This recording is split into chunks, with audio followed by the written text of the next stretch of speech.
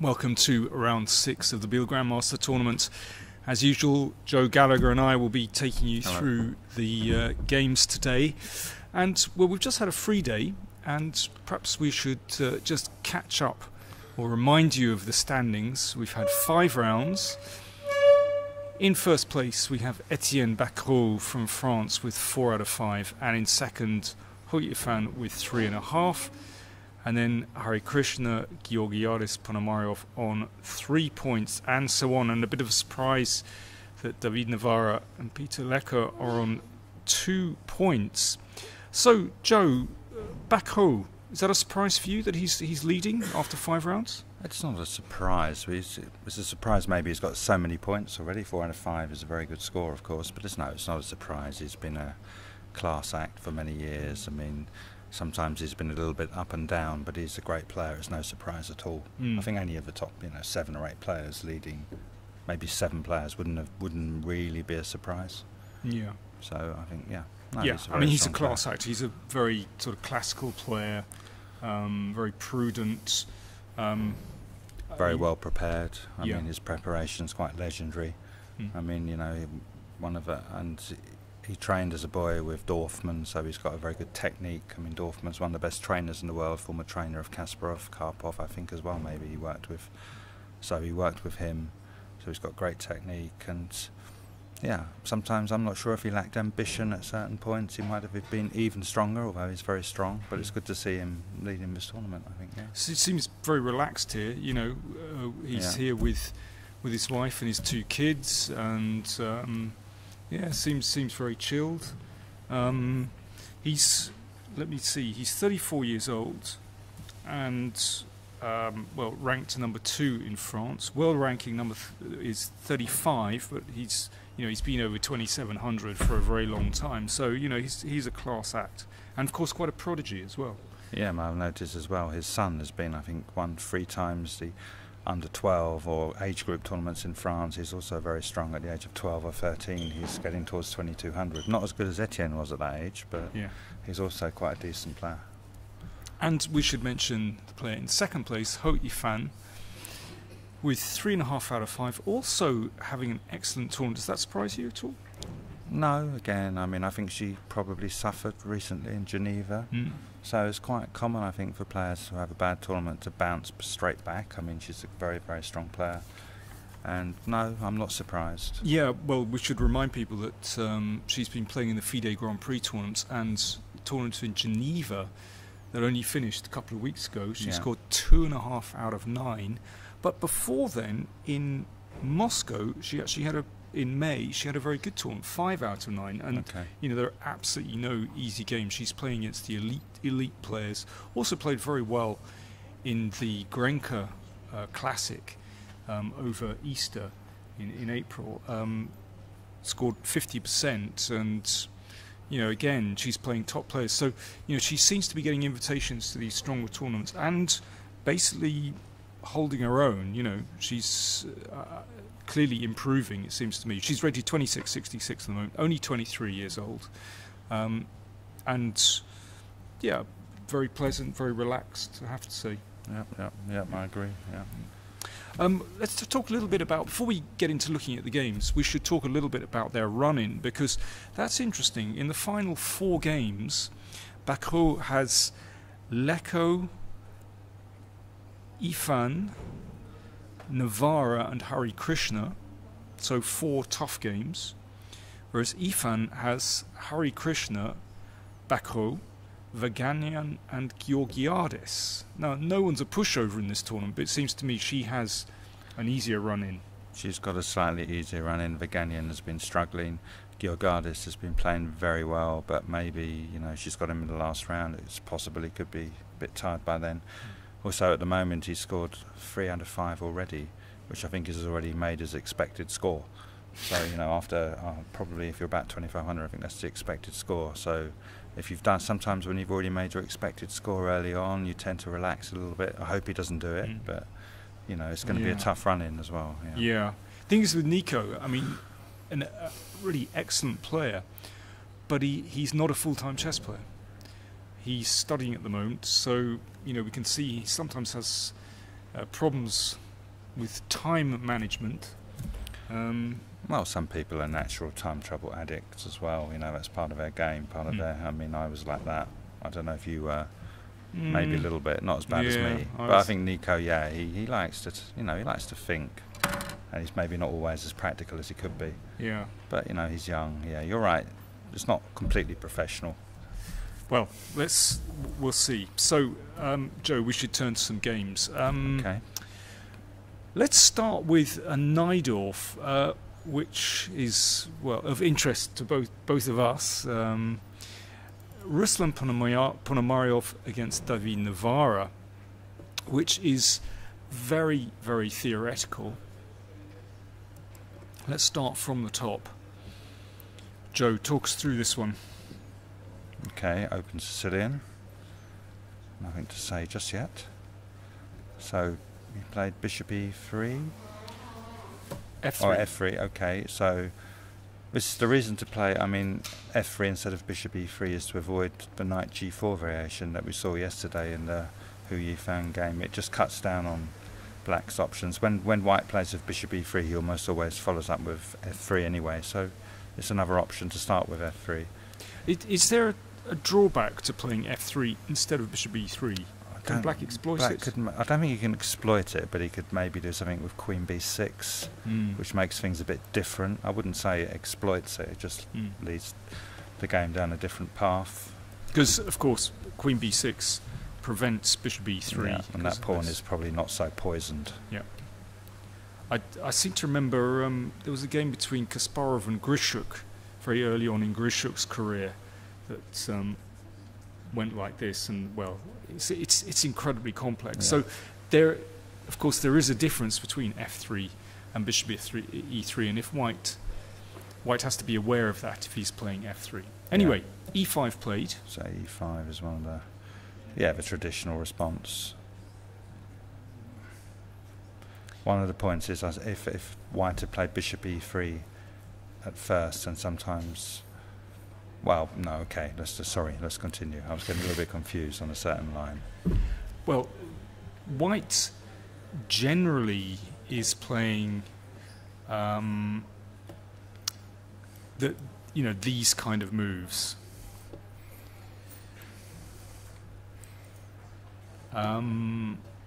But black has lots of alternatives. So I've played with h5 in this position. h5 is a well-known idea as well to prevent white playing g4. And you can also play with knight d7 and rook here and early b5. Yeah, there's many ways to play. But bishop e7. Sometimes I find in these sort of positions with black, it's just quite a good idea just to castle quickly. Because if you don't castle, you're always wondering, should I castle or not into the attack? Because white's going to attack on the king's side. Sometimes it's just best to get it out of the way. And this is.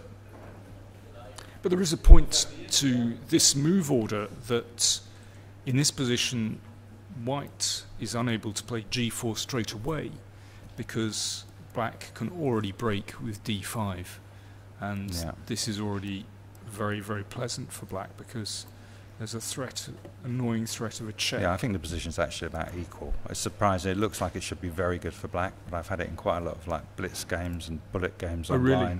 And it's like a trap, but it is a trap, but it's probably only about equal. Yeah. Okay. But white should avoid this, obviously. It's comfortable for black. So that's the point of castling very quickly instead of playing knight d7, that black still had the option of playing d5. So this is an incredibly well-known position, been played so many times. g4, knight d7, and you could, this is one of the many. Instead of knight bd7, I used to play b4. I had many games of b4 in the old days. Yep. And then after knight d5, bishop takes, knight, pawn takes, and then queen c7 usually to stop bishop c4. And normally it went king b1, a5, and then on with the game. So I had many games in this position, like going back 10, 15 years. It was fashionable at the time, but then probably white is doing quite well here. But they discovered eventually. So then they black switched to play knight bd7 instead of b4 at once. And now we have this very important finesse that after g5, black does not need to move the knight yet, but it instead can play b4. Now, you were looking in your database. Yeah. How many games are there from this position? There's a lot of games, and I don't know, I'm a bit confused. It's the online database. They said there's 4,500 games of knight ce2 in this position.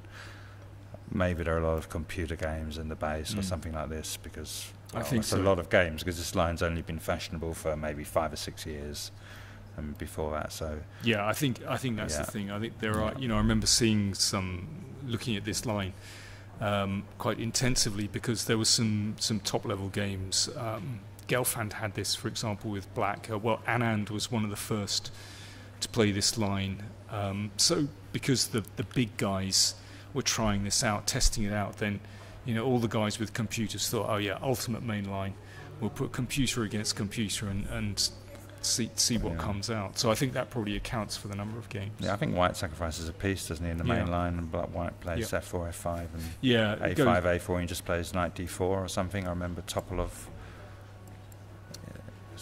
goes like this here, and a4, and this is good fun. Yeah, it is. It looks good fun. Yeah, but actually. It would have been good fun, but now it's just computers behind it. Well, it's actually played out to a draw. That's the thing. There are lots of sort of forced draws in this line. But I seem to remember Gelfand beat Caruana in this in a big tournament about 3 or 4 years ago as well. So basically, black is fine. But instead of playing back with knight e2, Ponomarev has simply taken on f6, and I know that this has been also tested out quite a few occasions. At first, it was thought that black must be absolutely fine here, because you'd think with some open lines, then surely this is fine. But actually, in this position, white grabs the bishop and then attempts to prove that these pawns can be a little bit vulnerable. It's not that there's some big attack against the king. I mean, well, if you get the opportunity, fine. But it's more that white has the 2 bishops, and in the long term, if you can control black's queenside attack, then white may be able to get somewhere. Joe, what's how many games from this position, and what's the most popular move for white?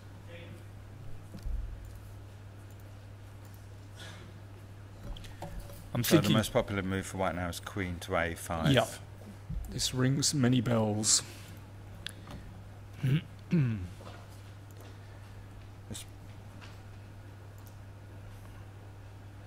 And after queen a5, then what? Just 1 second, I'm sorry. I mean, I find it actually quite surprising that Ponomarev is thinking in this position, because actually, as Joe is seeing, there are hundreds of games played in this position. We still have 400 games with rook c6 in this position, which defends. So this is a well-tested position. Lots of top players as well playing in this position. So so what happens now? What are the most popular moves? Well, white seems to choose between king b1 and rook g1. So there's 2, one safety move with a king and one. Yeah, I think I would play king b1 without thinking. Yeah, rook g1 is nice as well. I mean, you're threatening bishop h6. True. Sort of. Well, let's look at a game by one of the big guys, because they've done their homework. So, for example, I can see a game by Giri there. Anish is fantastically well prepared. So, what did he do? So, the Giri Vachier-Lagrave game went with king b1 as we looked. Then rook f to c8, rook d2. And now knight h5, rook g1, queen h4. You see, the white pawns can also be quite weak in these positions, and square on f4. So it's not only black who has weak pawns. True. And we should just be aware that Queen E1 could be rather a strong move. Bishop E2 was played in the game, and Yep. then black played knight to F4. And now white kept his bishop with bishop D1, defending C2. To me, this looks like classic computer prep.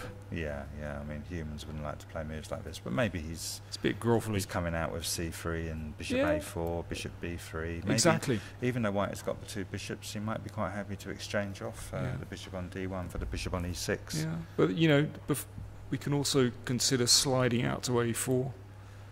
It's quite a positional variation, which is quite Very. unusual for this this line of a Najdorf, which is usually one side going hammer and tongs on the white on the king side, black on the queen side, just going for each other. It's often just a race who gets there first, but this is a much more positional, nuanced version. No, it's very finely balanced. In this position, black played F5. Right. And then white took on F5, bishop takes F5, and king A1. And then black played D5. Now he's got... Which begs the question, why not take Was, here? Am I overlooking something? Let me just test that. I think Is there something horrible? probably just keep taking, and after bishop takes F4, pawn takes S4, so maybe queen D5 check. And then, we could be in trouble because he can't go to H8, and if he goes to F8, we check on A8, and maybe a check on the 7th, and G7 is dropping some lines. Oh, yeah, we've got this move actually. Or Queen F5 winning the rook. Yeah, that's there we are. simple. That's why he couldn't do it. Yeah. It's good. It's good to test these things. Okay. Yeah. So then he wants to play C3 and bring the bishop. Yeah, but it's a very the game continued D5, C3, rook G6, and on it went, and it was a draw in 47 moves. It's very finely balanced. Yeah, so, yeah, I agree. I mean, yeah. For me, it's just a bit of a mystery why Ponomarev is just gone into the tank here. Spent 20 minutes in this position. Maybe he's not quite as familiar as some people. Does he always go into these lines? Maybe he knows this position, and he just, maybe in his prep he was looking at other stuff, and he just thought, okay, I'll get here and I'll think about it. Yeah. Okay. And then he had to move on to other stuff. Also, now he's in his mid-30s. He might be beginning to forget things. Yeah, he is. I had a wonderful memory, and now it's terrible. Yeah, Ponomarev was 33 years old. Yeah. Again, very, very relaxed here. We had a great free day, didn't we? Yeah, it was a nice day up the mountain. We had a nice dinner, nice views. Yeah. And it was good fun. Yeah. Yeah. It's good to see the players in another frame of life, really. I mean, rather than everyone's very serious chilled. stress. Apart from, I should say, all the players turned up with, wives and girlfriends, or if they have them there. And there's only one player that didn't join us for the free day, and that was Alexander Morozevich, who, should we say, is a bit more intense. Well, he claimed he had some video conferences with Moscow and the sorts of work he had to do. Really? Yeah, that was the reason that was given her. Okay. So, I mean, who are we to say he didn't? Right. Sure. Yeah, but maybe it's just not particularly his thing. I don't know. Maybe not. Yeah. Don't know. But everyone else was very chilled. We should move on. Let's have a look at Hari Krishna against Ifan. So let me switch boards and go from the top. Hari Krishna, very classical, solid player. He's, let me see, how old is he? 31 years old, and well, he's getting better and better. He's rated 27-37. He's a class act, very positional or classical player. We saw him, I say positional player, but he did over Studer in 24 moves absolutely beautifully the other day. So he knows how to attack. I'd call him a classical player more than anything else. Now this is interesting. Ifan has played the accelerated dragon or Marozzi bind, whatever you want to call it. So, I mean, that's quite a combative opening. Are you surprised by that? Do you consider it a combative opening? I considered it always one of the most solid lines of a Sicilian, where black was playing for a draw in a way. Not really playing for a draw, but quite hard to win. So, but maybe it's different when it starts as an English. But yeah, I considered it to be a fairly solid line without, you know, if white knows what he's doing. It's quite hard to get a long-term advantage, but it's very hard for black to win against a well-prepared white player. Maybe combative's the wrong word. You know, it's not an E4, E5 Petrov or whatever. I mean, it's, you know, it's unbalanced because obviously white has a big centre and black is sort of behind the first three ranks. Personally, I've always loved this position with white. Yeah, I've sort of have a mixed relationship with this. Probably I was never the best technical player in the world, so I find it quite hard to sort of convert some of the slight advantages I would get in this position. Yeah. It's always a question. Often white can play the move knight d5 at some point, forcing an exchange and perhaps getting a very small advantage. The move knight d5 is often stronger once black has played b5, because that will give a c6 square.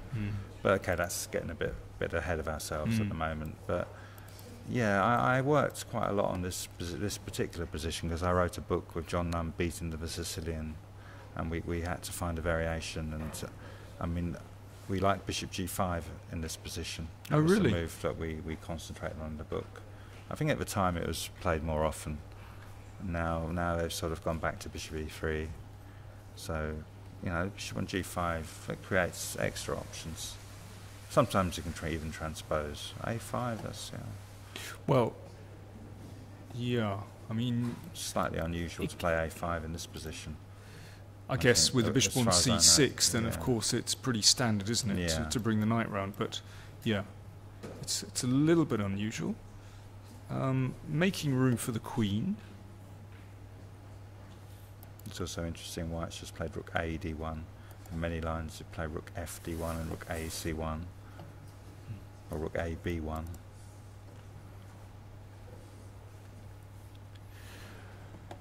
Queen e3. I like the move queen e3 in these kind of positions because the queen is taking control over this diagonal, which can be very useful indeed, but also is on the e-file in case things open up with knight d5.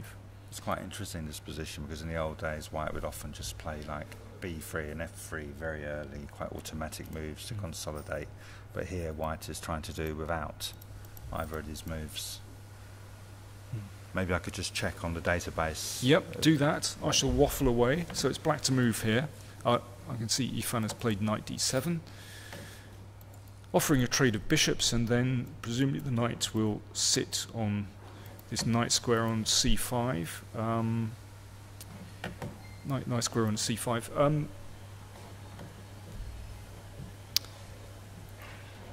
Now, do we trade straight away? White has to be a little bit careful about, for example, things like this, and black can try to reach an endgame very quickly. So, for example, here takes... Well, of course, this is also fine for white, actually. Might even consider playing f5 and then knight d5. Oh, this is on priest. No, maybe that's a bit rash. But what I'm saying is that white has to be a little bit careful before sort of rushing in, because it could be possible for black to trade queens. So I have a little bit of news for you. The move a5, which I called unusual, has been played 700 times. So I'm not quite up to date on my my theory. Well, only 700. It's not like the 5,000 we saw for knight e2 in the Najdorf game. Yeah, I mean, I suppose it's a very standard kind of shove down the board, isn't it? So this position, queen e3 is quite unusual. Rook f4 has been played more often, like 20 odd times. Queen e3, we had I've got 6 games. Highest rated player with the white pieces is 2400. So it's not been seen at the top level. And after knight d7, any news there? Has knight d7 been played yet, or knight you're wondering d7 about this move? Knight d7 played. Yeah, we have news. What would you like to play now? Bishop takes G7. I'm thinking actually F4 I might just play. They've all been played. I might play F4 because in this case I want to recapture with a rook. Yeah, that's been played. To stop some kind of trade. And then black played F6, knight D5, rook F7 in one game. That's a bit grovelly. Yeah, but it's between 2300 and 2100 player. So that doesn't look right, does it? Looks like, yeah. Split rooks. This is my theme. Well, don't like split rooks. No, we saw the other day Backrow punished Noel Studer for his split rooks. Yeah. They're not as badly split. Then no. Nevertheless. Still split. So F4 maybe.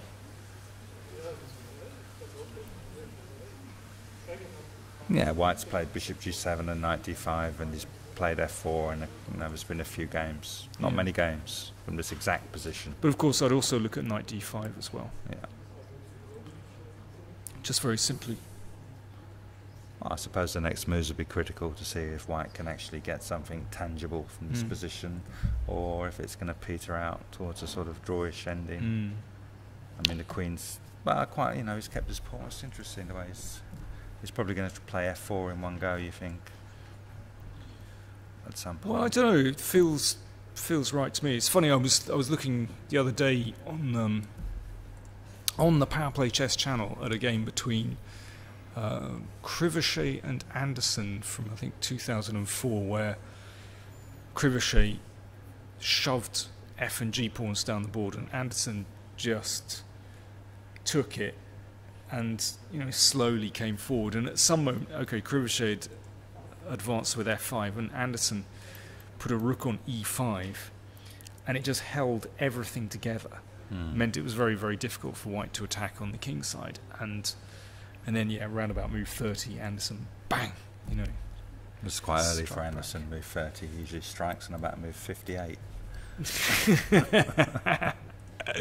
Yeah, he was on speedy form that day, but it was a beautiful game. So, yeah, I have to temper my sort of optimistic view of White's position by sort of saying, well, black is very solid here. Yeah. But yeah, as long as I don't get the queens, I don't exchange queens here, and I can still career on, then I think I'm happy. A slight thing is that I'm just worried about a queen coming to b4 at some moment. But I suppose you might have to play knight d5 in response, but yeah, queen b4 is one of black's typical ideas. I mean, black. But first of all, of course, black has to deal with that. But you say takes an f6 was played. Yeah, but maybe we shouldn't look too much at this game. It was like not a very strong play with the black pieces. But maybe sometimes in these lines, White will play knight d5 and consider capturing with the e pawn if he wants to attack on the king side, which will open the e file. Definitely. Taking with the c pawn as often leads to more exchanges, but that's why I like the queen on e3, because sometimes I'm going to be very cooperative here, but some kind of position like this, and the queen is ideally placed to come over to the queen side, king side. These positions can be a bit tricky for black. Well, that was a bit cooperative. Well, Hari Krishna is having a think here. I'm feeling impatient and I want to play f4, but yeah, a delicately balanced position, and as you say, I think these next moves can determine quite a lot. Interesting stuff though. Very important for the standings in the tournament at the top. Let's move to Etienne Bacrot against Peter Lecco. So Bacrot leading the tournament.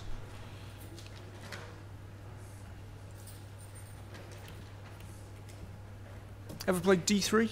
No. Why is that? I don't know. Well, first of all, I usually didn't get this position because I'd play 2 f4 quite often. And then afterwards I was playing the 4 knights and the Italian game and the Vienna. As I told you, I think the other day, I was afraid of the Spanish because of the marshal. I was traumatised from childhood. Yeah, but this is your big but opportunity. When I eventually did get round to playing the Spanish, actually, you know, like some years ago, I just introduced it into my repertoire finally. But I usually just play Rookie 1 here. And, just, you know, I mean, the main line. I didn't really like D3 so much. If I was going to play D3, I would have played the Italian game. But, okay, you know. Well, yeah, I get it. I think I mean, actually, I've never played D3. I've never played D3. But actually, I quite like it because you're basically getting or attempting to get an anti-martial position.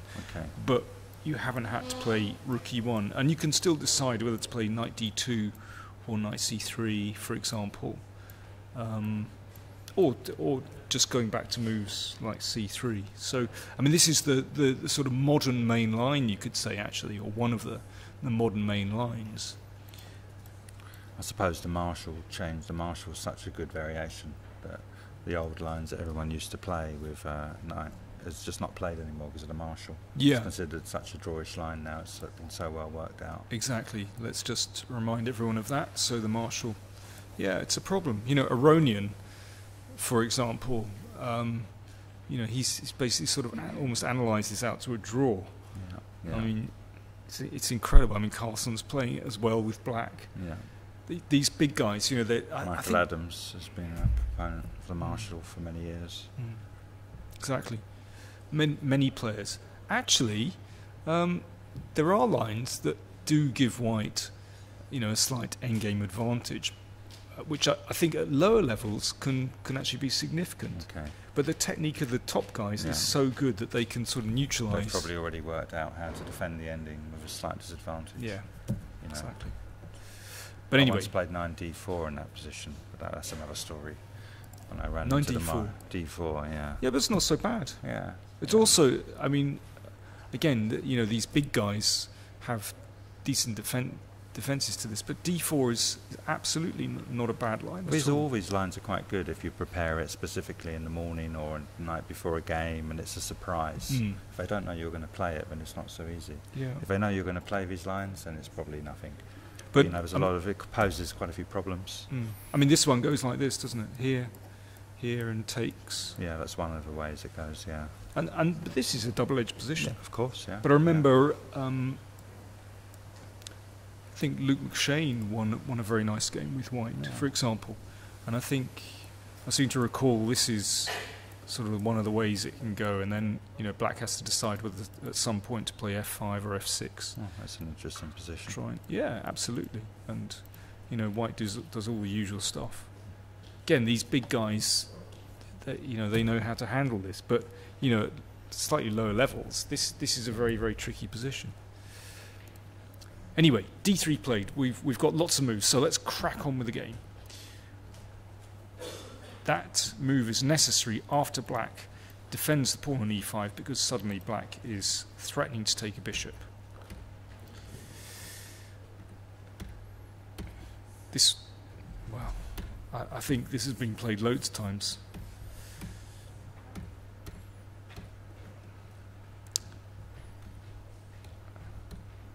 I think these guys know what they're doing. Let's look at the clock times. We've got 120 against 126. Yeah, Lecco's. Just take a quick look at the database. Please do. Some mysterious moves in there.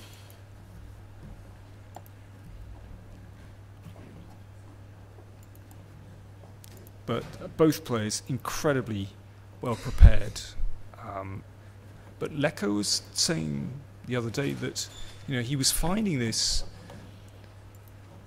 a slight problem because, you know, at home, well, if there's a problem, then, you know, in the opening he switches the computer on and it finds a solution. But because he's not playing so much, then when he comes to the board, then he's actually feeling almost a bit out of practice.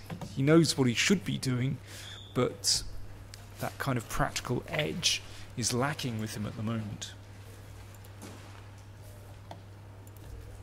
So what about knight d4? This looks like the move to me because this pawn can be defended with bishop f6. And, well, maybe we can attack d5 at some point. Also not entirely sure what this rook is doing on a2. Looks very odd to me. I would like to play a4, but I wonder if that can be taken straight away. So I just have a Try and little... recover sorry, at I queen waited for a1. finished. Yeah, sorry, Joe. It's okay. I just bishop d2 has been played by Lecco before in a game in London last December. He played it with It was white. played, yeah. Bishop e3 was played by Vachier-Lagrave. So this position hasn't been reached that often, this specific position. Okay. Only 3 or 4 times. So bishop d2 was played by Lecco against an Indian player, Chakravarti, who played rook b8. That could transpose. And then the game continued. Knight d5, knight f6. So he... So we're in this position. then he played knight d... yeah. Bishop d2, rook b8. Yeah, knight d5, knight f6, and then he played a4. Okay, that's something else. Has this exact position occurred? This position's not occurred before. All right, but the players seem to know it extremely well because they're still playing their moves with seconds. And the first big thing is queen b1. Presumably he wants to play the queen up to b3. And now knight d5. And we've got this position on the board. I was just looking at knight d4 and thinking, well, black should be able to play bishop f6. But this is interesting if we play a4. So if takes, then, well, for a start I get out of the pin, but the queen looks at d4 and also a4. How's that? Well, at first glance it looks slightly better for white. I mean, if he's got more play at the moment, if he manages to hang on to his pawn on d5, then it will, he's got more scope for his bishop in his positions. Maybe I should just put that one back. Of course, black certainly doesn't need to take on a4. Good black, if black, yeah. Okay. What's he going to do with his bishop Maybe f6, bishop queen f- f5 sort of plan? Yeah, let's start with bishop f6 because... What am I going to say? Well, I know what you're going to say, Dan. You're getting sick of it, aren't you? No, I'm not getting sick of it. It's a very good point. But it's only one move away from connecting. I mean, he was forced to recapture on a2. I think he'll be coming back soon, or he might even double on the a file, rook ea1 at some point. Yeah. So in this position... White to play, what do you think? White's queen b3 looks like quite a good move. Yep. Just to defend and maybe, threatening to connect the rooks one way or another. Okay, well, let me challenge on the e file. That seems... that's important, yeah.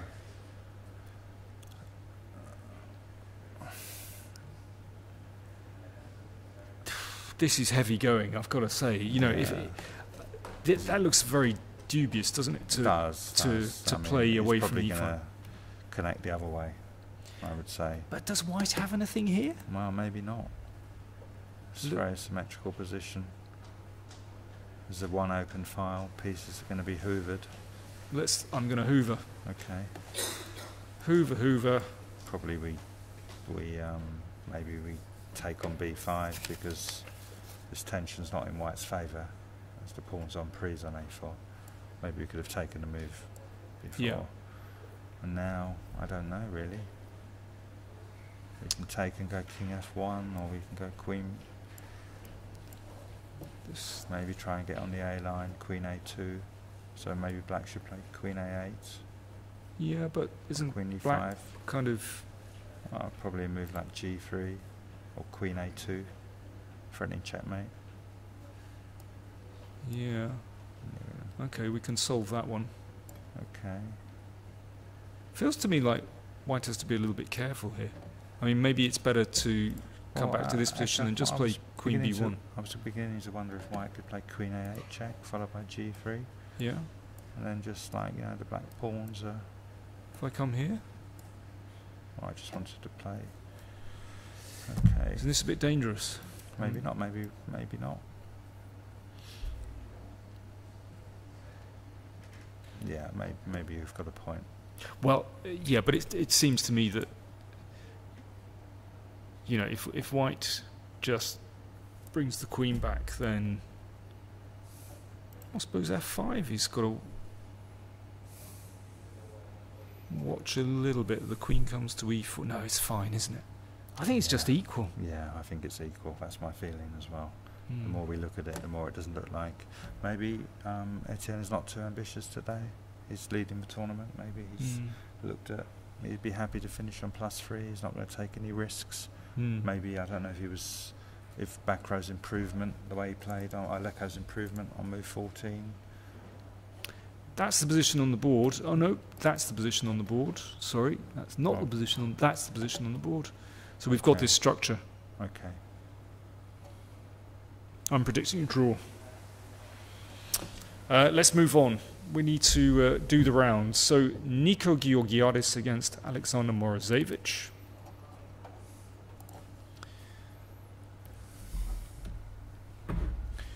I don't know if it's possible just very quickly to have a look at the standings. Let's just remind ourselves where Morozevich is in the tournament. I think he's bang in the middle. 2 wins, 2 losses and a draw. He's having quite a lively tournament, which is maybe why. Who did he draw against? He drew. Did he draw with Harry Krishna? It's all gone blurry. We have one free day and everything's going. Okay, we'll catch up with that one later.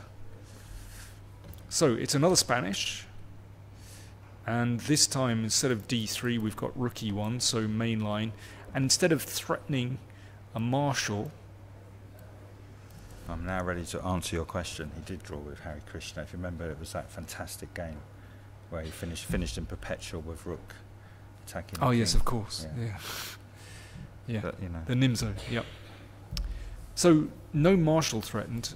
In playing d6, so we have a closed Spanish, and that certainly keeps more tension in the position. Yeah, I don't think Morozevich ever played the marshal. He was more of he plays like the French and the Sicilian, and e5 is like his third choice. He plays these 3, but he's always gone for this early rook e8, bishop b7 line. So this is the Zaitsev. The Zaitsev, which was, well, I remember some years ago, it was very popular in World Championship matches. And I think, yeah, this is the line he's played quite often with black. And now there are many moves. A4, for example. The problem that white has here is that he would like to play his knight over to g3, but there's too much pressure. That's why black is playing rook e8 and bishop f8 very quickly, and the bishop on b7. There's simply too much pressure on the center. So it means that for the moment the knight is stuck on d2, so white has to do other stuff. For example, a3 and maybe withdraw the bishop and bring the bishop out to b2. I've got a lot of colour on the board, haven't I? Let's take that away. So a3, h6, preventing any nonsense with knight g5, and now the bishop withdraws. So now that the e-pawn is protected, it is possible to maneuver the knights around. Also, we can play b3 or bishop or b4. d5. Looks like you want me to check the database for that one. Joe, okay. Rescue me. d5. I mean, this looks very, very unusual to me. Of course, I should say that the other move is bishop a2 in this position. This is possible. I think I've played this with white, actually, with bishop a2.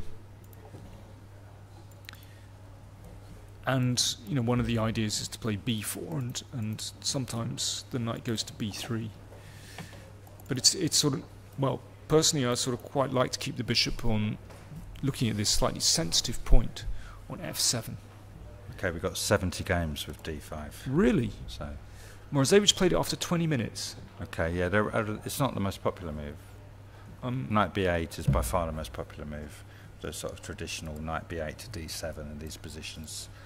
That's been played 700 times, but d5 is number 2 according to the database. Okay. And Nico, after precisely 54 seconds... So he's ready for it, because some people have played e takes d5. D takes e5 is the most common. But he would have expected this line. It would have been one of the lines he would have looked at. So Morozevich has played it before? Maybe not d5, but this whole Zaitsev thing. Right. So, you know, he might have been ready for... Yeah. So...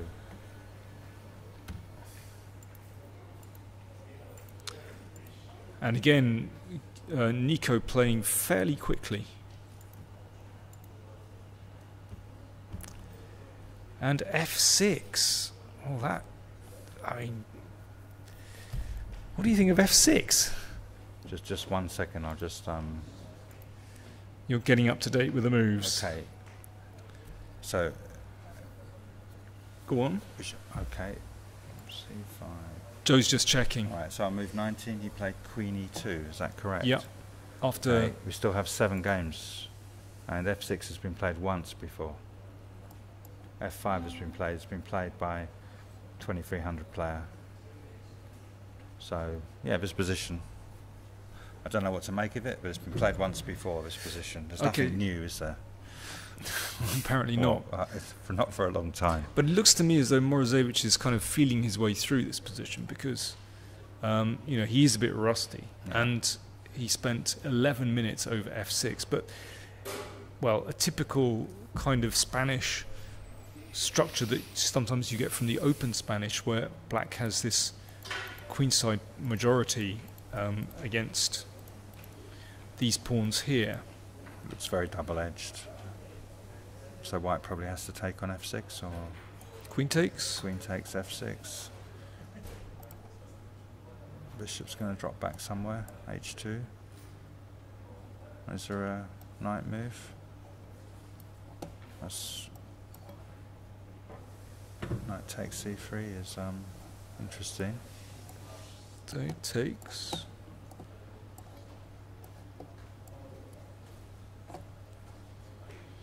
Who's better and why? Probably the knight's going to come back to e4, trying to make sure the rooks can't connect themselves. That's the big theme of the tournament, folks. Split rooks. You don't want to have split rooks. That's not a good thing. The rooks are split. They don't work well on their own. But maybe I can play rook b8 and at least it's protected by the bishop. But I might have allowed queen b2. Okay, that was a bit rash. And we'll take that back. Maybe we should just go back a little bit. Maybe white can improve his play. After queen e takes f6, queen takes f6, maybe, you know, bishop e3 is an option as well. But it looks a bit passive. Yeah. Maybe he needs to somehow play b4, try and gain a square on d4 even at the cost of a pawn. It could be, you know, give quite good comp. Yeah, well, I'm just wondering if black can do start to get things rolling and play something like this, and you know, give up a pawn and, you know, get this one flying. Okay. Well, maybe. Perhaps white can just put a knight on e5 and then reorganise his pieces. I mean, black's got quite a nice position, but he is pawn down. Yeah, the knight on e5 is a bit of a party killer, isn't it? Yeah. Maybe we need to look again after... Is he forced to take on f6 with white? It looks...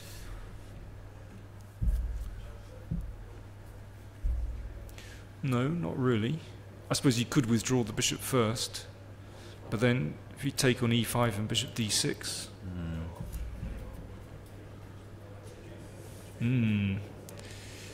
Nico's gone in the tank. Well, not exactly, but he's having a good think here. I think he needs to. Yeah, this is a key moment probably. He's got to this position playing very fast. Now he's going to have to try and find, you know, it's a good moment to take stock and to find a good plan and you know, he's probably, I suspect he'll be thinking quarter of an hour or so at least here. Yeah, tough position. Well, okay, let's find out how serious the threat, if black's threats are serious. Let me put a rook in the middle. Okay, black's probably going to take on e5 in order to be able to move his pieces. And now if I play bishop takes. Okay.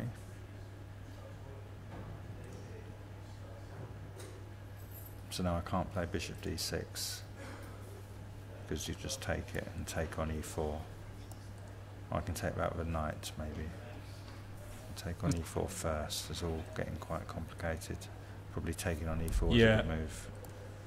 Exactly. And the tactics are working in white's favour because we've got a discovered. I rather like white's lineup of pieces here. Yeah, it's quite.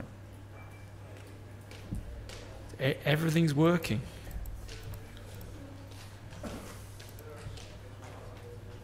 An exchange sack would be ridiculous, I suppose. Rook takes e5 and queen f6. No, that's not serious. Somehow get some attacking chances.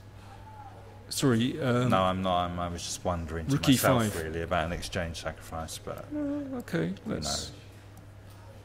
You can play knight d7 if we do it this way. So this is not very good. That's no good. So bishop d6 first. Bishop d6 first. But it looks iffy, doesn't it? It's not enough, is it? No. This is not enough. Might just play queen h5. Yeah. Yeah. So no, it's pissy, but we quite like white after in this position. Is that the feeling? Okay, let's try after rook d1. What else has black got? Feels like we need to move the queen out of the way. White's got a lead in development. His pieces are more What harmonious. about queen c7? Okay. So the point is that we can't take on f6 because if queen takes f4, and if we defend the bishop or retreat it, then you can take on e5 perhaps. We've got a question online. Is Ho Yifan good enough to challenge Carlsen for the World Championship? Joe? No. Thank you for that. Not yet anyway, and she probably will.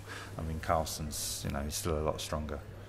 So I don't think she has much hope against Carlsen. Yifan is rated 2666, which means she is, I can't see her world ranking, but well, she's about 200 points lower than Carlsen, so in a 10-game match she'd probably be expected to score about 2.5 out of 10.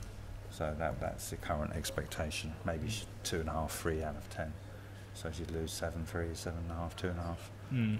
And anything else would be a good result for her. Yeah. But also, you could pick all the players above 2666 and say, well, they have a greater chance than she. Why pick her? Well, she's the women's world champion.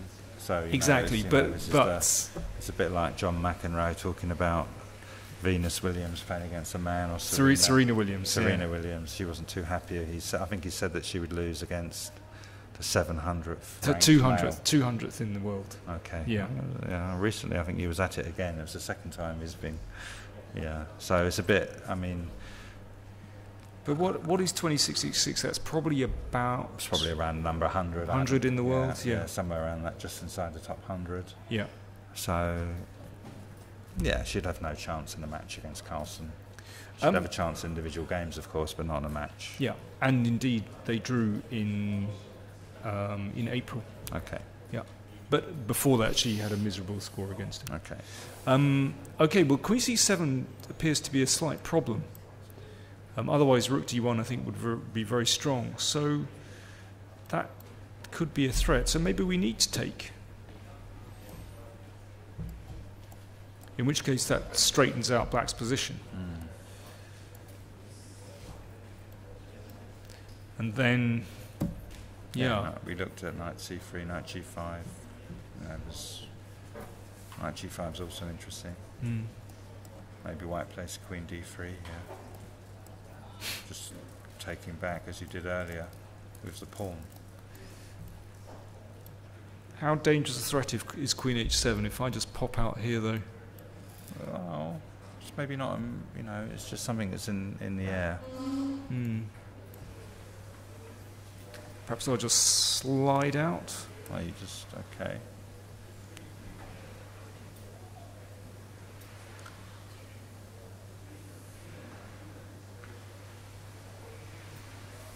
Yeah, maybe it's should be okay for black, I think. Okay for black. Yeah, maybe this. I can't see a big follow-up.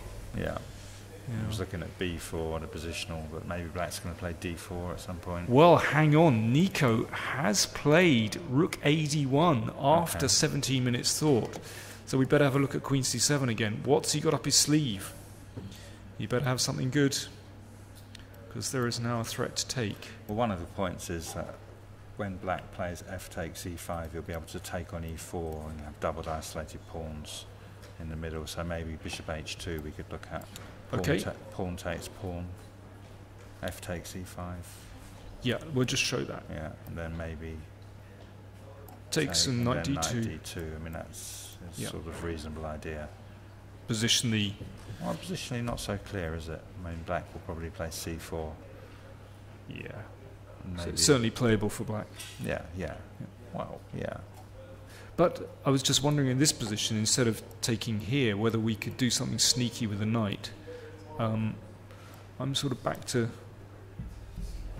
toying with this idea of knight G5 again, or is this just rubbish? I think it's a bit risky because this knight takes, and I mean, who knows if we can just take it. We can't take it once, maybe because of rook takes E2, bishop takes E7, and then rook takes C2. Let me throw that one in first. Throw these moves in. It's okay for black. Well, but white can play differently, I believe. White can throw in a queen D3, maybe. So in this position, maybe take on G5 first. Oh no. Take on G5. Okay.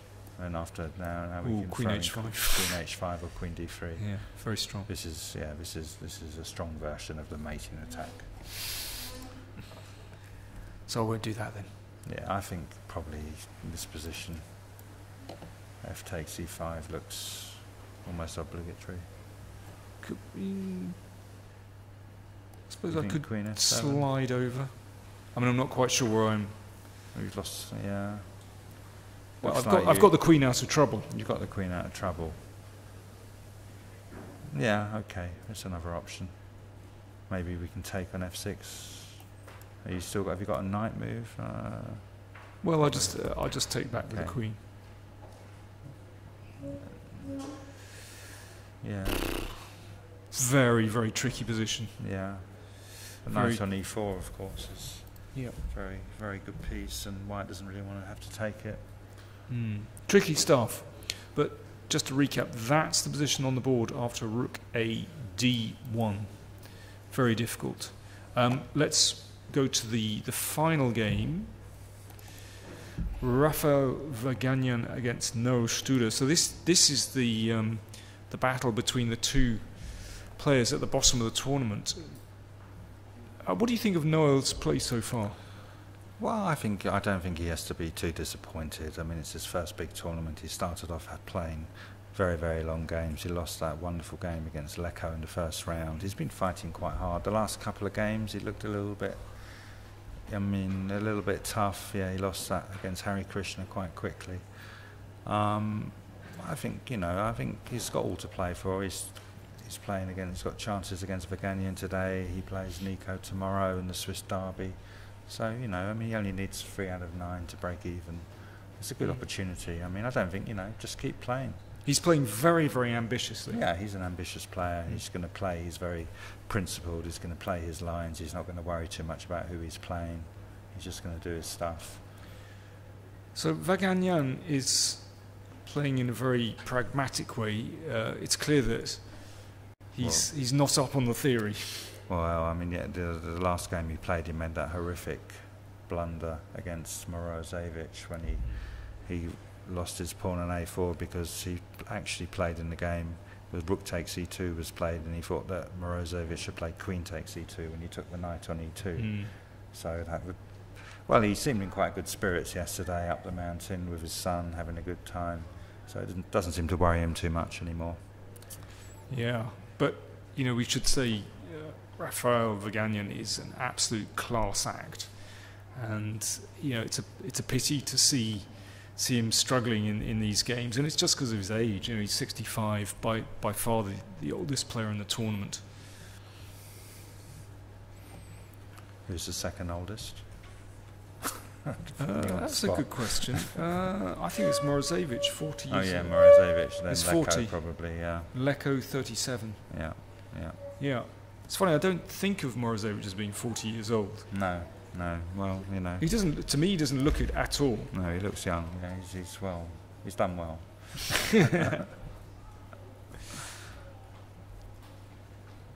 Yeah, but it's a bit tragic. We're sort of getting to that point where sort of anyone younger than you looks. Yeah, well, I'm getting worried when prime ministers start to be younger than you. Then I know we're in trouble. Yeah. Heads of state should be older than us. Yeah, that's right. We've got Macron. We've got. Oh dear. Macron. They'll soon be young enough to be your kids. So this is quite. Is this Have you any knowledge of his position? Well, White needs to get in D4 quickly, I think. Oh.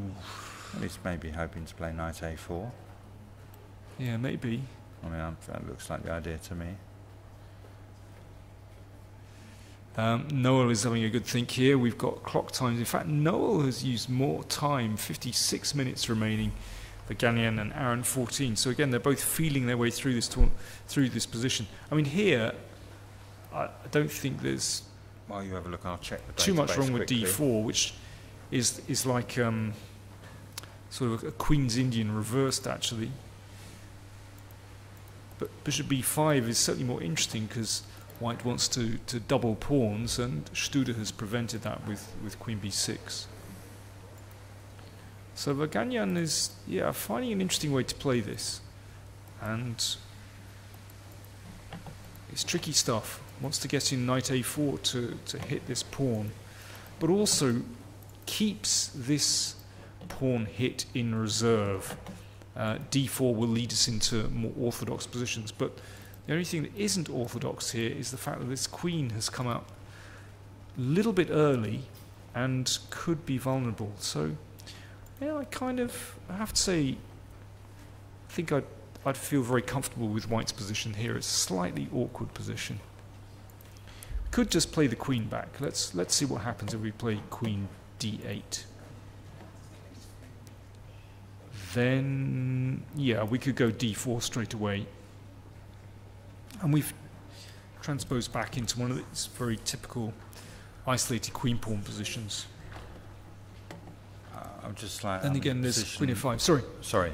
The position on move 7, Bishop B5, has been reached quite a lot of times recently. Wesley So against Anand and against Nakamura. Oh, really? So it's actually fairly topical. Mm-hmm. A couple of games, even this month, probably in Geneva, or very recently, anyway, really? July 2017. And Malakov has played Elyanov Caruana. They've been playing with the white pieces. Okay. So Vaganians actually, but they usually played Bishop D6 here. And Queen B6 is slightly unusual, which I think Studer played. And has anyone played this before? It has been played before. Queen B6 was... Oh, Anand played, sorry. No, Bishop D6. Queen B6. And after Knight C3, we have 3 games. Akobian has played it with black, this position. And there was a game, Gaprindashvili, Akobian.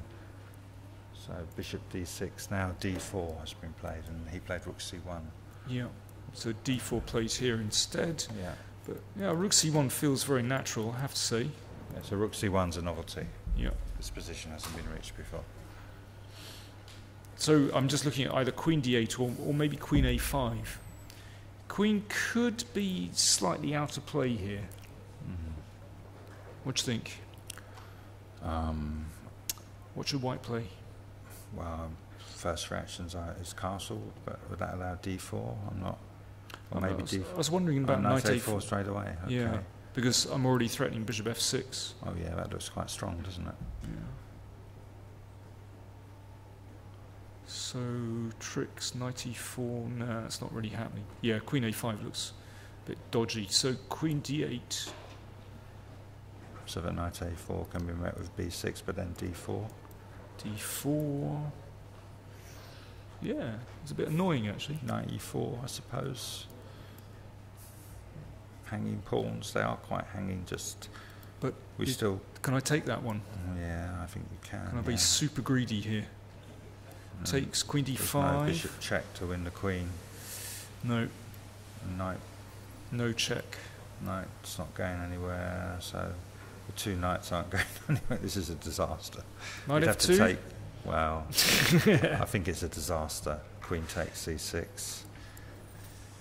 Okay, I'm Yeah. playing blitz chess. All right, let's go back. So that's on the board, and well, Noel has played queen a5. Oh wow. Okay. So what's his answer to knight a4 with a simple idea of just damaging pawns? Just going to play knight e4. Do you think so? And then if I castle, threatening d3.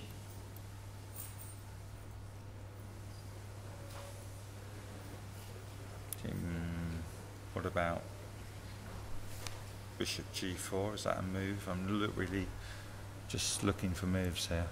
Planning d3, bishop takes knight, and knight d2. And then if bishop c3, of course, we can take on f3 with check. Yeah, bishop c3. Is d5 dropping? Maybe. Well, we're attacking the rook. Yeah. Okay. Wait a second. I feel. Yeah. After bishop c3, knight takes, queen takes f3. We can play queen d8, indirectly protecting the pawn on d5. Yeah. Let's just show that. Bishop takes h2 check. But this is like, you know, hanging on by a thread. Really, this variation. Yeah, the bishop's not very well placed though. No, this position would be fine, I think, but maybe earlier. Hopefully Noel's done some good calculation. Is knight e4 the only move, you think, on move 10? Yeah, but maybe in this position just rook e1. Yeah, but now we have to take, obviously. Yeah. And then we just go back again to d8. Ah, but Now now... you've got knight takes c5, and then we still have our trick with bishop takes h2 check.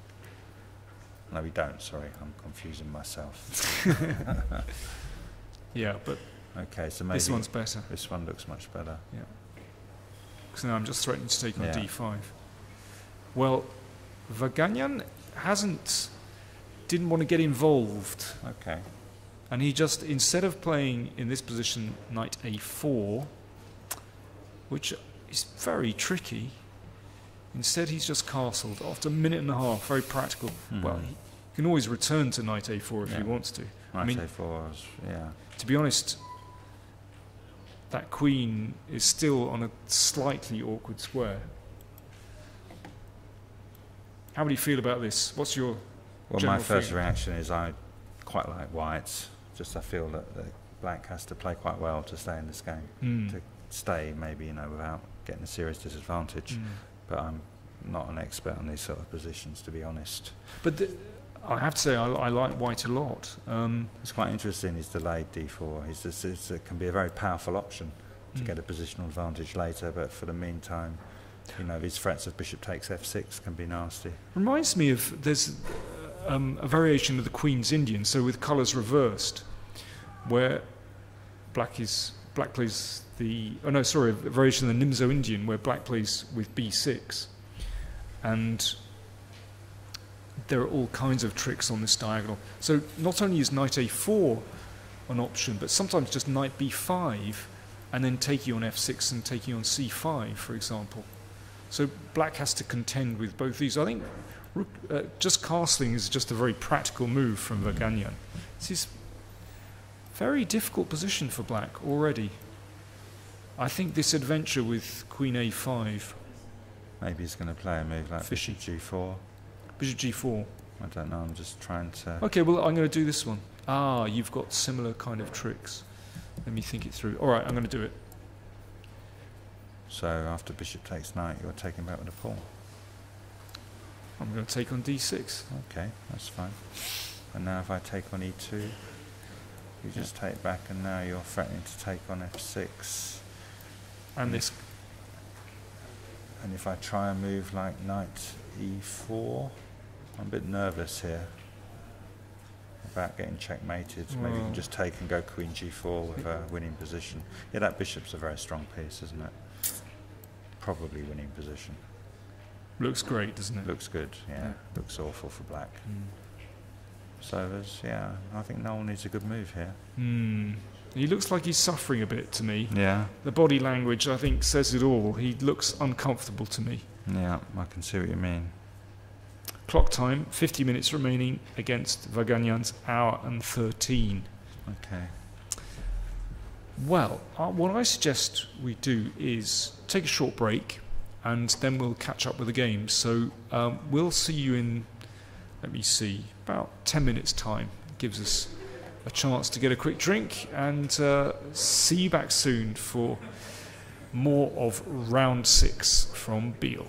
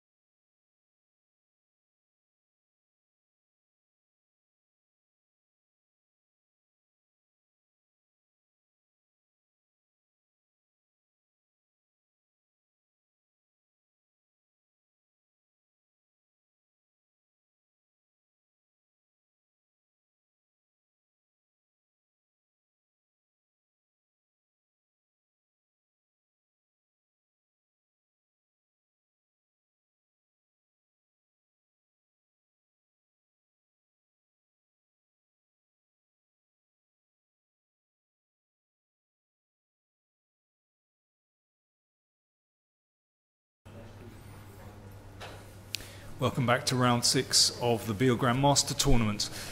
We're, well, almost a couple of hours into the games and very tense positions. I'd like to go back and look at the game between Pentala Harikrishna and Ho Yifan. Obviously, two players who could well be challenging for first place by the end of the tournament. At the moment, Ho Yifan has 3.5 out of 5. Pentala Harikrishna has 3 out of 5. We left the game around here after knight d7. I think we both felt more comfortable with white's position, but, you know, obviously very, very standard kind of position anyway. So it's gone knight d5. Yeah, and these positions, white probably has to play knight d5 at some point. I mean, in order to... Black's going to have to take on d5, and maybe not once, but soon enough. He can play rook e8 here, I suppose, as well. Was that played in the game? That's played in the game. Yeah, okay. But the knight on d5 will soon be removed, and white will have a choice how to take back. And now, h4. That's interesting, yeah. I like it. Why do you like it? Well, there's the danger that if white plays f4, then there could be queens traded on this diagonal.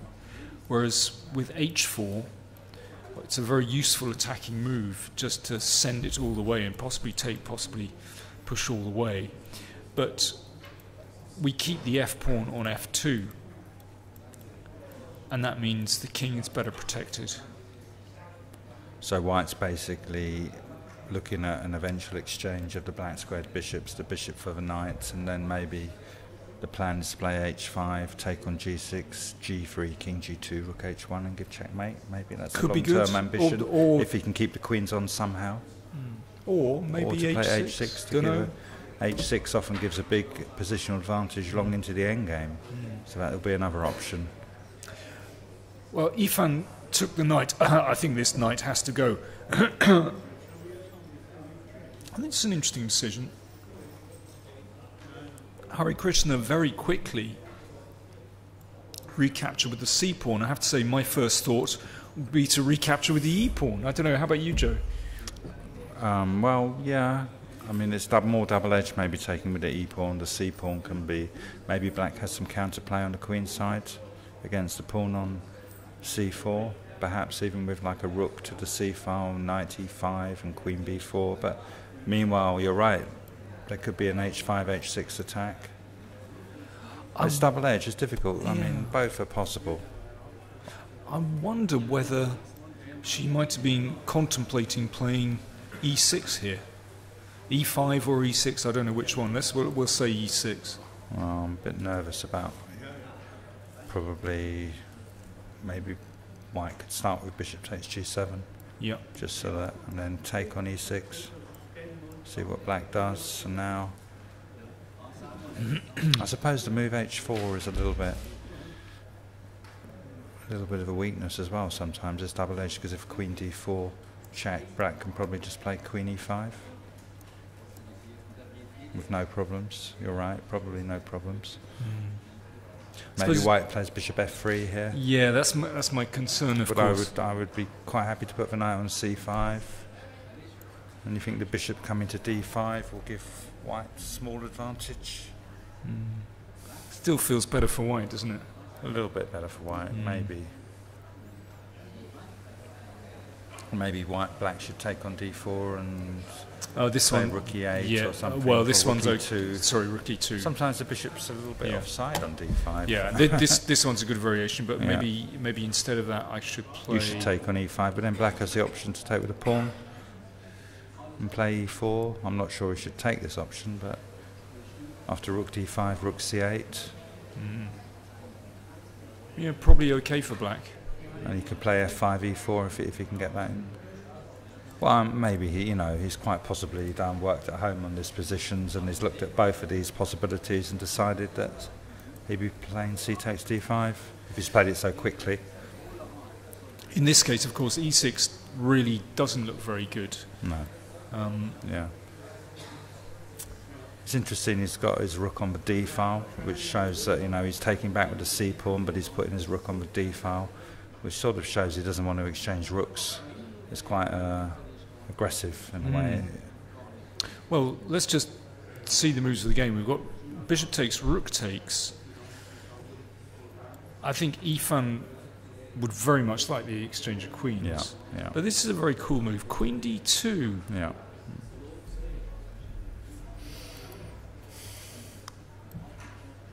Yeah, because the pawn on a4 and b7, they're quite disjointed and there's weak squares. So maybe the rook come into b4 in some lines. Still got to remember. Maybe the bishop can also come to b5 later. Once that happens, it can be quite a nice square. And of course, our friend the h pawn is waiting in the wings. Yeah. Okay, let's see how far we've got. We've got a couple more moves. It went rook ec8. Yeah, maybe some ideas of rook c2. Queen c2, queen takes d4. Exchanges will be very good for black. Plus, if the black queen gets to d4, it'll be on a wonderful square in the centre of the board, controlling, defending on the king side, attacking on the queen side. So, for example, here, I'm just looking at rook c2, and I think black's fine now. Even if a pawn dropped on the queen side, black would have probably well, queen c7, I suppose we'd have to look at, but that's why after just 2 minutes, Hari Krishna played bishop g4, hitting the knight and pinning, so the rook has come to c7. And now white to play again. Going to take the knight or not? Okay, let's have a look. Maybe take the c file or play. But can we challenge?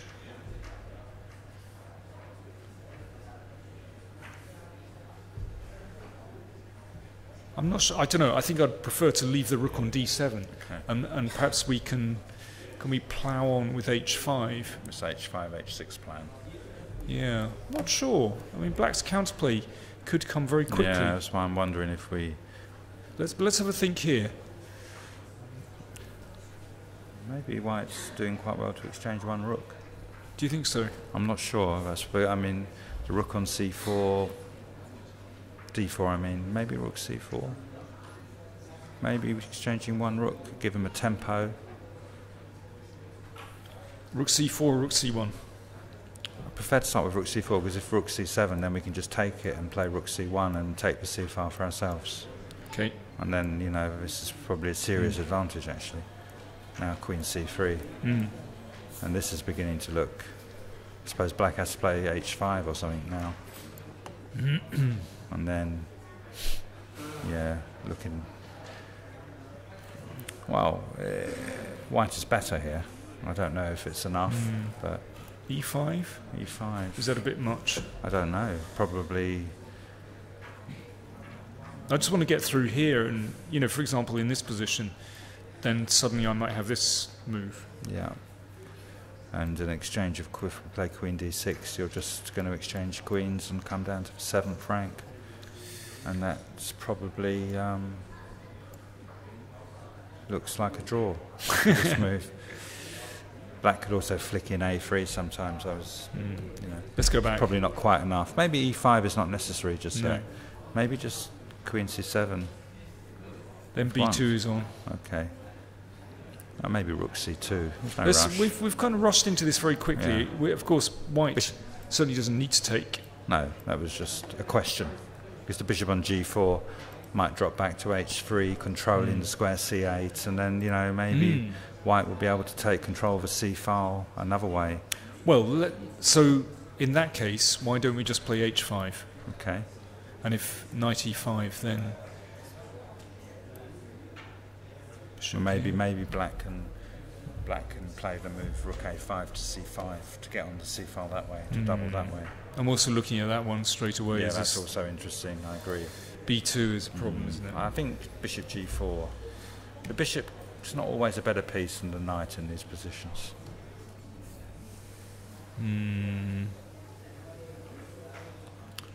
He's thinking now about this decision. Well, it's quite an important strategic decision. Yeah, he played bishop g4 really quickly, so surprising. What if I play rook b4? If I flick that in, does that help? It could do. So, queen to c5, or might as well. And now you want to take on d7 and play rook c1. That one's obviously a much better version. Yeah, now I've gained a tempo. That's looks really nice. And now maybe you can still play queen a5. Is it a pin?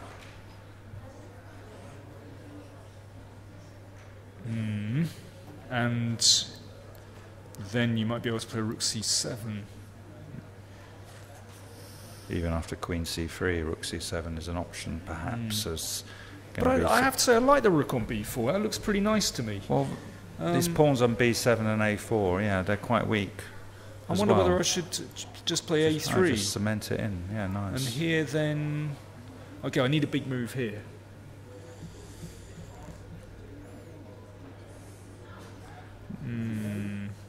Okay, do I have any advantage in this position if I play queen c3? Am I pushing it a bit? Okay, my idea is this, that after, say, rook c8, then I play c4, and then I try to bring the king here very quickly. Well, also I'm taking a pawn. Yeah, well, probably rook c8 isn't very good if we can't. Yeah, maybe you're right, maybe we're attacking. It's big space advantage. Yeah. You know, if I can consolidate this position, then it does look quite good for white, doesn't it? Because if black is forced to play rook a7, then yeah, okay, well, it's too passive. So I've got the dream position basically. You've got a dream position. F4 and king d4. Thank you very much. Well, it's not quite over. Black no, it's not over. Black could bring his king to c7 and then. Okay, let's have a look. Well, I've got to say, I think I'll be very happy with white. Yes. Because of course, whenever the rook breaks through, then if I take one pawn, then it's massive, isn't it? Yeah. This is a big advantage to white. Yeah. Okay, so need to go back maybe to he's played bishop g4. Has he? That's the position on the board after rook c7. But so how do we get? Oh yes, I was flicking in rook b4. Or maybe queen c5 is not right, obviously, because of what happened. Queen a5 looks like a much better move. Yes. We just wasted a tempo, really. Yeah. So queen a5.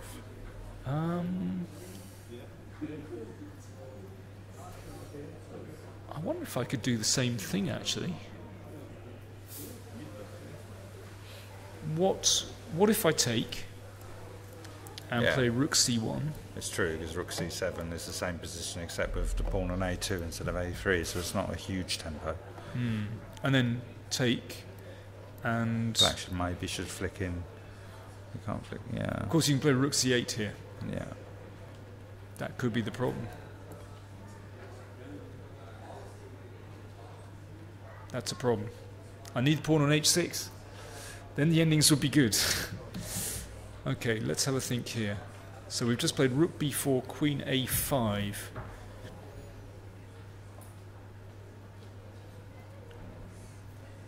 Right, I'm just going to play here and see what happens. Let's support the rook. c5 now. Yeah, that's okay. But now, that kind of closes the queen side. Yeah, I can play knight a6. Okay, if you're threatening to trade queens, then that's a pain.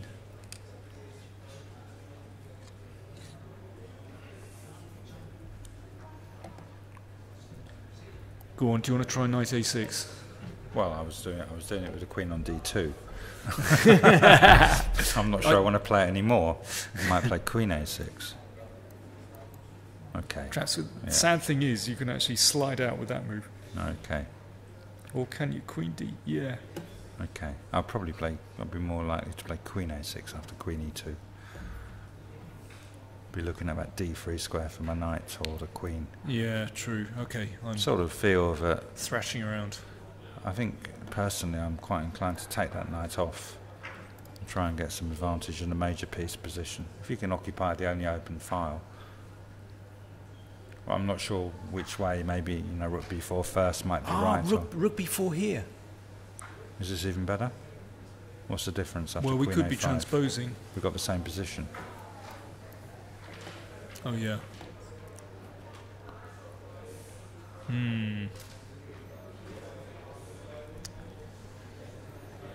I think it's these kind of things that Hari Krishna will be reckoning with, because actually he's very, very close to getting a position where he's in complete control. Yes, yeah. Yeah, it's a key moment, actually, maybe. So I think he's going to invest the time. What's the clock switch?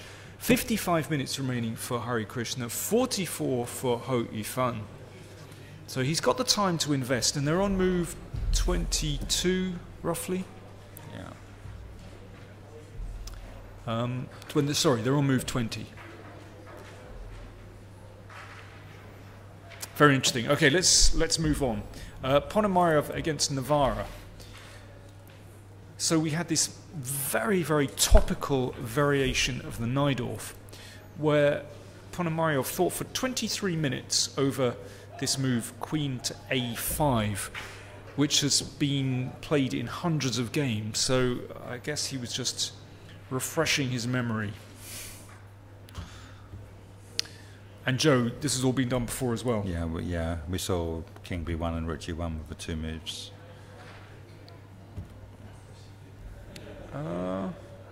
Sorry, quick question. What happens on that one? White to play. Why couldn't he take this pawn? Bishop takes A6. Just maybe. bishop A6. And then maybe just Rook C1 to follow. Yeah, looks good, doesn't it? Just have more better pawns. So knight H5 played, and now Rook G2 defends this. Looks a bit grovelly. Yeah, well, you know, both sides have got weaknesses, and it's a heavyweight struggle lies ahead here. And this is on the board, C4. Okay.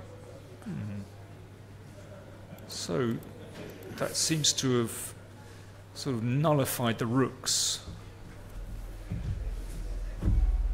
Who would you prefer to be, white or black here? I don't really know. I think I'd probably more likely be black in this position, this sort of position I've played. I don't know if I'd prefer to be black, but I think black's okay. I think I might prefer to be white here. Yeah. Just because I'm getting a little bit concerned about the clamp on D6. And I quite like it that, you know, there's no dark squared bishop, which is, you know, they call this the so-called bad bishop in the Najdorf, but that dark squared bishop so often wins the game for black. Yeah, it's a bad bishop, but if it actually does manage to activate itself, it can be huge in certain positions. Well, so we both have that experience. Yeah. And we got more moves. I think this knight has been taken. Yep.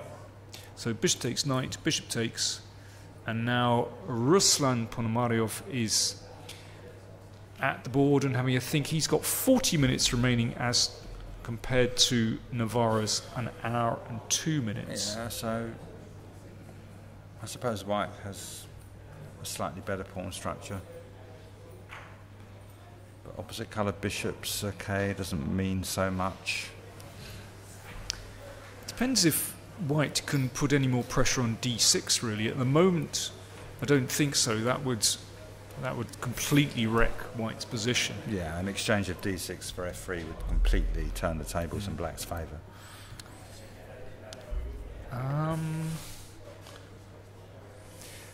Just for the moment, white's king is looking just a little bit insecure. What can you see anyway? Black will probably want to play f5 in this position. I can see a plan for black would be to play like queen e6 and f7, f5, and then you know.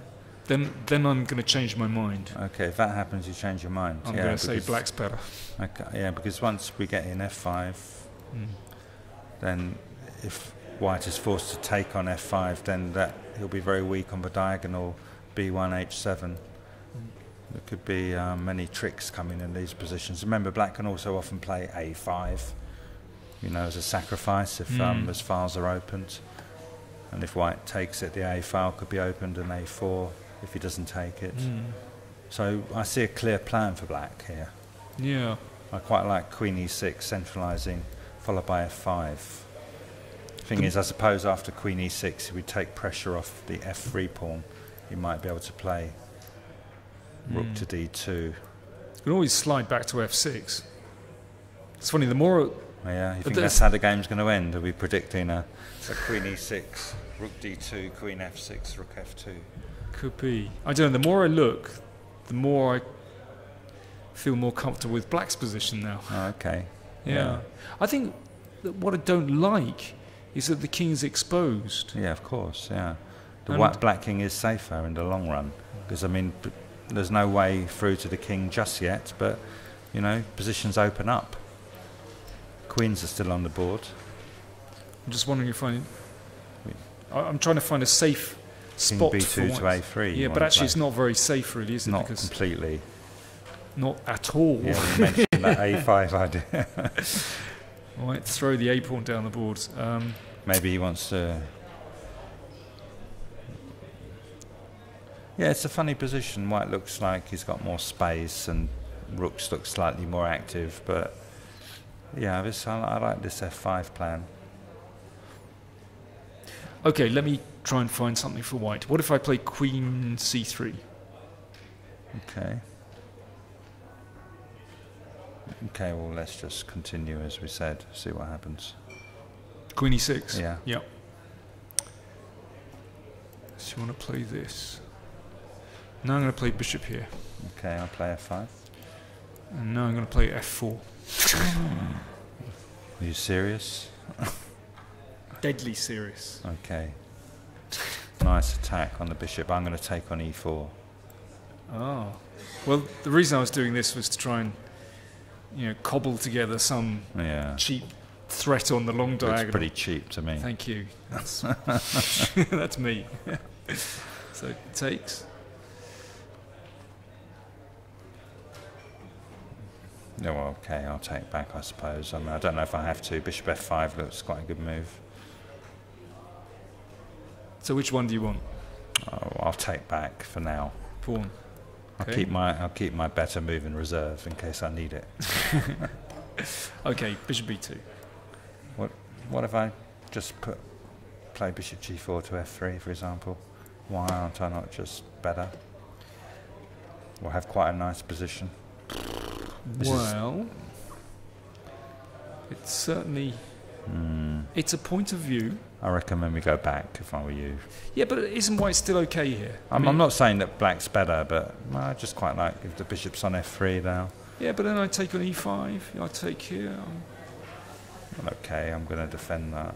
Well, yeah, you can take and just go play rook g6 g5. or g5. I mean, actually, I think I prefer black in this sort of position. But not saying it shouldn't probably. Yeah, the bishop's too powerful. Yeah. Okay. We're quite far ahead, but I mean, we are. This looks like the plan. Yeah, black looks okay here. Well, in that case, I mean, maybe f4 is a bit over the top. Yeah. Instead, I don't think I want to allow taking because I think the e-pawn could be. I'm going to take here. I'll take with a bishop. Yep. And king in the corner. And I suppose I'll play bishop g6 just to get ready to have the possibility of queen f5 if I need it. And now I suppose defend. Oh, well, you think you can come? Maybe bishop g6 was a bit quick. Yeah, I mean this is my big plan to just load up on the diagonal, but also it makes the king a lot safer. Yeah, of course. Yeah.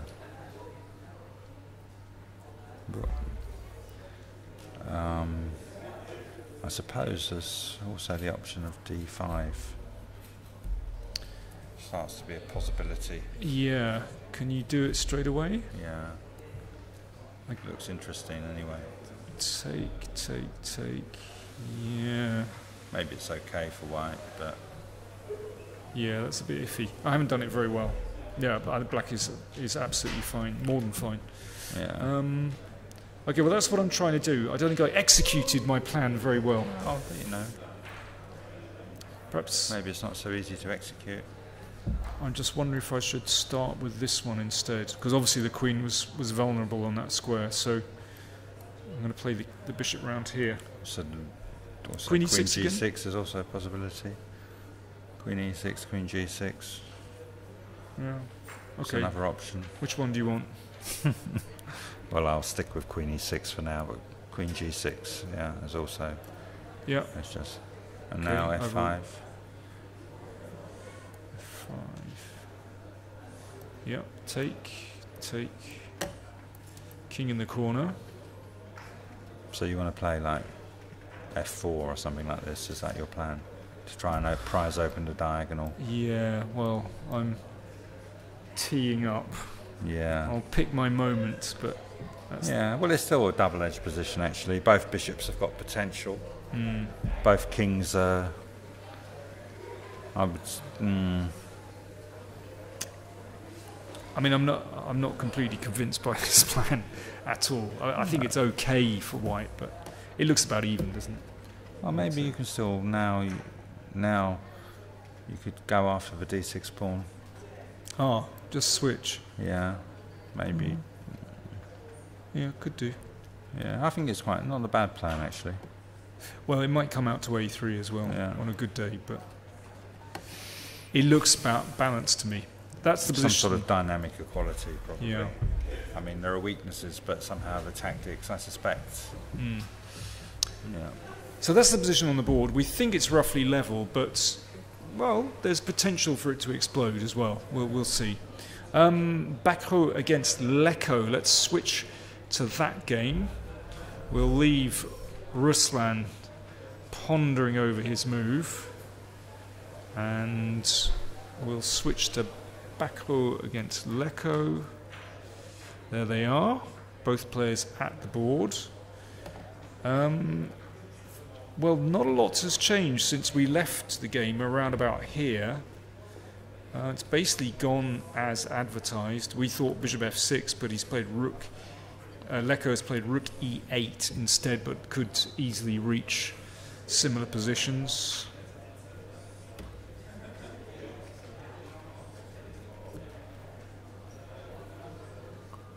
Joe, you are the man to explain those last few moves. Can we just see them again quickly so that I can... So, okay. he's taken and played rook here. Okay.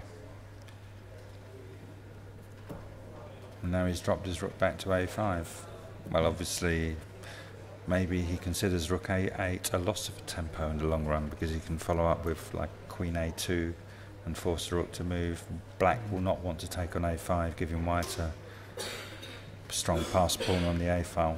So, of course, maybe rook a7, sort of rook a5 actually wins like half a tempo for white. Of course, that's his thinking. It's an invitation to play rook a7, rook a8, rook a5, and we could be sliding towards a draw. Maybe, but did the rook started? Has he actually repeated or? No. That's the position rook on the started. board. Yeah. Okay. I should say that the rule in the tournament is that there are no draw offers before move 40. However, they can repeat moves. Yeah, I think a couple of players have found creative ways to finish the game before move 40. Yeah. In a couple of games, but no, most players, they're playing good fighting chess. I mean, people don't think so much about offering draws anymore. In our day, it was often a psychological ploy to offer a draw. It was part of the game. But now in many tournaments you're not allowed to offer a draw, or it's frowned upon. Maybe you won't get invited back if you have too many quick draws. Yeah. So when you don't have to think about the draw offer, well, it's also quite good for the players. Nice. I far prefer it, I have to say. Yeah, I mean, suddenly you might be playing for a win and you're all determined. Suddenly your opponent offers a draw and it's quite tempting. So. Okay. Still feels to me as though we're still in the drawing zone. I think so. Yeah. I mean, I can't see any other result. Is there any way he can? Well, if he plays, for example, queen a2, I mean, I don't quite see what this does. Then black can always go back to bishop f6 and get some pressure on the e file. So yeah, I don't see much really. I'm not. This position looks pretty level. Very level. Okay, let's move on to more interesting stuff. And I think there is more interesting stuff in Nico Georgiadis against Alexander Morozevich. So we left the game here. takes, and queen b6. Queen e3. So I like queen e3 because the queen is on the same open file as the black rook, so he really wants to get off that file, and he's probably looking at coming to f4, which is quite a good square for the queen. I mean, it's about the only decent way to get off the file, I think. So it looks like a good move. Maybe ideas of b4. If white could play b4 and gain control of the d4 square, he could have a serious positional advantage. Although, you know, maybe black will throw in d4 or moves against b4. But I quite like queen e3, yeah. Rook e6 plate. Okay. Protecting bishop b3, and that's the position on the board. Clock times. Georgiadis 58 minutes, Morozevich 29 minutes. It's a very complicated position as well. Pressure. Oh, he's played knight d6. Oh, okay. I suppose that knight wants to come into c4. Is he giving a pawn? Sacrificing a pawn, so if bishop takes d5 or rook takes d5, both are rook takes d5, you might be able to play c4. Let's have a look at this one first. And we're going to look at knight c4, I imagine. Knight f7 or knight c4. Okay, well, I'll continue. Oh, I've got to watch b2 as well. And rook a8, some positions.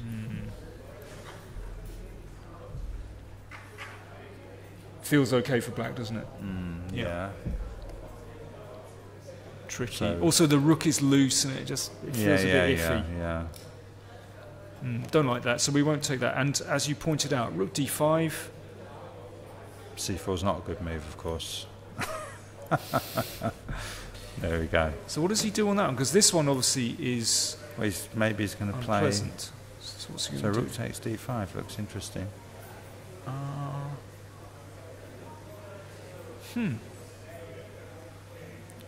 Oh, does he play knight c4 anyway? Yeah, that's what I was thinking. Just knight c4. So we've got to take. Yeah. Now the rook is on. So rook d2. Or d7. Don't know which one. He has to be careful if some bishop takes f3 and rook d7 maybe. Yeah. I'm not sure it's more which active. So now I suppose rook a8.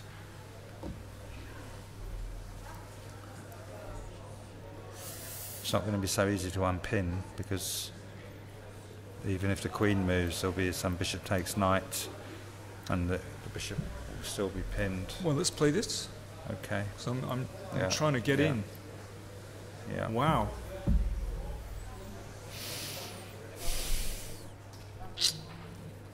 So you're saying if bishop takes knight, queen f7 check. I certainly am. I And think then if looks like curtains. quick and dirty. Are you Here sure? we go. Looks that way, doesn't it? Reasonably sure. Yeah. I think so. I'm just wondering what happens after king h7. Just show me the win. Queen takes g7's interesting, but probably not good enough. So here. And now rook takes e1 check. King h2 and queen g6. Queen g6. Oh my word. Oh no, queen d6 check. Queen d6 check. Oh, but that's check. Oh, That's very unfortunate. let's play queen g6. Yeah, queen g6. Looks good, huh? And yeah, wins. This is the sort of things they take their time over. Yeah, they should do. This Okay, is getting so, very complex, this position. so instead, if I take here, well now,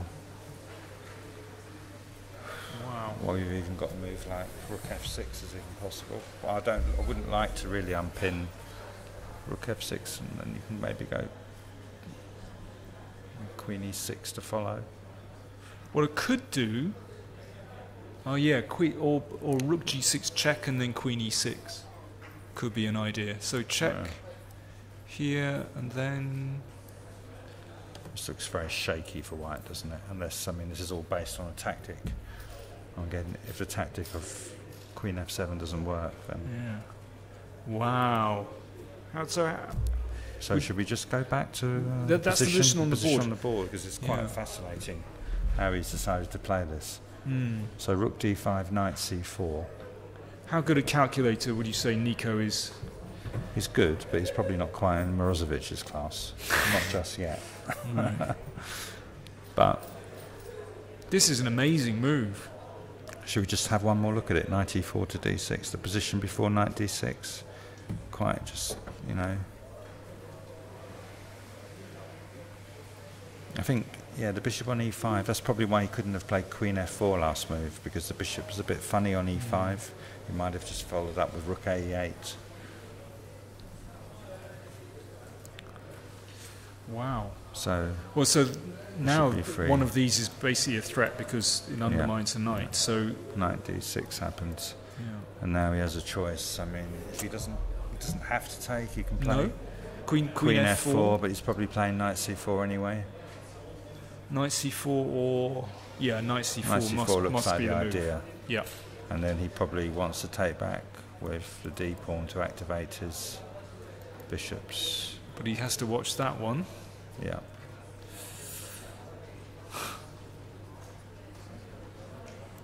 And once again, we've got the same line. Maybe bishop takes f3. Yeah, but there's no rook on e8. Does that make a difference? I wonder, what about rook g6 here? Oh no, so check and you just take on b7. Yeah. Bishop takes knight. It's still, even without a rook on e8. But sorry, by the way, of course, b takes, you mean? Would probably be far more sensible. Yeah, because maybe he can play with d4 later. You're right. Yeah. Yeah, that feels quite nice, doesn't it? Yeah. Yeah, that's more sensible. So maybe queen f4 could be too slow, because this is coming very quickly. This rook d5 looks critical. Yeah. Let's have a look at this again. So if this is taken, then this must be good for white. So what we're going to do is we're going to play after rook d5, knight c4. So now there is a clear threat to take the rook, and the queen is attacked. So it seems to me that we're forced to take. Yeah, I think so. And now we have a choice of retreating the rook to defend b2, for example, or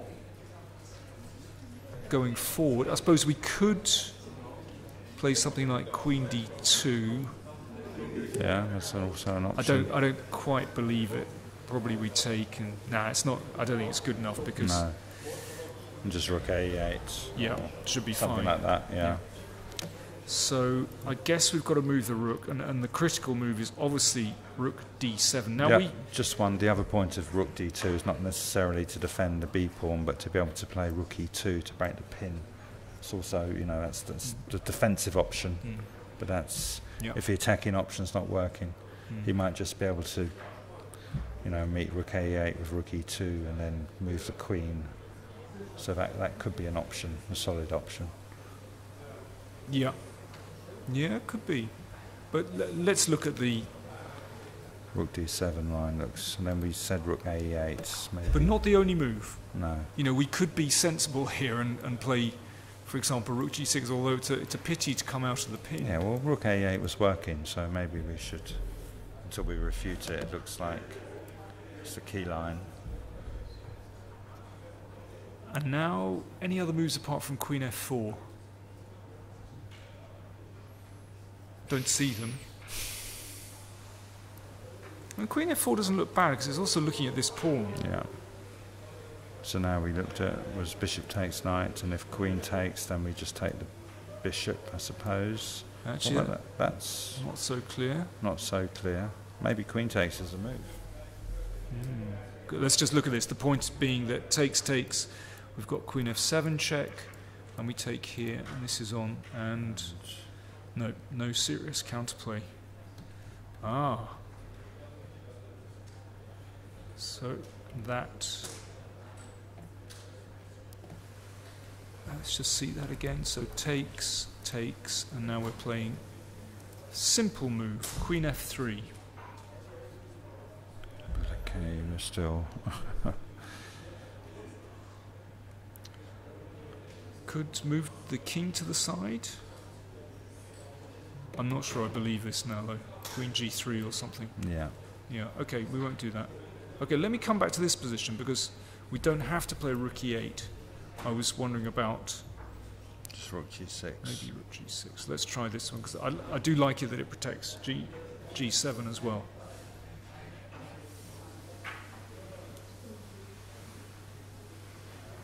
What about if we start with a move like Queen F4? So, as you said, we want to take on C4 with check. Queen E... Oh no, Queen E6 impossible. This is hanging. Yeah, looks like a good move to me. Yeah, don't like it. What if I play Queen C6 here? Okay. Just try and boot the rook away. Could be a good move. I think one thing for certain, I think Nico is going to invest a chunk of time here to get this one right. So if we play rook ED1, because now there's no longer a threat to take on F3, I suppose rook E8, and then if Queen F4 you can play rook takes E5, and then Queen F7 check and rook takes B7. Queen F7 and rook B7. Chess is complicated, isn't it? Chess is just tough. When you think you've found an idea. Yeah, chess is hard. That's why they use engines these days. Yeah, we're suffering without engines here. This could be the sort of position where everyone at home has just switched on their engine. Yeah. So we're looking at Queen C6, Rook ED1, and now Rook E8, Queen F4. And suddenly that looks like a big move. Can we be very cool and just play Rook E7? But it takes all the pressure off. Queen on C4 drops with check in many lines. Yeah, very true. Not good. Okay, so I wonder what his idea is. Rook D5, let's see it again. Knight C4, takes, Rook D7. Critical move. Now I was trying Rook G6 and then Queen F4, but it also didn't look great. Rook G6 doesn't look right somehow. No. What about if he just, is there actually, what about if he just, can he go, I don't really want to play Queen takes B2 I suppose. But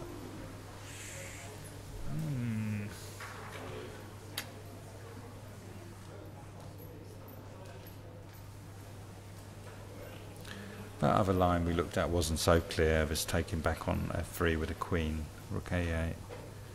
Here I mean, the bishop is still pinned, so... Queen F3. I mean, I think maybe... Works if we do this, so maybe we just step out of the way. I suppose... Yeah, after king moves, maybe white can play Queen G3 with ideas of F4, defending the bishop. Yeah. There's also moves like Rook B7 as well. There's no time for Queen takes B2, is there? Looks rather slow, but...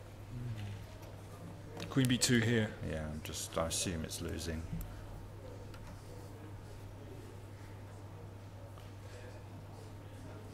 Well, not necessarily. I want to play King H2 actually. Yeah, I'm quite happy if I can get my queen on the white squares. Queen C2 maybe. Yeah, but now I can do this.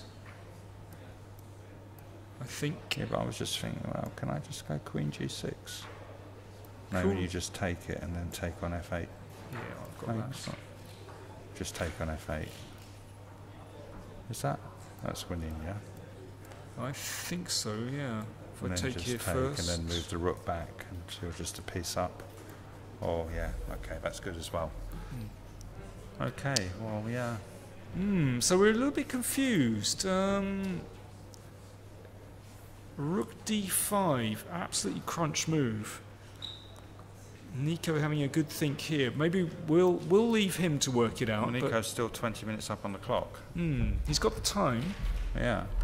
As far as we can see, we think that Nico is doing pretty well, but I'm sure Morozevich has something up his sleeve here which we're no doubt overlooking. But let's continue our little survey and go back to Rafael Vaganyan against Noah Studer. And when we left this, we weren't feeling particularly optimistic about Studer's chances, because this queen is slightly oddly placed on a5, and we were worried about moves like knight a4, knight b5, and potentially bishop f6 and c5 is vulnerable. But it's gone bishop g4. I think we had this. We didn't quite have this, I think. Did we? Or maybe we did. We actually had this line. Oh yeah, with knight e4. Knight d7's also maybe an option here. Could have played maybe knight d7. Yeah. We this is the line we looked at earlier with bishop takes f3. This has actually happened. This is stuff actually that happened. we whizzed through earlier on is actually on the board. Yeah, and we looked at rook e1 and we thought this was very good for white. Okay. But instead he's played bishop takes d5. Just sacrificing the exchange. And now he's just taken on c6. What an interesting way to play. So that means, well, there are options here. There's maybe knight e3 first. Well, let's look at the obvious move and see what happens on this. Now, does he throw in queen g4 or does he just recapture? Well, queen g4 looks like quite a good move, doesn't it? Slightly concerned about a queen coming down. Well, I was thinking queen g4, f6, queen d6 check. And then, so you can't play f6, he's in big trouble. So here, g6 looks very ugly. To put it still mildly, doesn't have to deny it. Maybe he can play queen h4 or. Should we? Let's just be crude. Yeah. One of these moves. Go on. Queen h4 you want? Try queen h4. Yeah. So it looks horrible. Well, we've got to find a move now.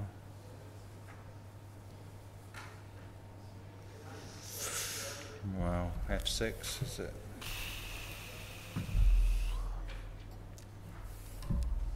Could take it. But we. Yeah, but then yeah.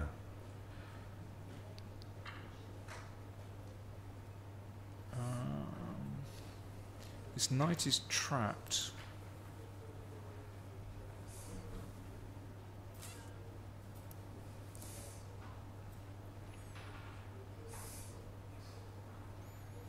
Are we going a bit far here? Maybe because there's always rook f7 after queen check, and then oh no, we can just take. So if I give this up instead, this knight is gone, so let's give this up.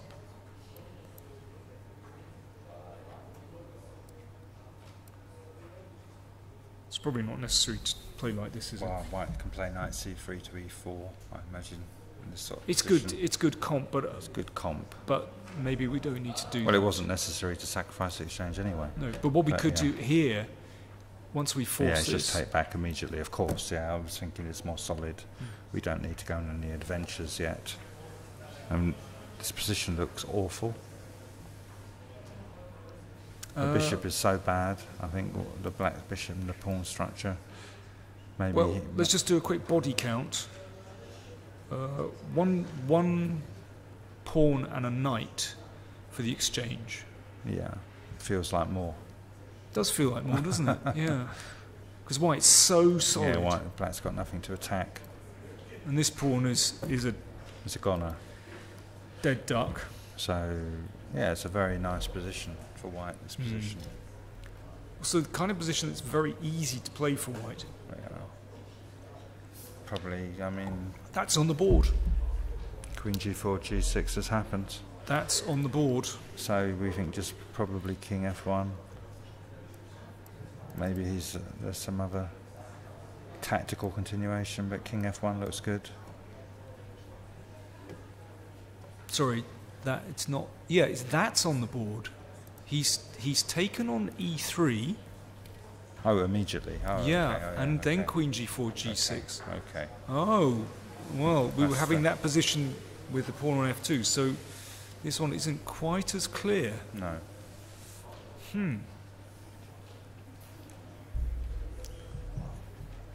Yeah, can I have my pawn on f2, please? Let's just do a quick recap that happened very quickly. So in this position, he immediately took on e3. And now he can't play queen g4 because the knight covers that square. So this looks like the best move. Knight takes e3. Because now the white position is not quite as solid and he has a pawn less. Queen g4, g6. Okay, this one is not at all clear. He could play maybe a move, I'm not sure, queen h3, queen h4. I suppose black queen could be coming into d2 in some lines.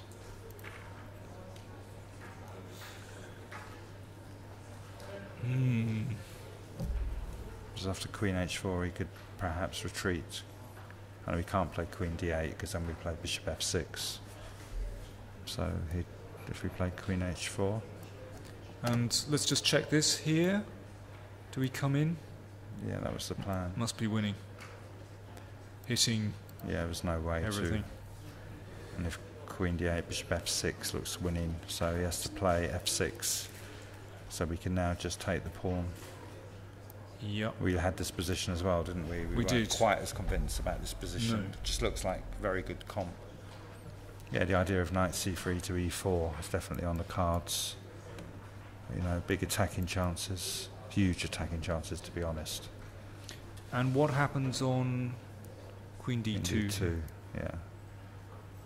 So in this, yeah, queen d2. Better give a check, I think. Check, looks good. Defending, now we have to defend our...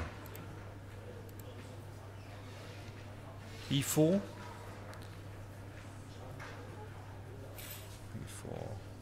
e4 looks more bishop g5. Bishop g5 or e4. I think I'd rather play e4 actually. Okay. Oh, having said that, whoops, have I just blundered something horrible? Well, this is not so clear, this position, is it? No. It's a lot less solid with his...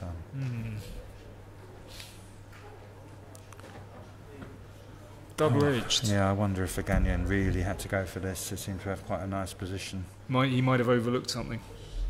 Well, yeah. Or maybe we've overlooked something. That is a given. Yeah. So this is a position on the board. Yeah. Could throw in bishop c3, of course, as an option. Yeah. To force the black queen back. This could be a good move. And stop. We probably want to. I'm just wondering about this, and yeah, actually that's a pain because now I gain a tempo. And if queen h4, you want to play bishop e5. Exactly. And then after. No. Yeah. I think let's go back. Yeah. I wonder. It felt a lot better than this earlier. I mean, in this position. Did you really need to? If we go back here, this looked. We thought rook e1, didn't we? At the time. I thought that was tremendous. We did see the variation. Oh yeah, we looked at knight takes, queen d8, and then knight takes c5. I think we. Yeah. Because after rook e1, well, where's the knight going? I don't see a really good move here. Looks absolutely terrible. Well, he's going to have to take the bishop either now or in this position. Maybe there's a good move. Maybe d4. Ugly, but doesn't look like it's not a good move, but it's a move. I just have a funny feeling there might be a very strong move here. Off queen d5, we can play rook a d8. Okay, rook d8 keeps black on the board. Well, I mean, white's obviously better here, even after a move like e4 or taking on d4. They're both better for white, but maybe they're not. Black's still in the game. We were sort of expecting a crunch. Maybe queen f5. Yeah, maybe then rook a8. Yeah, it's not completely convincing, is it? No. Maybe d4, yeah. One other option, black could play knight e7 as well. Yeah, no, I think d4 looks like the move, doesn't it? Knight e7 perhaps is another option to try and hold things together. So it's perhaps not as bad as what we thought. Yeah, maybe. So he went for the exchange sack. But I think he might have underestimated this one. Yeah, because white's position's now loose. It's a huge difference not having a pawn on f2. That makes massive difference. I mean, let's see this again. Here, that's forced, we think. Bishop f6 is not forced, is it? No. I thought f6 was forced. Yeah. We can't go knight c3 because he plays bishop e5, I think. We don't want to allow that. That would be slight terrible problem. Yeah. So takes queen d2 here, and now bishop g5 allows queen f2 and not queen f1 mate because the rook's pinned on f7. Maybe bishop g5. And this is a pain. But it looks quite active for black. Well, let me play this. Because after this You want to play e5? E5. No, we can just take.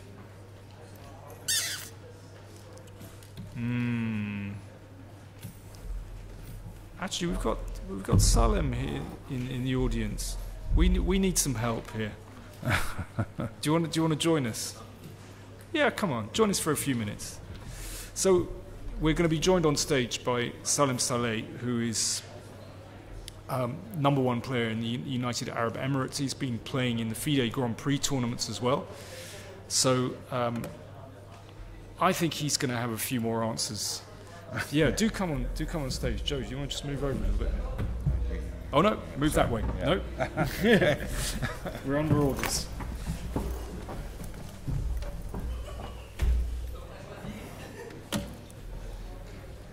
So, nice to see you. How are things?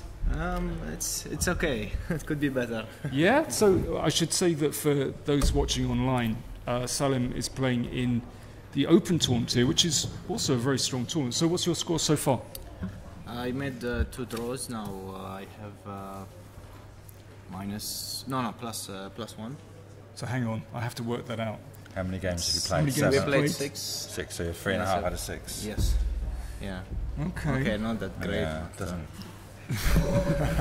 No, the point I started actually very well, and I lost a very important game against Kovalenko, and it was a crazy game. Yeah. And after that, somehow my play is not as good as the start, but still 3 rounds to go, so hopefully I can win the next 3 games. Good. All right. Listen, well, we've been playing around with this position. That's the position on the board. What's your feeling? You've been looking at it as well. Yeah, it looks. I mean, what you were suggesting, Queen H4 looks very logical. But yeah, after F6, I don't really see anything. I mean, this Bishop F6, Queen D2 looks nice for black. And this line with the Rook E1, there I liked white actually. I don't know why he rejected it. I mean. You mean back on? Yeah, here. I mean. Yeah. Well, that was our thought earlier, but we were just looking at it now. I mean, take. And D4. D4, I was wondering what happens after Bishop A3, for example. I don't know. I'm not sure. I just want to. Probably knight E5. Knight E5.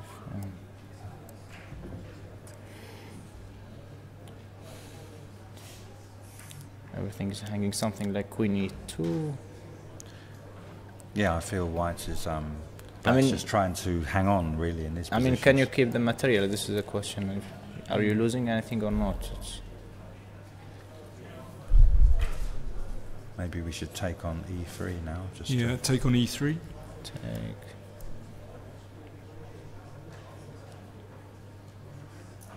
So if I take on E3, then some jumps with knight G4, but I can still attack the knight, so I don't know. We play something like how to protect the c5. I don't know. Yeah, but knight g4. Okay, maybe queen h3. It's getting sharp, of course. I don't know. But we are attacking. I mean, it's not attack. I mean, those pieces are hanging, and Yeah. Even if black lost the pawn on c5, a sort of position, he might get some comp with a weak Yeah, pawn because on of the d3. pawn He on might d3. play queen. You know, maybe it's not. Maybe white Not might that be clear. slightly better, but no more than slightly better. I think in his Yeah. positions. so maybe he was hoping for more, of course. And Yeah. it looks interesting what he did, but okay, let's see if he. But in this position, maybe he should have just recaptured the knight. Well, he's actually Just we've had a play couple of moves King in the F1. game. Maybe Oh, we've got some moves. Okay. Okay. couple of But moves. I mean, it feels as though we're trying to get the advantage for white here. yeah. It feels like white is very close to getting something. Yes. Yeah. But in the game, it's gone Queen f3. So he's threatening queen f6. Yeah. So f6. Was f6 the only move? Okay, there maybe queen d8 also, but I don't know. Queen Maybe. d8, maybe bishop f6. Then he can play bishop, Bishop e7. e7, yeah. Yeah. Okay, but let's see. Maybe f6 is a normal Maybe after move. queen d8 he plays knight takes c5. Then Well, it's interesting. Noel played these moves very, very quickly. He'd obviously anticipated this. Well, black is starting to coordinate. Yeah, I actually like black here. I don't see what white should do, and even you cannot take the c pawn because of mate on e1, and the d3 is hanging. So I think the compensation normally should have. I mean, the point of white's play was something kingside, and this is some kind of, you know, Distraction. yes. Yeah, it's not playing. Yeah.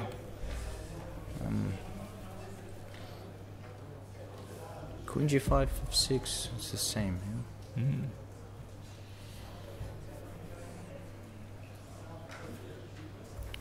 Just like queen h4. Well, maybe there's just not enough.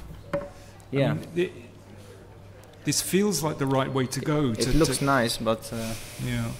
This move, queen d2, is very upsetting for white. yeah. Maybe he overlooked knight takes e3 on move 16. It was a very fine move after bishop takes c6. Yes. Yeah, could be. This is a very good move. Yeah. 93. What here? If I go for the attack immediately with queen h5, queen g5, he will have knight f5. Yeah? Okay, but it's. I mean, there is f6. No. It's just, Well, let's concentrate on the position on the board and see if Yeah, we now can it's find some something ideas. for white. There's bishop c3 move here, and then queen c7 is forced, I guess. Take and knight c5. I don't know. And then bishop b6. Bishop p6 and knight. Yeah. Maybe bishop d4. Well, Bishop d4 here. Bishop. It's the only move. And well, then white has 2 pawns for the exchange. still, maybe a move like rook d5 now. Yeah, white probably would. White's pawns are still quite weak. Yeah, before. Okay. You can play a5, maybe open the a file. No. If nothing is hanging. Looks like some sort of roughly level position. Yeah. I think black is slightly better here. I don't know, but okay. Yeah, I agree, but But maybe with accuracy. yeah. Yeah. White should No, hold. nothing special, Yeah. of course, for black. Yeah. Well, we've got more moves. In fact, Ah. that's the position on the board. Okay. Oh wow. It's, Okay. it's so exactly what's happened. So they're racing through. So maybe just miss knight takes e3, yeah? I think so.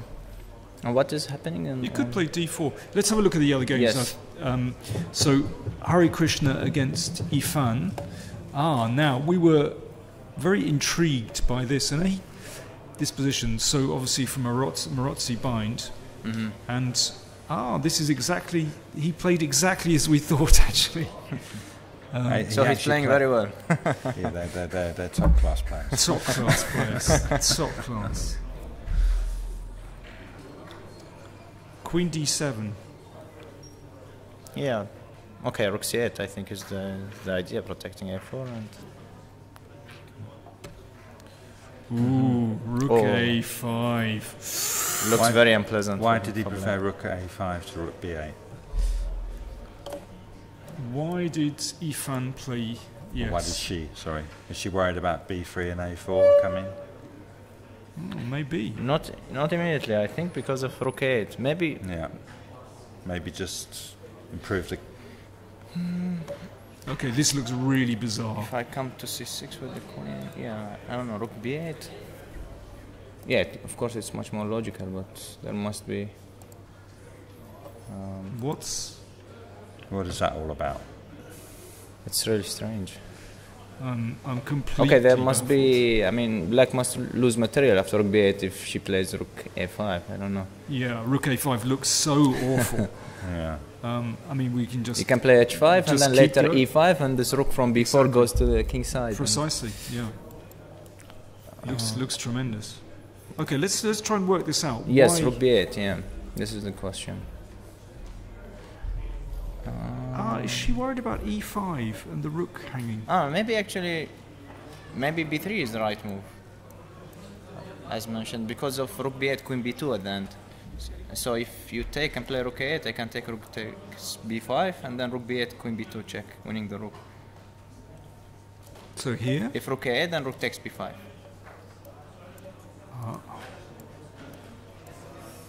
Okay, we can see that one, but Okay. is it necessary to play rook a8? Well, why not Okay. queen a7? Queen a7, yeah.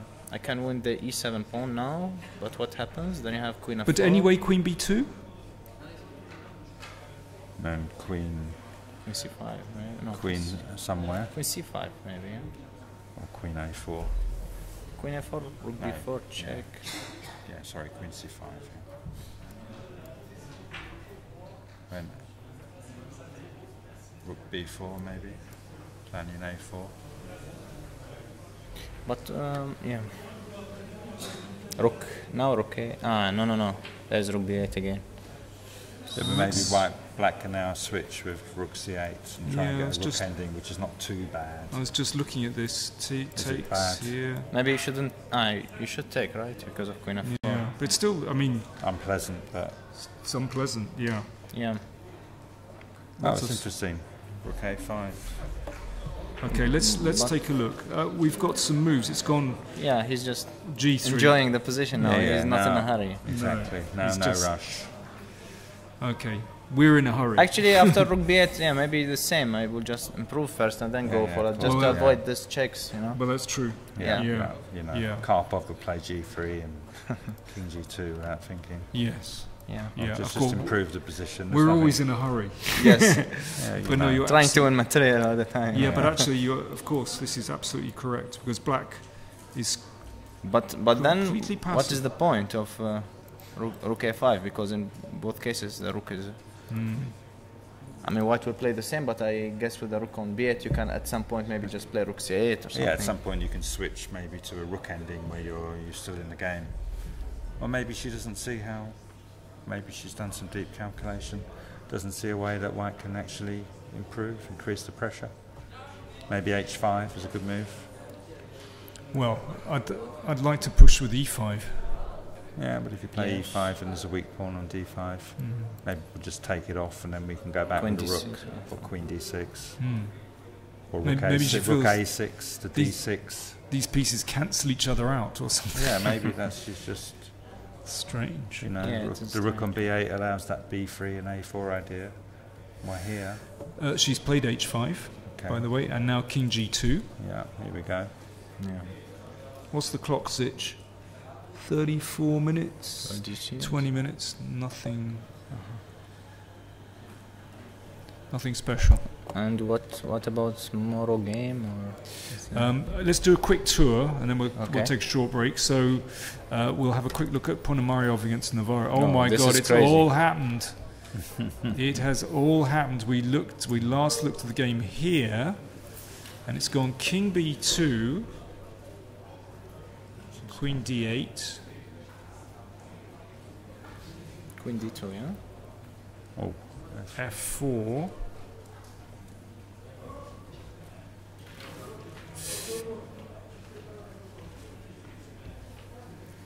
And rook Rook G3.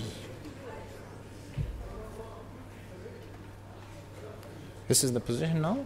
Ah, D5 was played. Or something. This is the position. Wow. D5.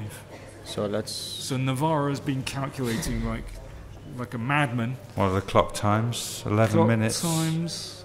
Wow. 11 minutes left for Ponomarev. What happens if I play F5? Because obviously if I take then D4. I want to play F5, after D4 I will take on H6 and then play Rook H3. Oh. Unfortunately I cannot take Queen takes H6, my Rook is on F2.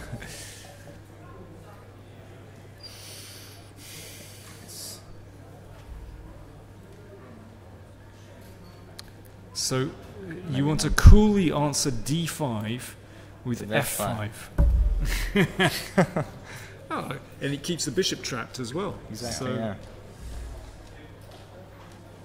wow.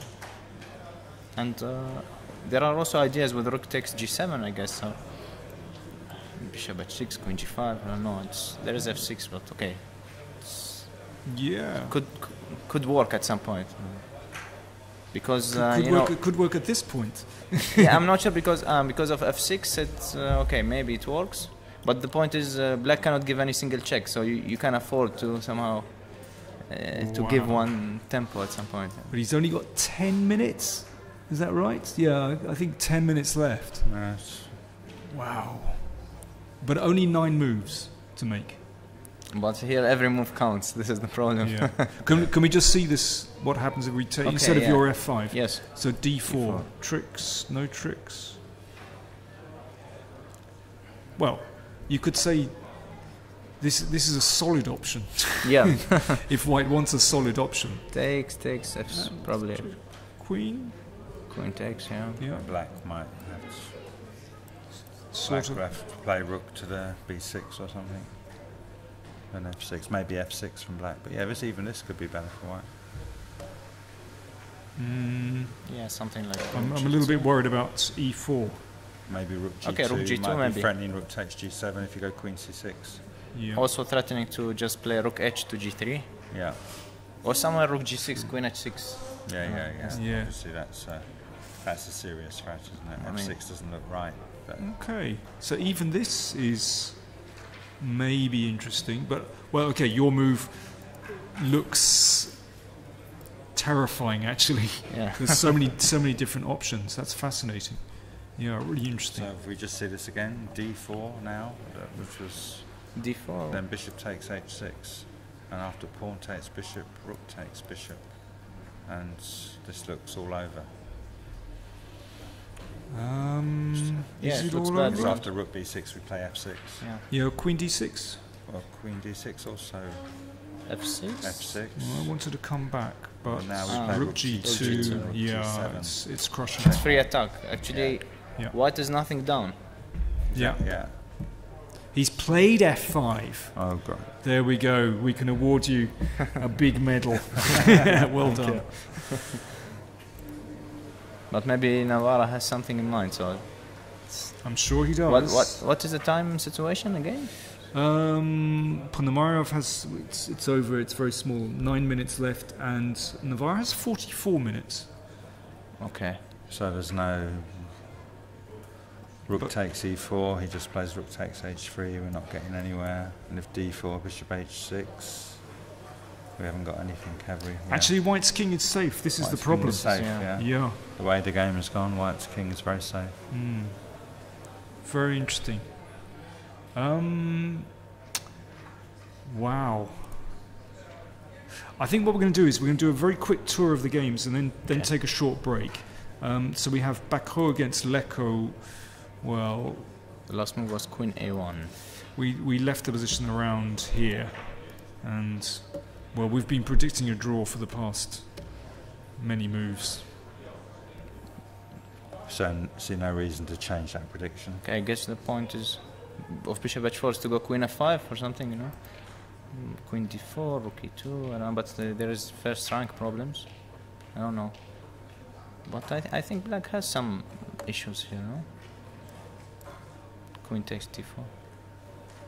Ah, of course. Bishop F6. Queen E4. Tricky, very tricky indeed. Okay, so this is becoming a little bit complicated. So we could just go back. Yeah. Yeah, this looks like the move, and it's not easy to put more pressure. Okay, we'll move on from there. Georgiadis against Morozevich. Oh, this was fascinating. Amazing position. We were looking at, I don't know if you caught any of this, but we were looking at Morozevich has just played knight d6. And we were looking at some mad Rook stuff. takes d5. Rook right? d5. And what, knight f7? Ah, knight c4. Yeah. Actually, we didn't look at knight f7. No, maybe it's just a bad move. No, it could be a good move. I don't know. Could be a first good move that came to my mind. So I don't know. But it could be because actually the point is c4. Now I protect my queen. Yeah.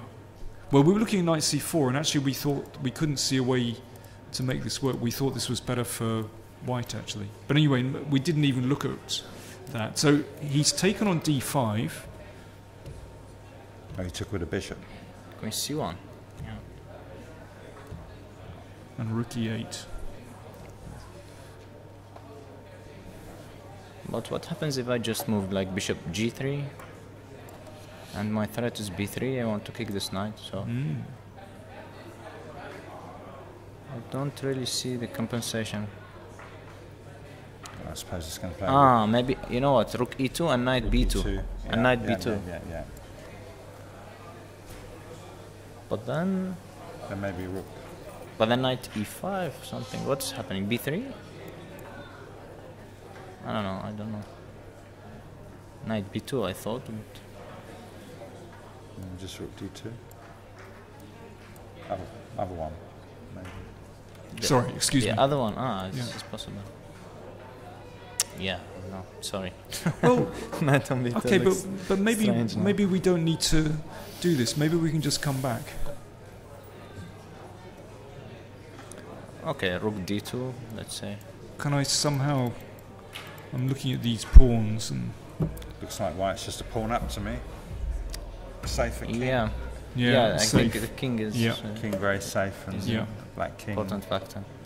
Well, Nico is having a think there. He's certainly got enough time. That's the position on the board. Okay, let's go to Vaganyan against Studer. Ah, this is the position, or? That's the position, and instead of a5, he played rook e8. And now a4. Looks roughly level. Yeah. I'm going to go back to... I don't want to take a break yet because it's all happening in Ponomariov against Navarra. The game went f5, d4 and bishop h6. All as advertised. h6 or h3. I'm not bigging myself up. It's more surprise. But it's your line anyway. Occasionally, it's only very occasionally we get something right because we're not using a machine, you see. Nor are the players in the game, then. True.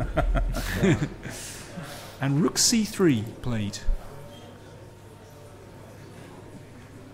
Rook c3, goodness. Okay. That's kind of risky. I mean, what happens if bishop takes g7? Yeah, with some threat. Looks sort of over. I don't see the point. Rook b6, f6. Is this? Just bishop takes g7, yeah? Looks very strange. Yeah, as before, white's king is safe. He's played it.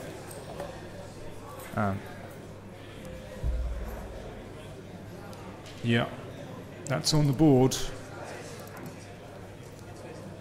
And, well, I'll be amazed if you find something. If he finds a move to continue. I mean, okay, there is some kind of bishop g4, rook h3, but it's completely lost position. I mean, I don't see any. So he's threatening checkmate in 2. Yeah, I don't know. Queen h6, yeah. No, there are no moves. There's no move. Just rook b6, f6. The only move I can see to avoid the immediate mate is this move, but I'm not very confident. Well, you lose your queen if nothing else, don't you? What, with bishop f6 and Or queen just h7? check and bishop f8 or bishop f6. I don't know. No, bishop f6 because Bishop rook g2. f6 and rook. Check. Then Check and check, check yeah, and that's check true. wins the queen. Check and check. That will do. As And then the Sure. two rooks attack. Rook back to g8. Connect sorry, the rooks. split rooks. Connect them. Connect them. Yeah. Okay. We don't need to go any further. Analyze any Yeah. further. So, do we have a move or? No, he's still thinking. Oh, something. Oh no, he did something. He took on b3, I guess. No, he played rook He played e3. rook e3. Ah, Oh, rook okay. e3. Oh. Okay, so it's gone rook e3, blocking the queen. Oh, it's a sort of semi-defense. Okay, takes. Yeah. So he's taken here and queen e3. I was wondering after rook e3 what was is there any threats if I play, for example, bishop f6 then queen c3? Yeah, I want just to. Yeah, but this doesn't- looks also. Yeah, this must be winning. Well, if here. okay, if maybe nothing f6. works, then you can just take on h3. But I mean, f6 maybe just works. Well, I think this is the end. And if f6, we go rook g2. Yeah, exactly. Or I think this is just completely resignable.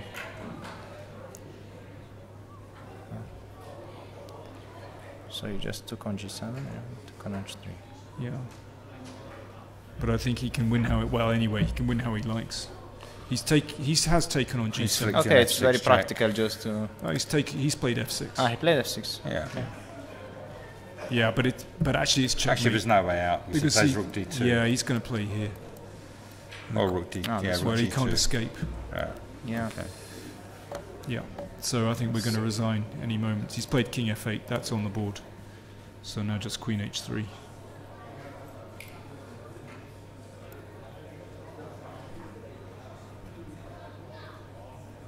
No, Ruslan is. Yeah, he's taken. I think we're going to see a resignation any Yeah. moment. King e8, rook g2.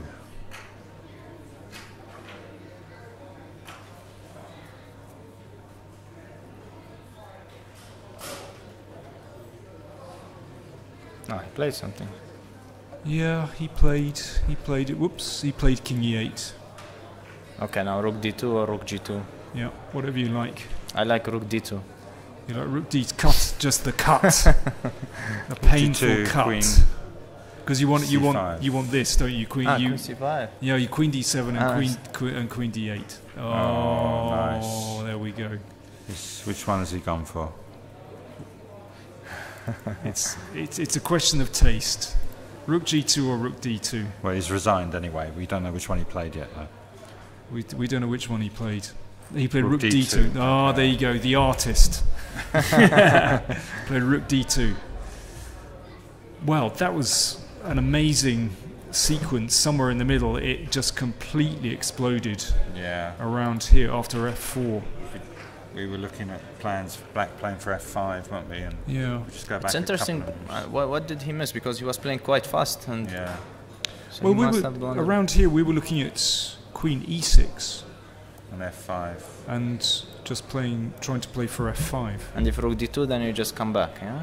Yeah, that was the plan. Yeah. But who knows? But it happened very quickly. Suddenly, is f4 very serious?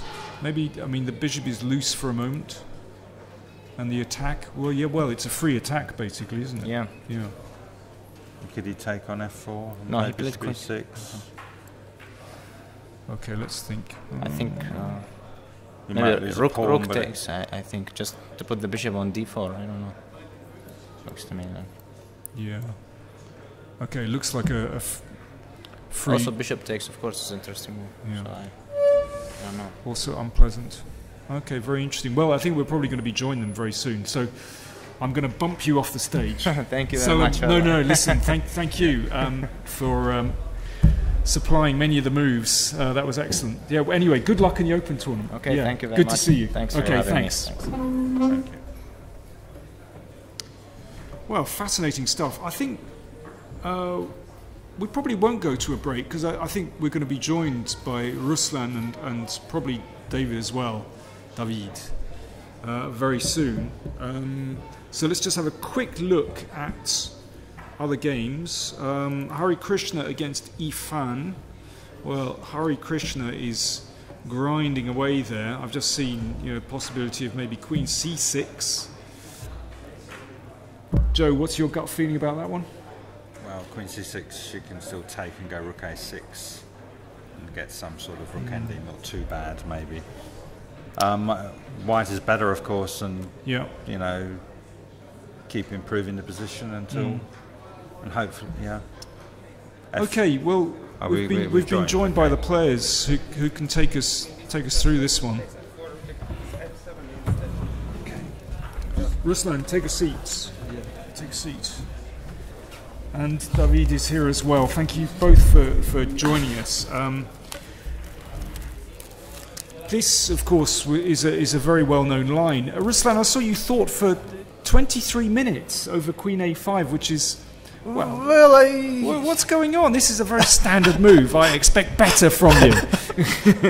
you know, like nowadays there is so much information. This is that true. You should memorize, just memorize, not like invent some new ideas. So I don't know. I repeated some variations before the game, but these concrete lines I didn't remember so well. So I started also try to think a little bit, just take my time because it's not blitz, it's not rapid. I don't know. For some reason I was in doubts here, even what's normal move for the theory. But I just decided Queen A5 it's the only move, because if I play Queen A3, he has Queen C7. No, I think Queen A3 is correct, and after Queen C7 you probably have Rook D2. And D5. Maybe Bishop G5.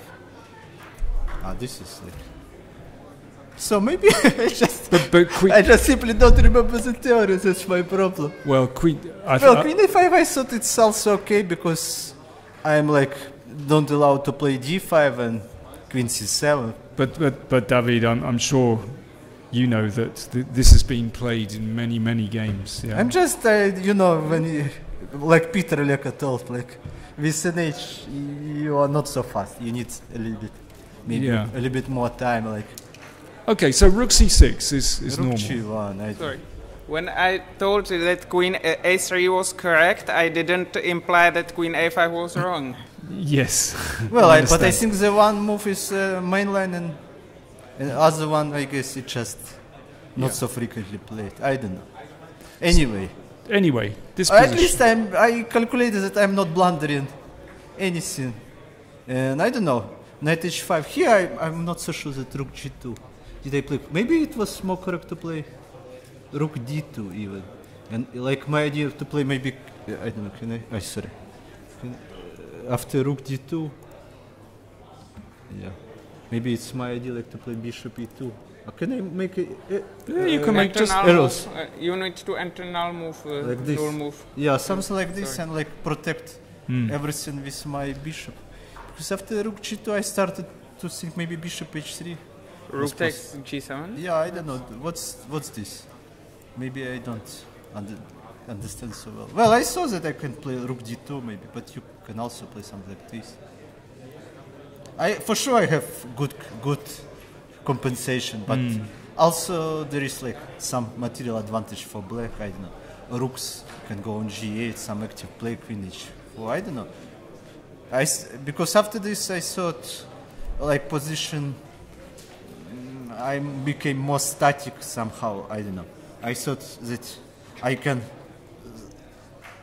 stabilize here somehow, and black has these weaknesses, D6, A6, and I don't know. David didn't really with King H7 improving so much position. But here I'm not so sure Queen B4. I played, but I wanted to force some moves, but it looks like a little bit wasting of time somehow. Maybe I think I should have something more smart here, something more interesting. But I don't know which one move. Well, okay. Still, I need. But yeah, it's do, like. Do you mind if we move to the critical phase of the game? Because I know, of course, it's a very subtle position, but it's round about here when the position. So I played King B2. I started to explode. Yeah, I started. I King. Sorry, just King B2. I thought like idea of Black in some moment to move Queen from F6 and play F5, maybe take. So I just in case I played King B2, that it will be not check. Okay. Sorry? I believe Queen D8 was already a step in the wrong direction. I mean, I could of course play Queen G6 and F5, but I thought that, well, White could play Queen D2, take on F5, push F4, and occupy the long diagonal with his bishop, and White remains better. So I wanted to create some counterplay on the Queen side, but I underestimated this F4 idea. My only problem here was that I had much less time than David.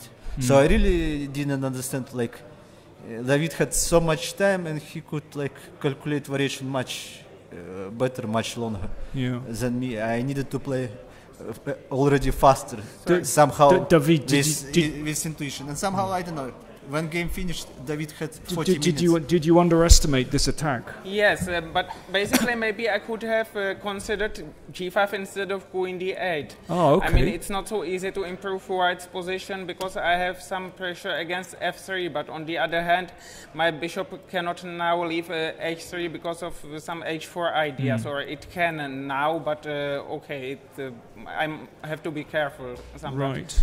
Okay, after Queen D8, Queen D2, I already saw F4, but my intention was to play Rook B8, F4, E takes F4, and if White takes with the bishop, I have Rook takes C4, Bishop takes D6, Rook B7, Queen D5, Queen B6, and I'm holding. But the problem is Rook B7, may I? Yes. Rook B7, Queen D5, Queen B6, and I'm holding. But the problem is that instead White can recapture on F4 with the rook, and after Rook takes C4, Rook takes F7, Bishop E6, probably Rook A7. My position is probably just bad. I don't know. Bishop E6, or I don't know. Rook C7 is a concession, and it's not a good position. I might end up pawn down. Okay, so. Okay, I understand. So, somehow I also wanted to say not about this concrete game. I just had the game in Khanty-Mansiysk in World Team Championship against Wojtaszek. And it was also some kind of neither, but only with E6 English attack. Right. And it was in some moment we also had like opposite colored bishop, lots of rooks, queens, and like I was totally winning. Like according to computer, it was evaluation like something like +3. So when I played this game, I also saw similar, like. You started to think of material. ghosts. I started to worry like maybe I will blunder again something, and David played so fast, but somehow I don't know. I tried to calm down a little bit. I don't know. I guess I calculated everything. Okay, at least according to the results. I don't know. It looked terribly strong to us. Yes. I just thought like if you have opposite color bishop, you should like try to attack first. Just one waiting move, and you already like defended. Yeah. So it was my only chance. Like. Pardon? I think my last chance was E takes F4, Bishop takes Rook takes C4, Rook G3, E takes F4, Bishop takes F4, Bishop E6, and I'm going to play G6 if White takes on H6. But of course it looks terrible, Bishop it's not D6, good. Can I take some material or not really? Where? No, instead of Bishop H6, Bishop D6. Is it possible Yes, to take Bishop... okay, Rook D8 maybe? Bishop C7. I mean, just too technical, yes, because I'm short on time, so maybe there is something more, but just this I think should be if like nothing else, Rook C3 just easily technically winning. Yeah. Okay. So actually a very difficult position for black, and this Okay, then the finish was... Yeah, G takes H6, F6, just I think. Yeah. So I couldn't just believe. Like, Yeah. to my- And this. Yeah. Okay, we better leave it there. But, well, yeah, very, very interesting game, incredibly complex. And, well, David, thank you again for joining us. In You are spite welcome. that's very nice for you. And Ruslan, yeah, congratulations. Nice finish. Well, I always like happy when some positive results. It's just because like both players like doing so much job like fighting, but just I don't know. It's a little bit cruel. I think in chess like sometimes. Like, It can be, yeah, absolutely, it can be, and you need two players to create an interesting game like this. So anyway, thank you for both of you. Yeah, okay. thanks. Congratulations. Okay, it's a pity that black cannot play queen c3 check here. Well, If we could leap over. Yeah, true. Goodbye. for one person Okay. it's pity, for another one it's a lucky. True. Okay. Well, thanks to both of you. Okay. I think what we'll do is we'll actually take a very short break there, but we will be back pretty soon. Maybe certainly within 10 minutes, and just to see what's going on in the final moves of the time control. So we see you back in probably less than 10 minutes anyway.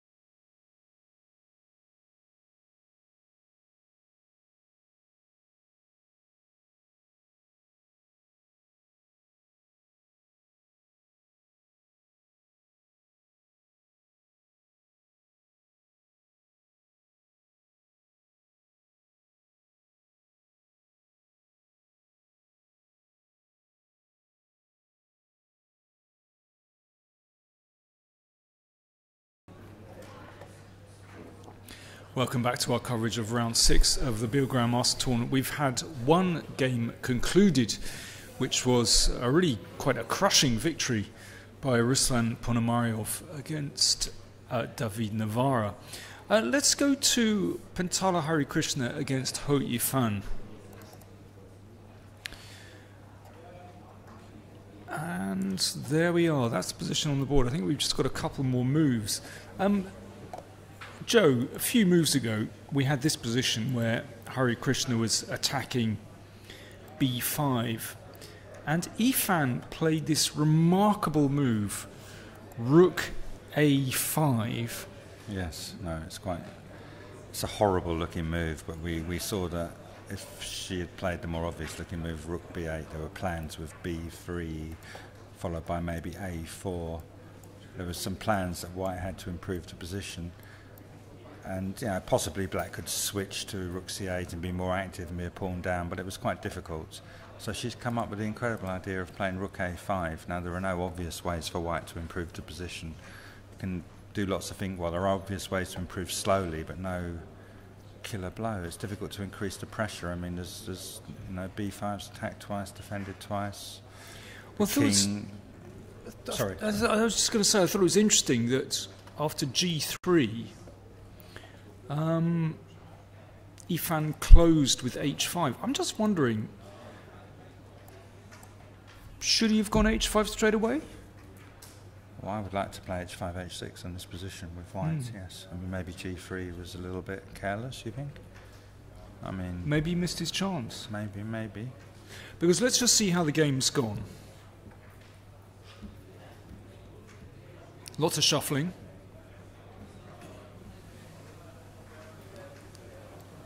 She could have ducked out from a5 a second time. She seems quite happy with her plan.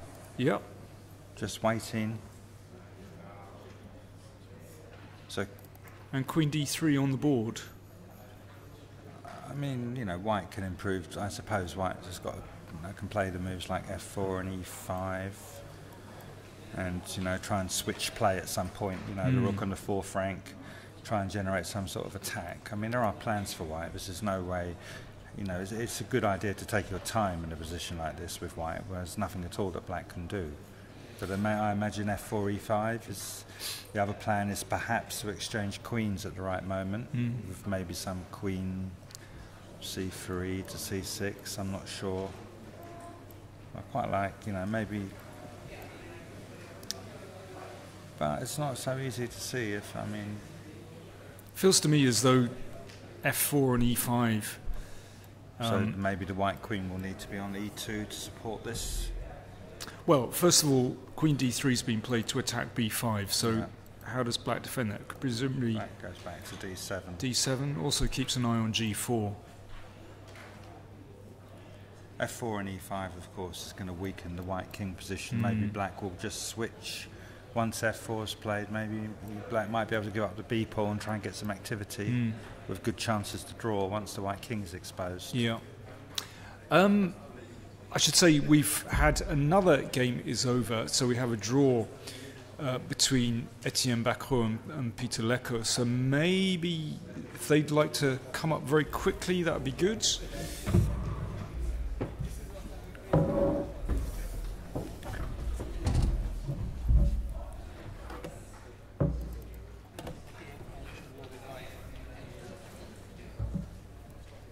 Do grab a seat.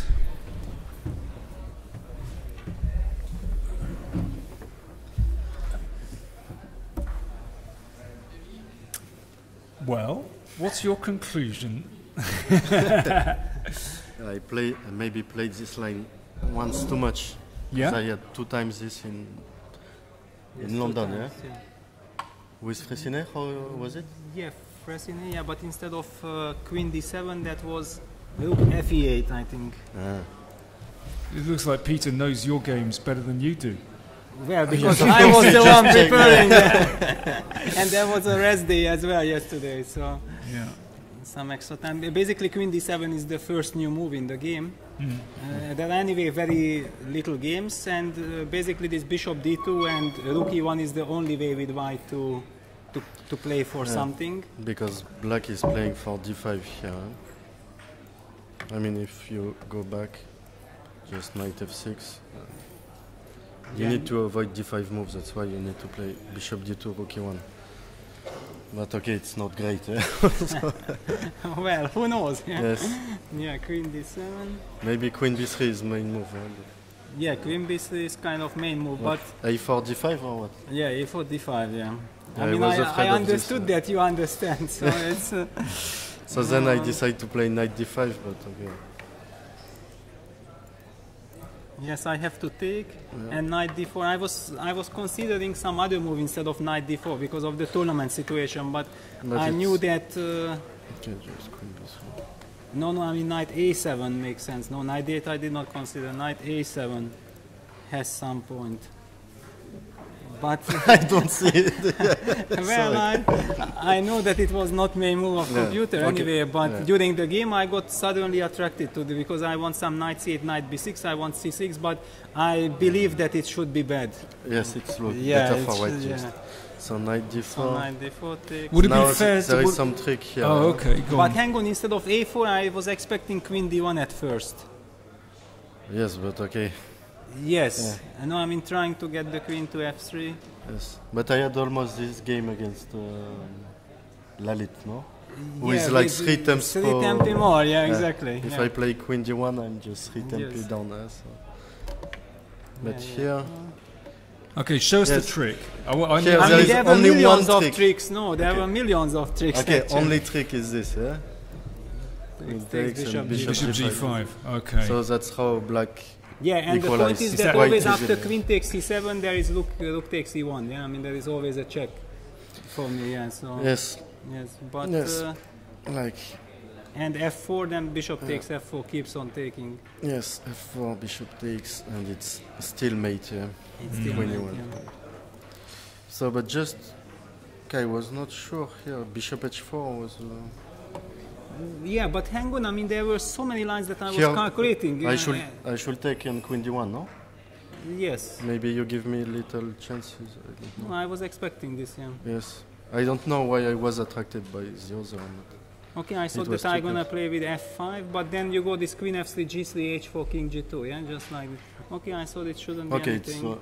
okay. But- It's around equal. Yeah, I thought that f5 because here it's very tricky. If after queen d1, for example, black does not understand what's the danger, black goes queen f5, then queen f3. Suddenly, even with the king on g1, it's possible because queen takes f3, g takes f3, and now, for example, king f8. Let's suppose then king f1, rook b8, and now black is not in time. Rook a7, bishop d8, and bishop c1. And suddenly white wins the pawn with bishop b2. So it looks like a harmless position, but if white managed to get gets what he wants, then white might be just winning. So that's why I was spending a lot of time. And that's so why you want also to go this bishop F5, h4 move. Yes, okay, it's around I equal. thought that it's equal, yeah. But I mean, there were so many other lines. You were going so quickly. I mean, why I spend my time? Hang on, after yes, rook f8 already was a huge question. yes, okay, rook e4. Rook e4, then I take and f5. yeah. This is the point why I put the bishop on h4, because with bishop f6 position, I thought that this rook e4 might be dangerous. Yeah, I also add this move f5. Yeah, f5 is very strong, and black gets real counterplay. And instead of h3, you had rook e4. What, here? Yes. That you go maybe this, no? Yeah, rook e6. Bishop f6, yeah, and okay, this queen a2. Just king f7, yeah. It was what you've been aiming for. Yeah, exactly. I mean, a couple of tempi up. Yeah, this is the point. Yeah.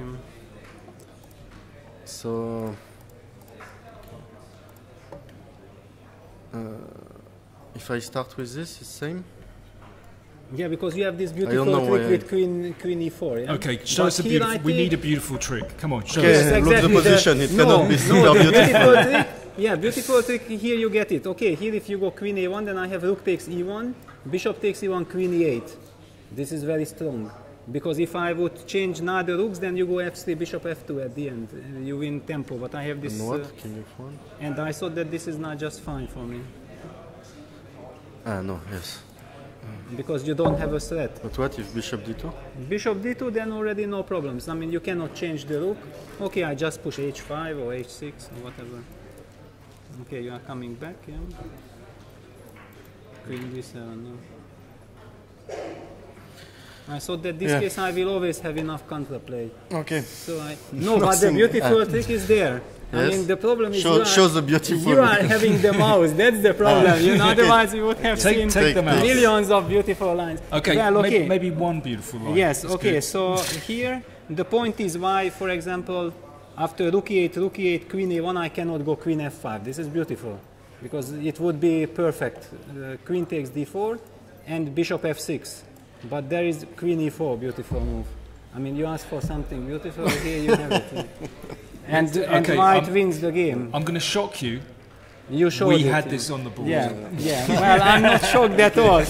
I'm not shocked at all, yeah. But basically this is the trick. And that's why I had to be careful that if white starts with a different move, then I wanted to take and queen e8. I mean, I thought that it's quite important, because this line queen a1, I was expecting queen a1, rook e1, bishop e1. If black plays just natural move like bishop f6, then white goes rook a8, and for example, okay, just some g6, white goes f3. And this is, it might be pawn done. Bishop comes to f2 and I cannot protect this.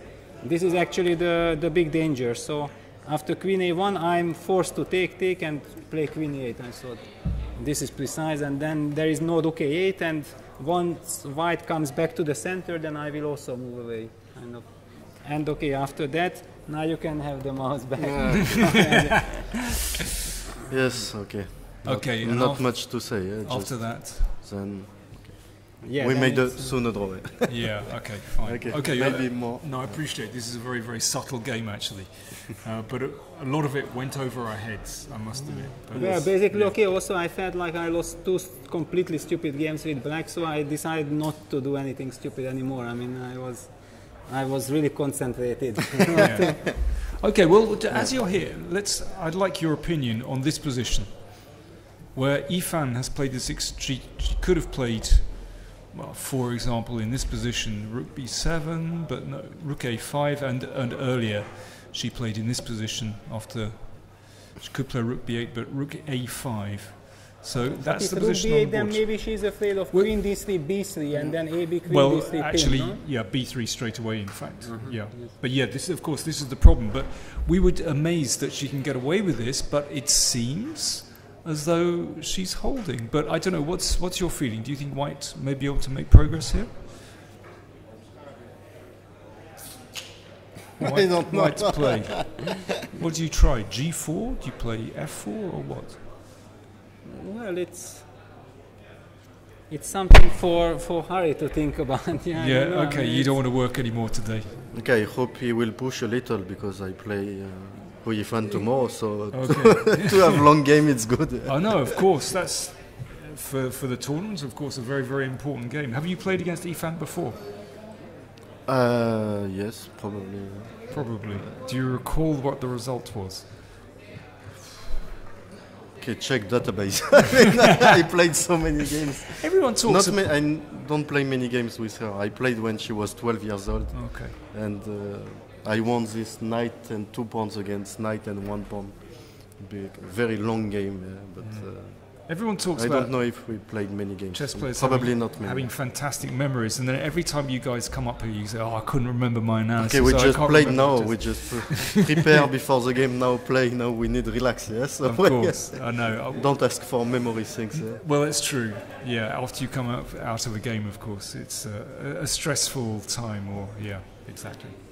Well, I mean, it's true that we have great memory. The only problem is that the amount of analysis has grown so enormously that basically I think it's a common thing. If you haven't checked your analysis just the day before, maybe you have checked it 1 week ago, it basically counts like you didn't check it at all. So it's very, very tricky. While in the old times, basically if you knew that 1 month ago I took a look at this, then it was like happiness. Of course I remembered everything because the details were not that much.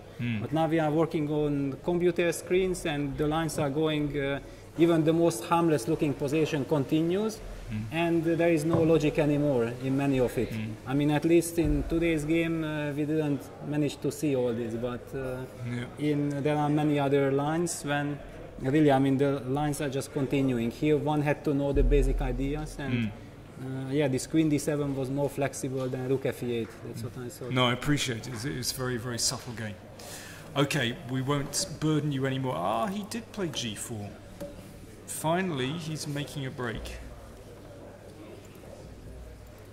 Okay, basically, practically speaking, probably if White breaks with G4, he should do it before move 40. I mean, just to make her decide with few minutes how to react to G4. Yeah, because yeah, she's down to yes, 30 seconds. 30 or something. seconds. Yeah. Oh my goodness, yeah. Yeah, I mean, basically, she will have to make a decision here. Maybe Harry had this G4 planned already 1 hour before, but was waiting for this right moment to try. Let's just see what she's played. Rook A8. Okay, normal.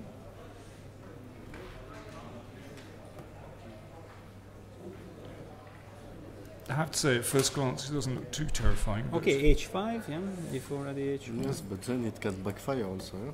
Yes, but how? Take? Yeah, take. I have some E5 at some point, but okay, not now, because Queen not D5 now, no, check, sorry, yes. you cannot take. Yeah, you cannot. No, but just King G7. Instead before, of takes, before,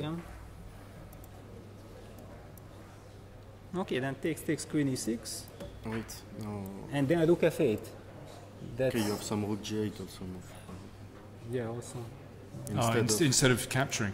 I don't know. Tricky. Yeah, but Queen Okay, E2 anyway, now. Queen F5 or Queen E2 or whatever. Yeah, okay. Yeah, I mean, it's complicated. I mean, it looks like not so complicated position, but in fact, if you have 30 seconds on your clock, then this is extremely difficult to decide how to defend. Yeah. Tricky. Okay, listen, guys, we'll let you go. Thanks a lot. Okay, thank you. So we're coming to the final moves before the time control, and Hare Krishna did play H5, and Ifan has a tricky decision of how to defend this one, but yeah, the move that Etienne and Peter were suggesting, King G7, looks like the most solid, because if takes, then this could be very awkward indeed. If we get in E5 or something, or do we just check the king back? We could just go E5 and... I'm a bit concerned about that. Yeah. Yeah, you're right. Yeah, maybe just move the king first before playing E5. But then there's Rook G8. Okay. Or maybe, E5 is maybe... Do we give a check first? I'm not sure. Maybe check first. Even this is tricky, but, well, I think King G7 is... King G7 looks more solid. To keep at least one pawn defending the king on the king's side. It's tea time here in Biel. Cheers. I hope you're enjoying your cuppa at home.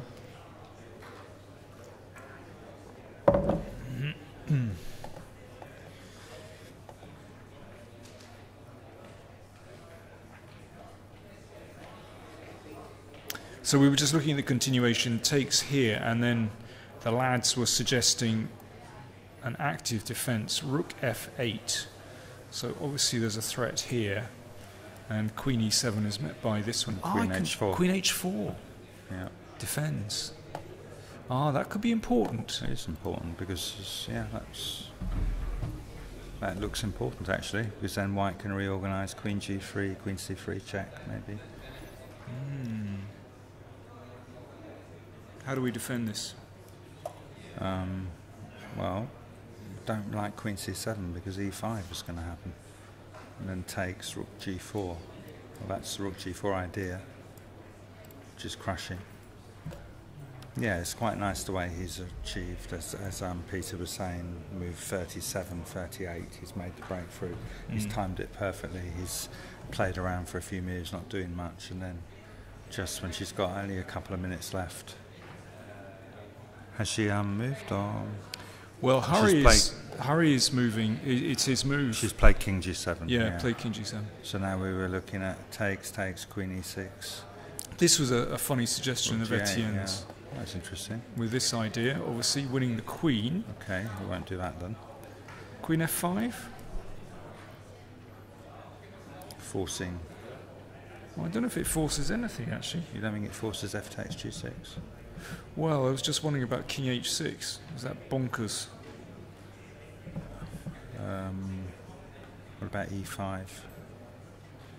Rook G6 check. Oh yeah, there's lots of things happening, isn't there? But maybe a play take, check. Now, do I have a safe square? F2 still defended. So, King H.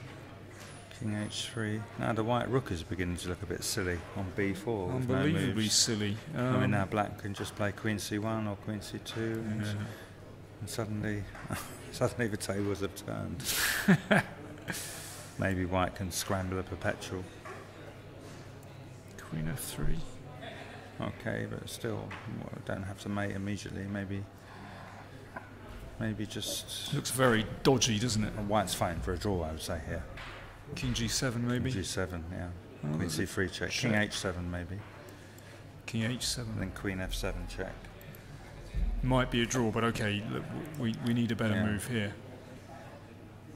Well, in the game actually, she's taken back on G6. H takes G6, F takes G6. I suspect we're overlooking a good move here.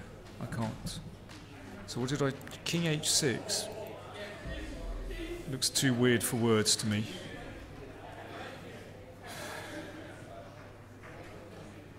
I suppose we could check, forcing the king to take. I don't know if that helps. Or H3 or F4 or what?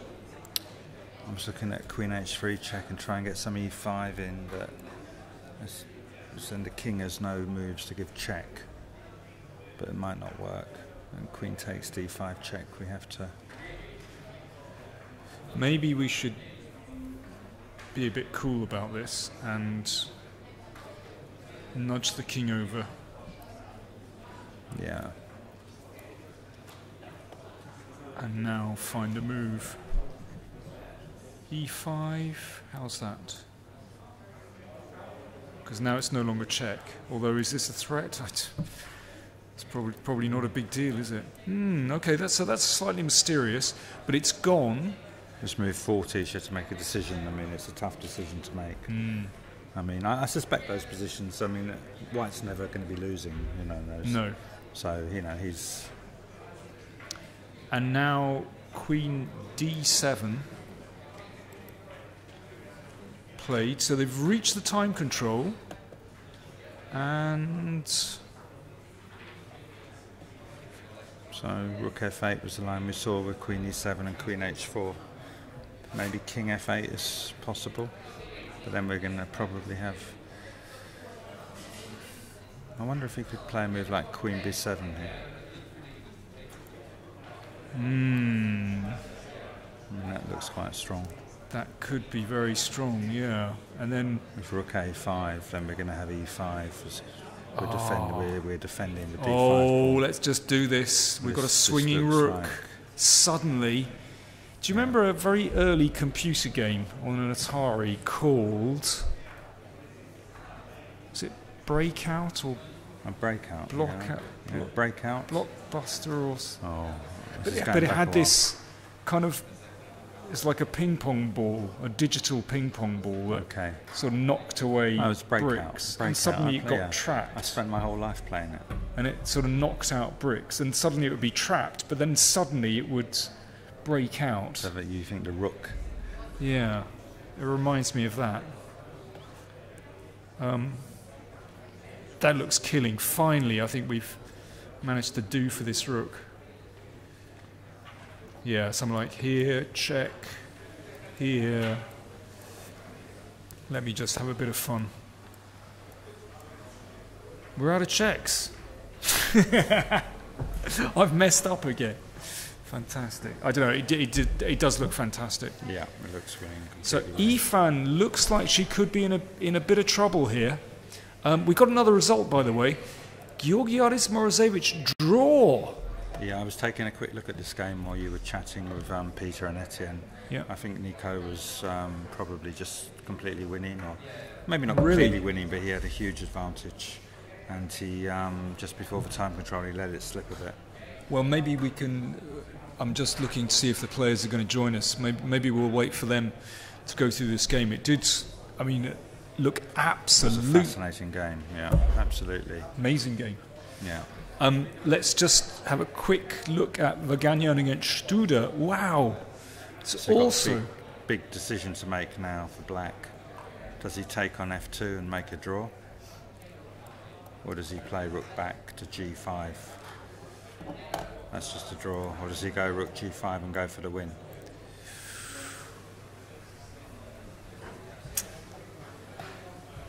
It's not so easy for White, because if he's forced to play d6, the pawns are blockaded on the wrong colour. I think this is... And you can always make a draw if you want to. Later. I think rook g5 is the best move. And... well, I think Black's got slight chances. Well, I can take this one. Check. Up the board. I can grab that one. When king takes d5 and takes c6 somewhere. He's still got a lot of work to do there, especially the white king is very exposed. It can be much more dangerous with two rooks rather than one rook against the bishop. Very true. I should just point out this is the 4th time in the tournament that Studer's been the exchange ahead. Is quite incredible. Yeah. In 6 games, 4 exchanges he's won. Unbelievable. So, is there a good move here? Tricky. Well, d6 is still, a reasonable move. I'm not sure. I mean. Well, rook c5 is a draw, so. Let's blockade with the king. I mean, if Black could now, I suspect it should still be a draw somehow, but I think tricky. Yeah, we think Noel should play for a win. He could play on here. Yeah. Oh, Nico's there. Nico, do you want to come and join us? He can go through this pretty incredible game. So we've still got 2 games going, but let's have a look at the game between Nico Georgiadis and Alexander Morozevich. Yeah. Do you want to sit here?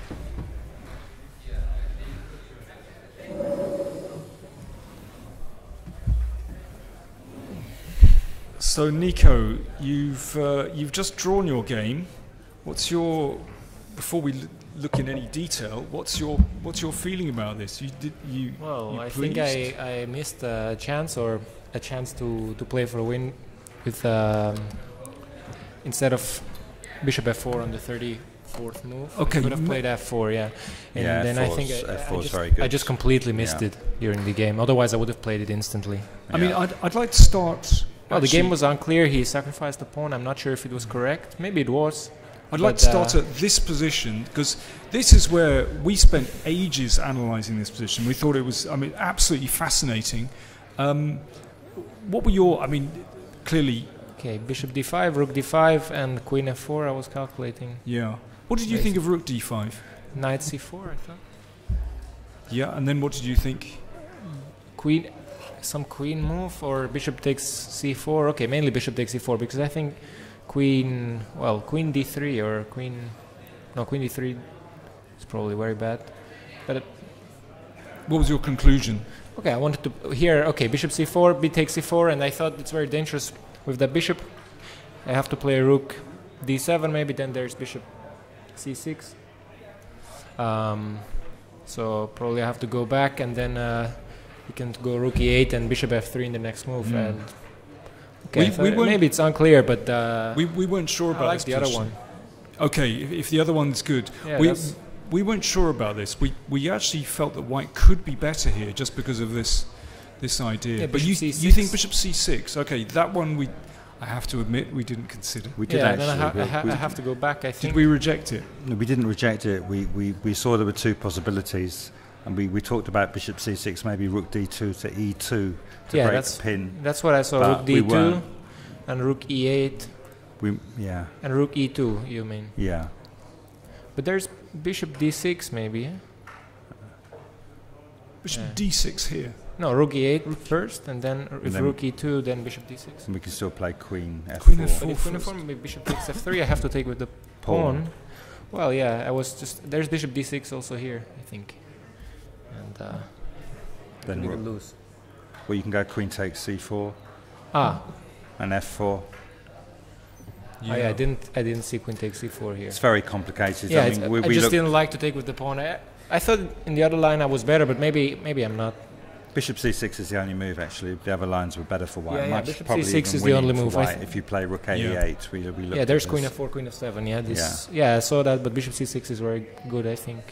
Okay. Well, maybe I'm better, but I mean, who knows? Yeah, who knows? It We was spent very unclear. ages looking at it. Yeah. Fascinating. So you took. yeah, I saw that queen c1, and I didn't really see how he was going to proceed. Okay, I saw queen c6 obviously, and if rook e8, I can just play b3. Okay, so I think queen c6 is the only move. Yeah, rook ed1. Here I was thinking of rook dd1, obviously, because it looks very natural too. Rook dd1 here. Yeah, please. Rook e8. Okay, bishop. Not sure. Probably g3. Rook takes e1. And okay, if I take with the rook, rook takes, knight takes. There's just queen e4, and I think black has good compensation. And if I take with the knight, well, yeah, pretty the same. I think something like that. Or maybe. Yeah, rook e2 doesn't look so bad. Okay, it's possible to play it. Some b3, knight d3. Maybe I'm better too, but the other one. You were. Yeah, I like that convinced. one. Yeah. But actually, okay, here I expected. Okay, rook e2 is possible, of course. Some rook g6, maybe. I was with some knight e3 ideas. Okay. Here I was, yeah. Okay, I can play something like that. Can also play. Okay, if b3, knight e3, this looks a bit dangerous to me. Okay, still nothing concrete, but it looks, yeah, just not so good. There's also some move like rook d3 with the intention of b3, the next move. But probably king h2 looks best, and now, okay, if this, I can play b3. Yeah, okay. Okay, I was calculating some crazy lines like this. The idea of queen takes f3, but I think it just... I'm not sure. I think it doesn't work, but actually it's not so clear. No, it's not so clear. Can you take on d6 with the? I was even Bishop with the then bishop. rook d2 and queen d7 or queen c8. I was. And knight g1. Yeah, something like that should work. Yeah. Okay, I thought he wouldn't sacrifice just because it looks a bit suspicious. Okay, but he played rook e2. Yeah. Play rook e2. Play b3, knight b2. Okay, I saw knight d5 in at once, and I thought, okay, now I'm much better. I should be much better. Just okay, here I can take on b2 too. Oh, bishop b5 is good. Yeah, rook d5. Okay, I think it's way pretty he the plays same, is pretty much the same. But yeah, here I just completely Just missed here, this you, f4 f4 move, yeah. is I completely missed it. I just played instantly Okay, bishop f4. If f4, yeah, I think I have f4 is you quite good have chances. excellent to win, chances, yeah. I would say. Yeah, because his bishop is very bad. Yeah. And if he exchanges this bishop, or if he tries to exchange it, well, I might get to play c4 and queen d5. It looks, yeah, it looks. Yeah, maybe he Quite has to good. try Okay. one of these moves. I don't know. Maybe bishop e7 is an option too. Oh, bishop b7, of course. Yeah. Bishop f6 ideas, but okay. What to do? Maybe. Maybe queen f3. Oh, he just leaves the pawn. Yeah, the on b3 sorry. pawn is yeah. still Sorry. Yeah. under attack. How's Okay, how's queen the- c2 would be a normal move, but then maybe bishop f6 and. I was wondering how the ending is after Or queen, maybe queen maybe g4. there's queen g6 Queen exactly. g6. Yeah. So there's no bishop g6, Yeah. and now I'm Oh, threatening queen to play c2. c4. So he must play c4. Yeah, something like this. Yeah, looks. This bishop is a very good one. And if bishop f6, I can just play queen e4. It looks. And if bishop d6, and you're Yeah, same. Queen e4 probably. yeah. Yeah, this Yeah, looks like looks very good for white. very Good. very good.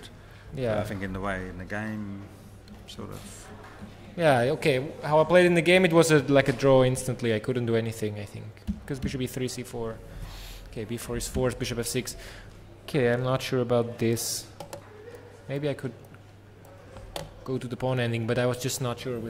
I had 3 minutes or something. I couldn't calculate it, but I think I cannot lose this because if I just put my king on e3.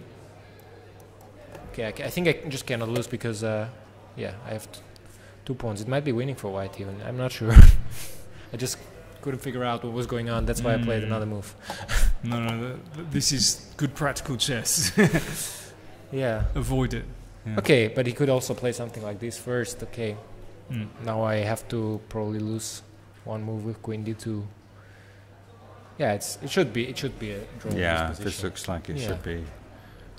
Yeah, I think f4 was the key. Yeah, move. f4 was the key would move, have- and there I think I have Yeah. some a serious big serious winning advantage. chances. And yeah, my opponent told me after the game that f4 was the move, obviously. Yeah. Well, I think another case of fine margins, very fine margins in these games. But you came very close, and well, actually, it was a fascinating game. Yeah, really good, and you're having a great tournament too. Yeah, I'm very happy with my play in general. Okay, I'm not so happy that I missed this f4 because I should see it because I had still 10 minutes or something, so it was not because of time travel. Yeah. Just completely missed it. But in general, I'm very happy with the tournament. Yeah, it's just Fantastic. fantastic. Okay, well done, and Thank you. we'll see you tomorrow. Thank Good you. luck. Thank you. Okay, let's take a quick look at what's happening in Hare Krishna against Ifan. And it's gone. She's just given the pawn. And the queen has come back to h4. So, yeah, we had this position earlier. So now the white rook is passive on b4. Before the black rook was passive on a5, so she's given up a pawn and managed to activate her rook. And the white rook stands very passive for the moment on b4. But the problem is, Ifan can't improve her position. No, I suppose white's going to play queen g3. We mentioned this earlier, and then exchange queens somehow. Yeah, if not, Queen e3 will be a good move actually, queen e3. because then even after an exchange, if black's forced to defend, we can go with the b3 plan that we saw earlier. Let's just show that. So Yeah. let's say rook f6, just waiting. Now I don't want to allow this because it looks crushing. Yeah. So how do I wait? Sorry, that's the position. I don't know, king f7? Yeah. Now what? Well, either queen e3 or queen c3. They both look. Queen c3 looks very strong, doesn't it? Queen Queen C3? e3, sorry, in this position. Yeah, it's not check. And now if queen takes queen, we just win the b pawn. That should be winning because white will always play e5 later. Even. And after queen e3... Well, Maybe you we- can't avoid the exchange, actually. Maybe we should try and find a better move for black. Yeah. To try and, I was you know, just, for know, the sake maybe of the- argument. Yeah. Maybe black needs to find. Yeah. Maybe black could. Well, not really. I don't know. Queen c1.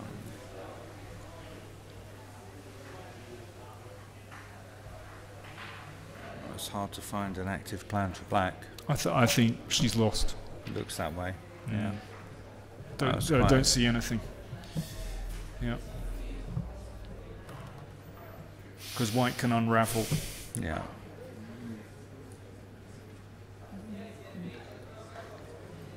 Well, okay, let me try and wait in another way. Let me play here. Okay, queen g3. Now here to avoid the check on c3. You can check on h3 first, maybe forcing king g8. Yeah. Now we have a choice. I quite like queen e3 actually.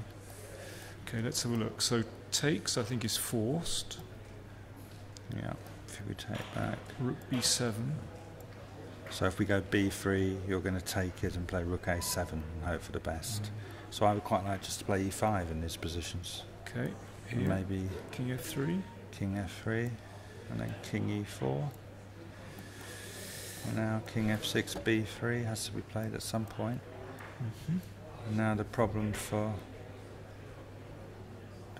black is after rook a7. You can actually, do you know what, in this position you can actually play a4. Okay, it's very strong. Just want to take and recapture. Yeah, yeah, this looks completely winning. b2 you don't take, but you play here first. Yeah.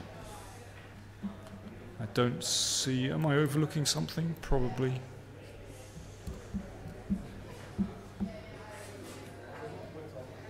Well, looks good. I think it's just winning. Yeah. Yeah. And, you know, there's probably other moves. Queen e3 is one of the plans. There's probably, you know, there's also b3 without exchanging queens. The queen on g3 is another plan to activate the rook and maybe have some, you know... Bring the rook over, maybe. White's a pawn up and quite a decent position. Well, it's a very healthy pawn, isn't it? Because exactly. it's still got these centre pawns, and actually Harry has managed to split these pawns, which everything is weak. Yeah. No, it's a winning pawn advantage. If, should be with good play. Yeah. Best play. Yeah. Queen e3's. I like e5 very much. Just brings the king to a great square. Okay, let's go to Rafael Vaganyan against Noel Studer, because we think that one, we think Hari Krishna is going to win that. So he has. We were looking at it, wondering after move 43, king f1, wondering if he should play rook takes f2 or rook g5, and he's gone for rook g5. So he's and d6 played very quickly. Rook g7. King e2, rook b8, king d3. wow.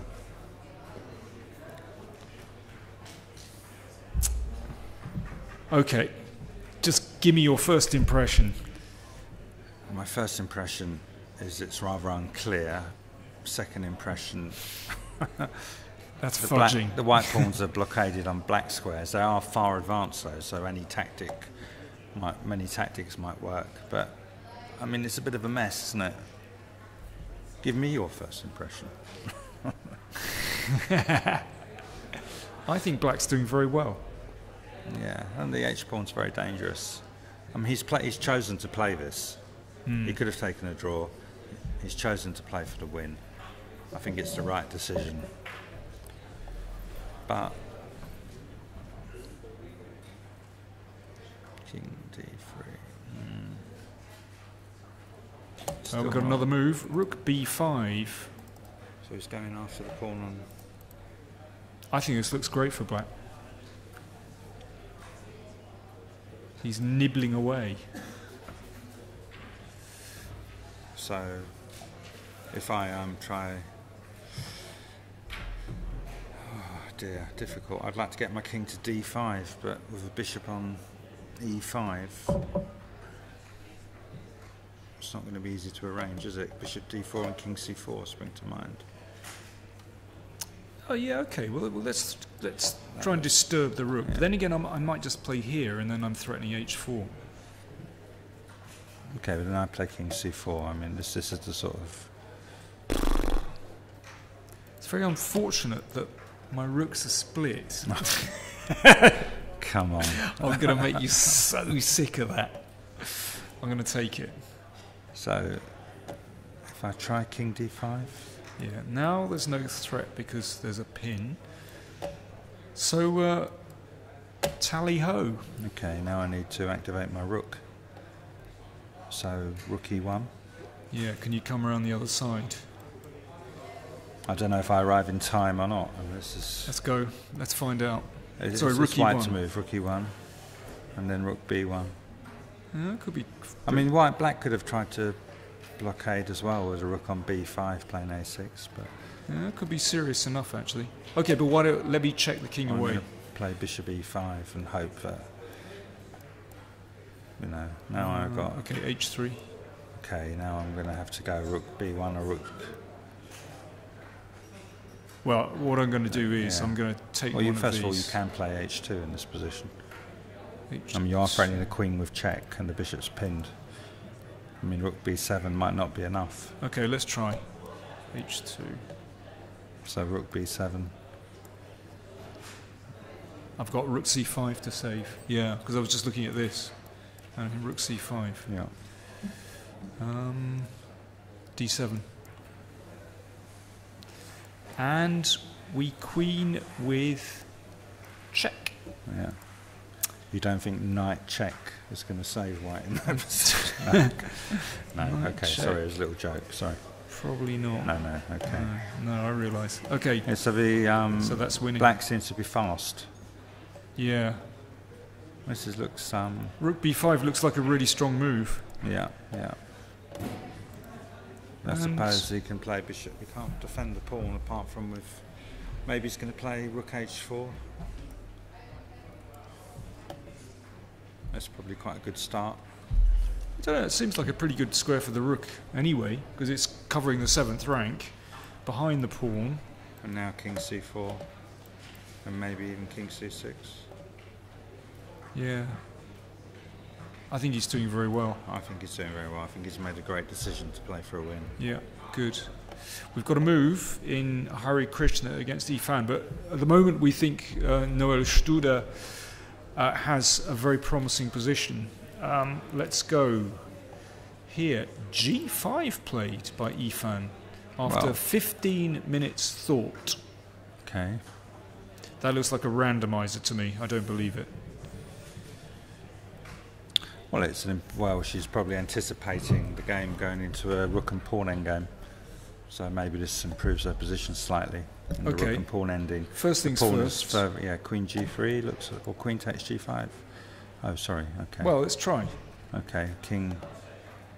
Yeah, this is a little bit risky. You just move the king. Where? Okay, I'll go to F8 to start with. Well, I was wondering if I could do that old Queen E3 thing again. Okay. Well, I suppose we're gonna check and come into C2. Okay. If you go to the H file, we'll probably keep checking for a while. Yeah.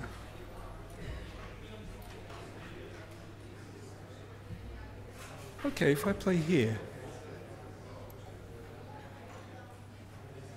So now I play Queen C2. And if you take on B5, I have Queen D1 check, Queen E1, Rook G1. Yeah, I was hoping that Rook D4 is a good move. Okay, and now I go Queen B1. And also King E2, Rook G1. I think she'd be very happy with this, considering, even though it might be lost, at least the white rook is not quite. well, but am I just crawling out? I was hoping my rook was going to cover lots of nice squares. Yeah, I'm covering D1. Start taking the pawn. Oh. Yeah. Well, I probably wouldn't, though. Sorry.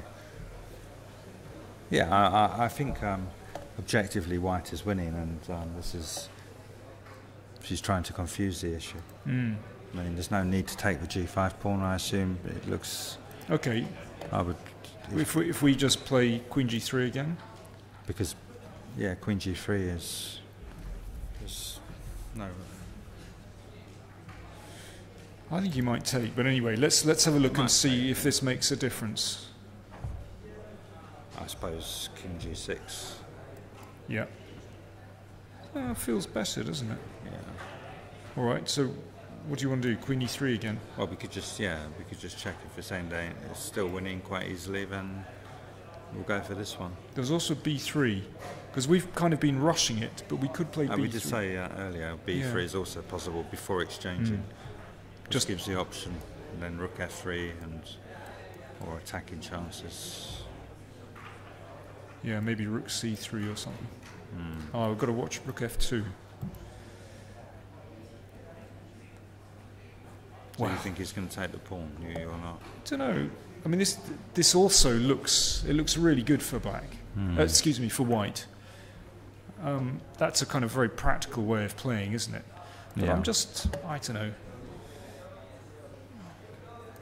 I just feel like if we can take it, then.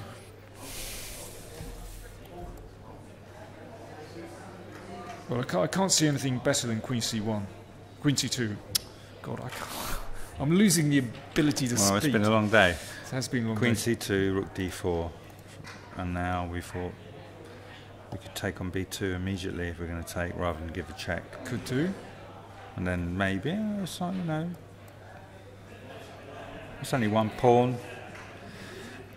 Both kings are exposed. The game's not over. I'm hoping that one's going to be a bit more exposed. Well, so rook d3. Actually, I've just got a tricky idea. Yeah, go on. If you go back after queen c2, rook d4, yeah, I'd like to play b4. Ah, I see. So take and now take. Yeah, now looks like a better version. Looks like a better version. Yeah. And if rook takes, then that's good night to the king. Let's just see that. Tricky move, b4. Very tricky.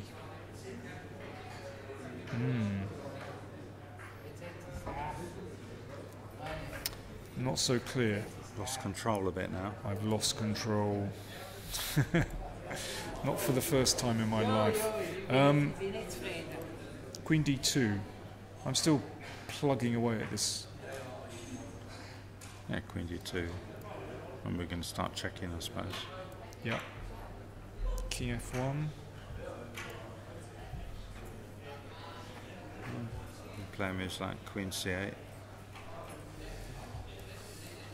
Come around here. I think just looking for chaos. Well, I'm sure white's probably objectively winning. You look at the computer, it would probably say like plus 3.5.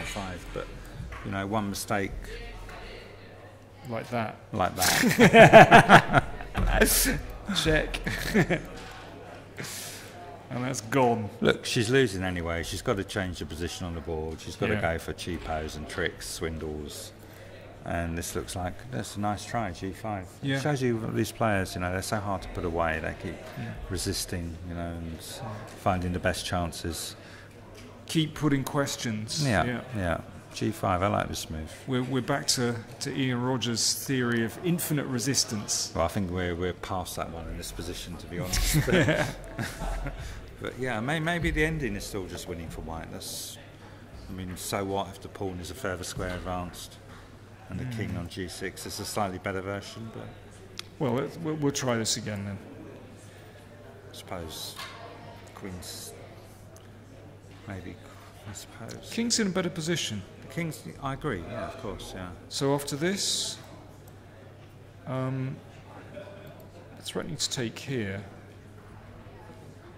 This one doesn't look so clear because... okay, I need to find a move. You're going to get your king to e5. Yeah, exactly. So king f6. Straight away? Yeah, maybe. And rook b4, and it's looking... King is cut, but that's another pawn. Looks... There's no way for black to really improve, is there? Well, hang on. I found a way. Oh, well done. Here and rook f3.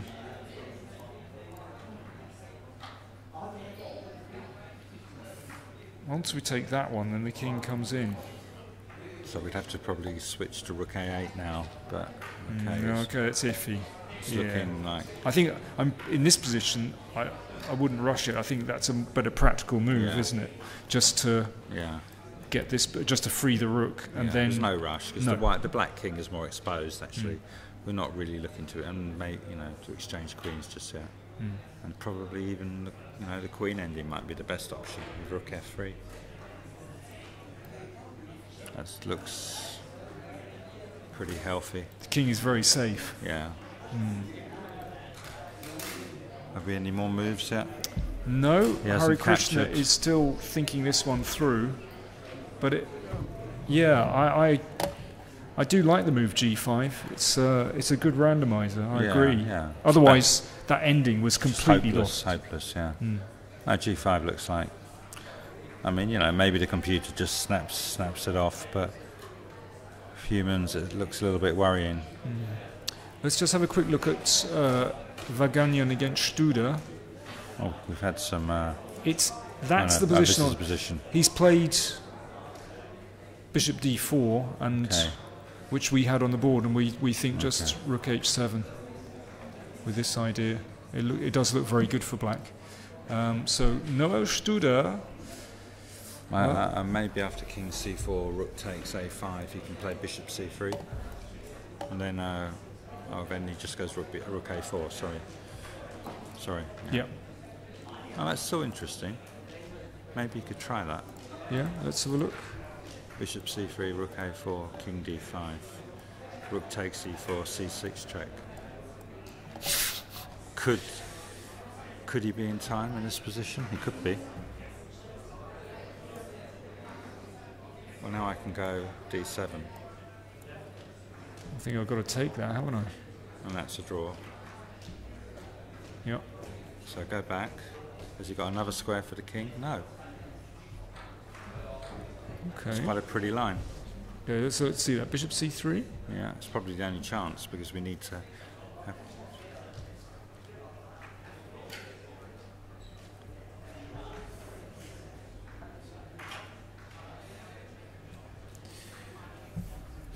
Well, what if I play this very dumb move and just play this?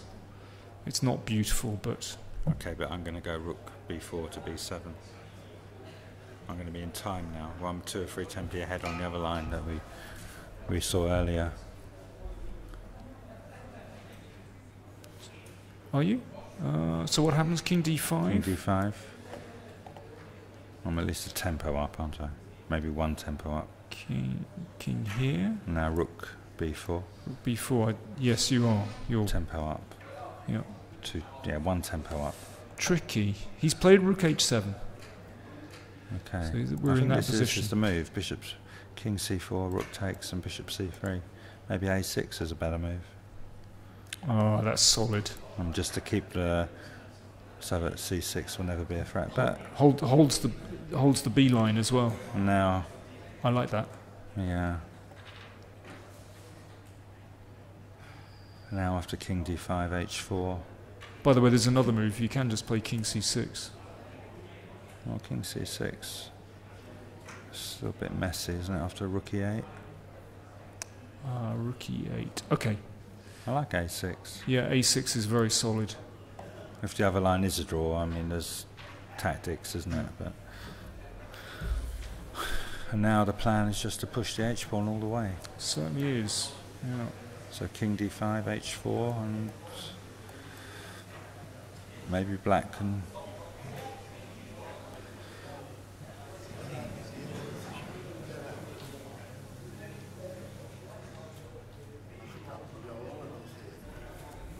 This looks winning. He'll probably, after a6, he'll probably have to play rook h4, but then the a-pawn drops. Yeah, I think a6 is a good move. Yeah, looks very solid indeed. Yeah, excellent. Maybe we'll just take a short break there. Got 2 games going. Hari Krishna looks like he has a very promising position, probably technically winning. And this one, that's the position on the board, and we think that Noel Studer also has a very promising position, but obviously still a bit tricky. But we'll be back fairly soon to see developments in these games. So see you soon.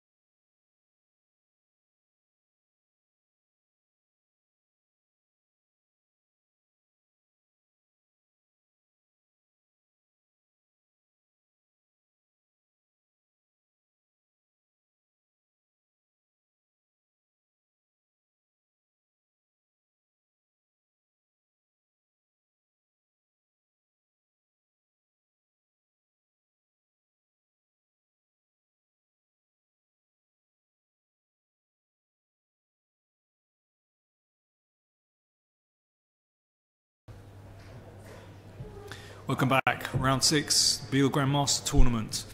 Still 2 games in progress. It's a long day, Joe. It's been a long day. How are you bearing up? Just about still coping. Yeah. Got another Hopefully still got a few variations in me. Got another cup of coffee there. Another cup of coffee, after a cup of tea and a cup of coffee and a bit of chocolate and a banana. Still going. How do you think the players are feeling? If we're feeling completely knackered. Yeah. Well, you know, they're younger. Vaganian isn't. No, he's older. We can see that. But in fact, yeah. This game's quite fascinating. Yeah. Okay, let's just have a quick recap. We left the game here where Studer has just played rook h7. We were feeling very optimistic about his chances because suddenly the rook is behind the pawn and white pawn's blockaded, hard to get them going. It's gone king c4 and Studer played your move. A6, yes. A6, which again we were feeling very bullish about black's chances. Yeah. And Vaganian has played rook f4.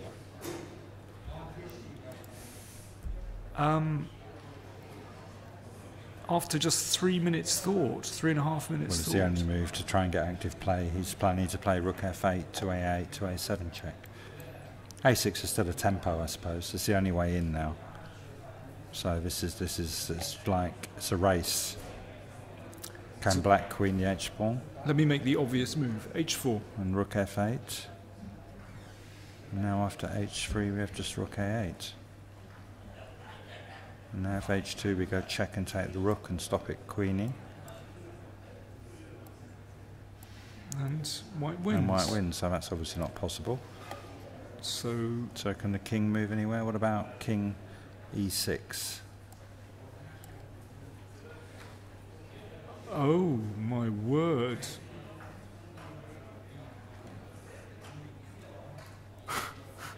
There's a brilliant move here. d7. Okay, so I can't play king takes because of rook a7, so I'll play rook takes d7. Check. Oh. I've lost. So here, take. Oh, that's a nasty little check, isn't it? I come behind the pawn. Takes. So rook takes d4, rook h6. White wins. And white wins, even though A and C pawns are usually a draw. Not when they're as advanced as this and the black king is cut off. So in this position, here. What's the idea of this move if I play rook a8? Rook a8. Then you just go king b7. And if I go that stops you encircling. If I go rook e8. Threatening this, king back. Oh. So we're no longer playing for a win with black. Well, this is amazing. Well, I think Studer realises that it's not as easy. Well, I'm not saying he thought it was easy, but he's played h4. That's on the board. Okay. So rook f8 will be played very quickly. By the way, Studer is down to 12 minutes for his remaining 11 moves, and in a position as tricky as this, could go horribly wrong. Yes. And Rafa has moved already. Yeah, he's obviously gonna play fast, keep the pressure on. It looks like he's gone down to the backboard. Does he play? Yeah, I can see a rook on the back rank, just about make it out. Rook f8 rook played. F8, yeah. Whoops, sorry. Rook f8 just played. Now Studer has to deal with this one. Vaganian, brilliant technical player. Yeah, yeah. I seem to remember, Joe, you in the Bundesliga suffering for hours in a very unpleasant position. Were you with the exchange down? I think, I lost rook, 2 rooks, or rook and... I think I had bishop and 2 pawns, and he had rook and 2 pawns on the king side, H and G against H and G, and maybe it was technically drawn, but I failed to draw it in the rapid finish after about 8 hours play in them days. So yeah, I know he posed me maximum problems, and I was unable to resist. But here, I mean, yeah, this is suddenly... Is this Vaganyan's best position of the tournament? It's his best position for a while. Best position for a while. Because yesterday, the last game he played against Morozevich was a complete disaster. Actually, the best position was probably earlier on in this game, actually. He was stood quite well. I mean, he sacrificed the exchange, and he allowed this move knight takes e3. He probably didn't have to take on c6. He could have just taken the knight at once with very good compensation for the exchange. Or he didn't have to sack the exchange. So he had a good position. Yeah, he did. But he messed up with allowing knight takes e3, and that's probably about equal. But this is so Noel, does he have to play h3? Has he got any other move? Well, this move king c6, which is what we just looked at, prevents to draw. this encircling. King b7 now, rook e8, threatening rook e7 check. King back. There's no other move, and then check. This is winning for black, isn't it? Yeah. So instead of that, he goes back to c8 check or rook a8, and then. So hang on, how did we do this? So it's white to move here. It's white to move. Yeah. So check. And then king b7 is forced. Yeah. And now rook e8, threatening rook e7 check, and there's no other move. So that could be the end of the game. It looks. I mean, h3 is the alternative. And then rook a8, and now, well, he has to be careful now.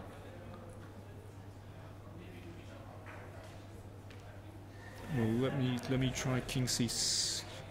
Oh yeah, there's this move. King d7. c6 was the stunt. This could this d7, this wonderful move d7. Nice move. It's a beautiful move. Let's see this one. Check. Here. And that's over straight away.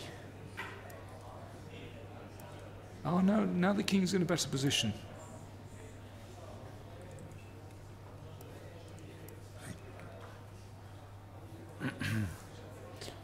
Let's just go back. Here. It's actually no c6. c6. No c6. He just takes the rook on a6 and gets back to b8. Well, king takes b5. Yeah, I was just wondering about this. What's the story? Well,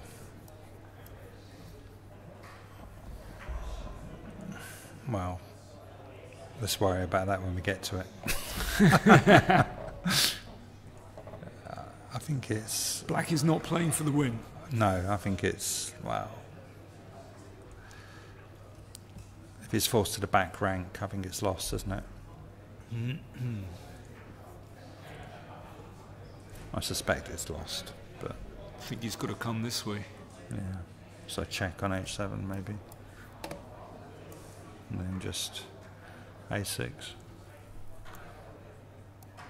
Doesn't he have to go to be on the a file when the pawn gets to a6? If you're wondering, these positions with 2 split pawns on against the rook, they're often a draw. Just rook and 2 pawns against the rook there can be a theoretical draw. Actually, I think this one's gone. Yeah, this one looks gone. I think if the rook king's cut off on the back rank, it's always lost. This one looks winning. But hopefully Noel won't find himself in this position. He'll have to fall into this ridiculous trap with d7. So hopefully now he's probably just going to realise he can't win anymore. Wow. And just play king c6. But he's short of time. He's got 7 minutes left. And then rook here. And this looks like the way the game should finish. Is there any other attempt there? There's no other attempt. Wow. Maybe he could play moves like rook b1. That's not really going to help him, is it? Start checking the king. Try and, But that's not really going to help because the king's going into d5. You might be still able to draw these positions. So, okay, I'll give a check. Yeah, and then after king d5, another check. That should still be a draw after. Well, could just take here. I don't know. I think maybe we can do better than this with white. Perhaps, do we play bishop c3? Oh, yeah, okay. And now... But then the black king escapes. Maybe you can just play king c6. Do you need to take it once? Can he play king c6? Oh, you mean rook takes a7 and king b7? I'm just looking at this. Yeah. Oh, wow. That's winning. I'm going all the way. c7. Fantastic. Bishop beats 2 rooks. Never, yeah, wonderful lines. Hopefully we won't be seeing them on the board. No. From a Swiss point of view. It would be cruel if it would be he very loses cruel. this. It's such a tough tournament. But he's down to 5.5 minutes. Wow. He's working hard. I mean, these variations are really, really tricky. While Noel is trying to work things out, should still be a draw. Let's cut across to Pantala Hari Krishna against Ho Yifan. Very interesting. After Queen E3, Yifan has ducked the challenge. She did not go for the rook and pawn endgame, which we felt offered some chances. Instead, she's gone back to C8. Okay. E5. That brings the rook into play, of course, covers G4, very important. Well, my first impression is this looks much better for white than the rook and pawn ending. Because the black king is very exposed now. I mean, and you know, this passed pawn in the middle combined with the... I mean, the black king is worse than the white king. Now the rook on b4 is back in the game. These 2 rooks have had an interesting game. This rook on f7, this rook on b4. This doesn't look good for black. No, she probably should have gone for that. We saw there were some lines in the rook and pawn ending. I don't know, which gave black some chances to draw, even 3 or 4 pawns down, with the g pawn and the king very active. But she's taken on e5. Yeah, I suppose queen takes e5 is the obvious move. Is there any problem with that? It looks all over, doesn't it? There's no checks. Now the rook endings will be... This looks very strange to me. It looks pretty much plain sailing for white. You know, I'm looking at moves like, for example, queen here to attack this, but then super chunky move. I'm sure there are other moves, but for example, rook d4, just closing off the queen. Well, every picture tells a story, you know, centralization. It's just complete domination of black's position. Or queen c2, maybe a last try. Queen c2. Just to wonder about, I know. Well, okay, I'll play. Okay, all right, I just wanted to check this, and now the king is cut off, isn't it? So if we go rook, maybe rook d7, that's maybe not so easy. Not so easy, because after rook d4 we've got time to play king f6. I'm going to play here. That's a good move, probably. King e5 gains a tempo. King e5, rook b4 maybe, or rook g4. Yeah, okay, let me have a think about that one. That's very annoying. What I was trying to do was this, which would be game over, because the king. But king e5 gains a tempo. Maybe we should just go back to when after queen c2. Do we need to exchange queens straight away? Maybe we could just have a look at this position. I mean, we could play queen e6 check, for example. Rook f6. Then maybe queen g8. I mean, I haven't really looked at these lines yet, but you know, maybe it's not working, but And if the king goes back to g7 after queen e6, we could play queen e3 defending. Okay, let's attack it. Just wondering. Yeah. I don't know if king h6 is. What if I come up the board? Yeah, maybe this is not really helping.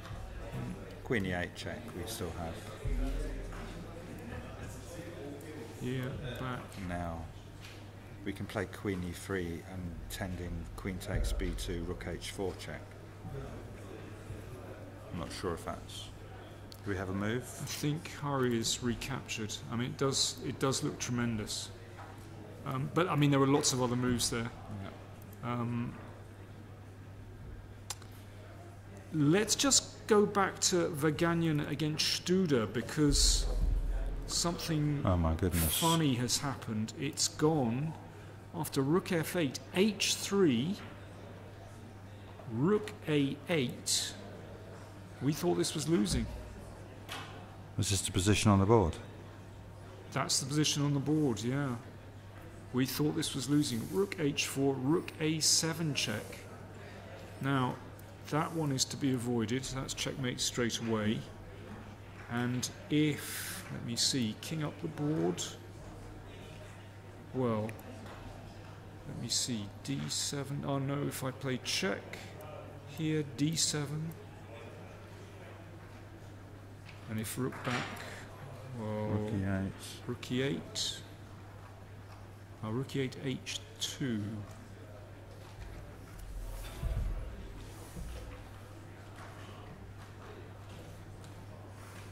What if I play this move and simply come back here? That's incredible. So you make a queen and then take. c7, and if rook c1, then bishop c3. Exactly. It's Lockdown. incredible variations. Rook a7 check on the board, and Noel is down to just over a minute for 9 moves before the time control at move 60, and he is in big trouble. He's got 30 seconds added. We should add for each move he makes. But well, down on time. We think this might be just a lost position now. Rafa with 44 minutes remaining to work out the details, but Noel, well, he's shifting very uncomfortably in his chair. And after king e8. King e8. Now, can I play c6?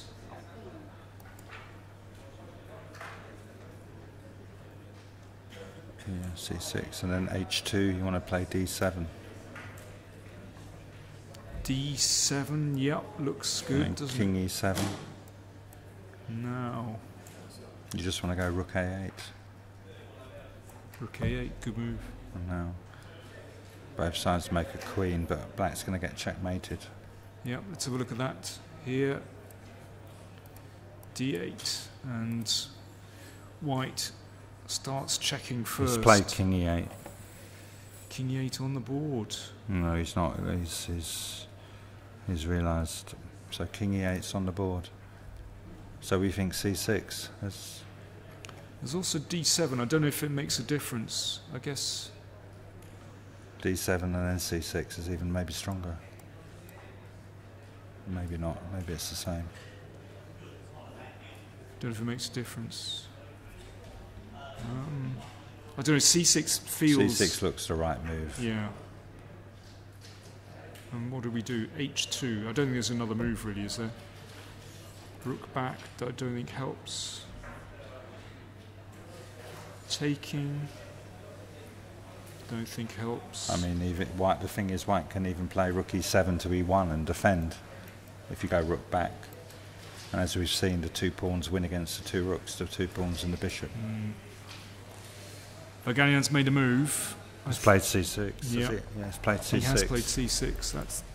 That's no, on the it's just board. got down to 40 odd seconds. He's got a minute now. He's played h2. h2 is on the board, but we think this dear. is winning.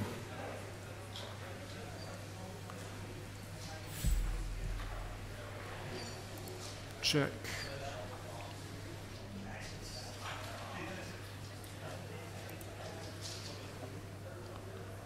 Here.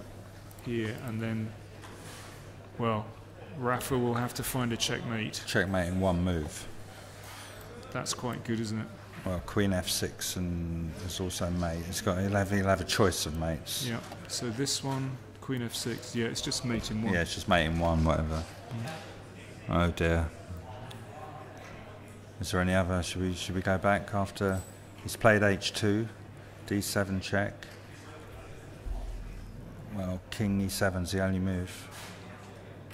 I feel very sorry for Noel. Yeah. He played for the win in the ending. He was quite close. Maybe he was better.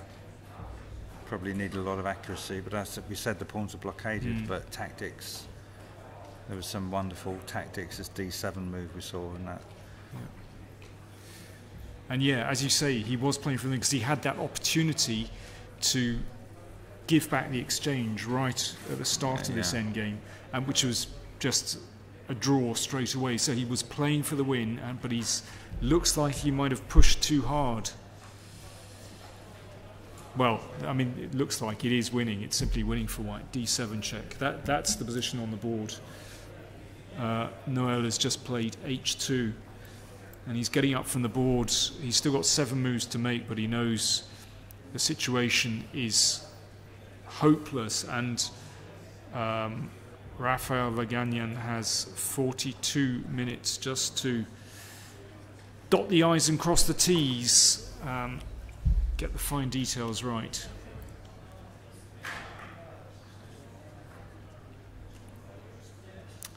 Are there other moves? There could well be other winning moves. Yeah, like Rook E7 to be, well, Rook E7, King F8, Rook E1's probably winning as well. Yeah, Rook E7, or you could play C7 first actually. C7, maybe this is the most accurate, just threatening checkmate in one move. Yeah. Also. Yeah, this is the most accurate actually. Completely winning. Yeah, this is just the end. Rook E7, can't play King D8, C7. So this is the simplest. Yeah.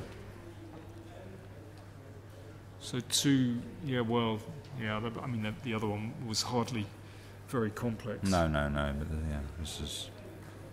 So he's just making absolutely sure that there are no tricks. You know, you've always got to watch out for this, and maybe there's Rook D5 check, and all kinds of nonsense like this. And, but, I mean, this isn't... Oh, well, okay, trick.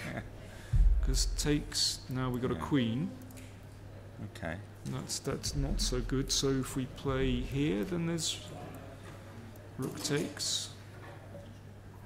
Now he has to get a queen, and we get that ending, which should be winning, I think. But no, so the other one looks better. Probably Queen H8 or Queen. This must be winning as well. But well, you can play Rook D2. We don't want to start analysing this. No, we don't want to analyse this. Let's, yeah. Maybe our original version is even better. I think it is. Yeah, this is. So that's actually the best. That's the final trick that he was playing for. Here and check, and Rook D5. And after King takes. King takes Queen. No. And then King C5. This could even be winning. We can hide. Maybe we can't hide. The king has to get to D8. I bet that's winning as well. Yeah. We're not going to analyse this though, are we? To the end. Let's wait and see what he does. Yeah. So we think just D7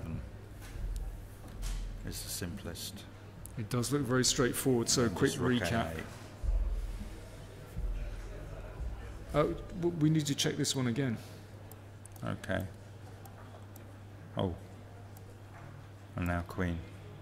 So we've miscalculated. Fantastic. Right. Okay. Should we start again? Yeah, let's start again. Is this one winning? This one's less good because I don't think he can't get the king in after Queen G1. Oh, that's good. All right, let's go the other way.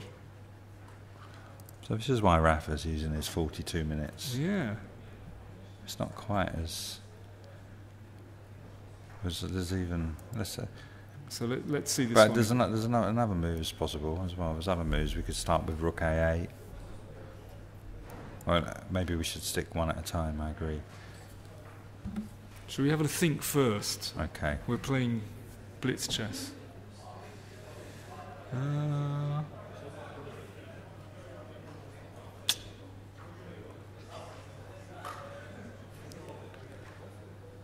I'm finding some good ways to lose now. Okay, for example, here, you'll like this. This one, here, there, takes.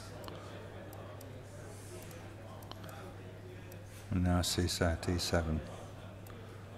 D7. Winning. Because after queen a7, king c6, queen a8, king b6, there are no checks. No more checks. That's beautiful. I thought I'd tricked. Let's hope we see this well. This position, this would be. Okay. Let's start again. Okay, so here we go. So, what did we do last time? Check. We'll try rook e7 first. We try rook e7. It's the most obvious, so let's look as well. Rook e1. That was the move as well that I suggested. Yeah. It's maybe rook e1. Now, it's nice that it cuts the king. Yeah, exactly. Now we're just threatening to go. Maybe rook e1 is just So it takes. the simplest. Rook takes queen, and now c7. And if rook check, bishop c3, takes, Only move. king takes, rook c5 check, king d4, rook moves, and then we play d7. And that wins. We think we've finally found a move. He's actually moved. What's he done? He's played Played c7. C7. Okay. That's a move we didn't consider. He's threatening checkmate. It's a good start. So, What happens after king d7? He's going to go. well, So there's also rook takes bishop to consider. but that's less good in this position. Ah, yes, because here Yeah, you can just play here. yeah. And now we're still threatening checkmate. Yeah. Okay, so if I play this one, And we're going rook a8, I suppose, is the plan. it's a plan. Threatening rook d8 and queen. Threatening Threatening queen. Oh, long day, folks.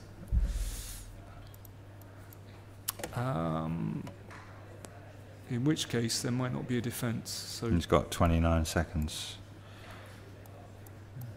and here, He's played king d7 at once. After c7, king d7. C7. You can find your way.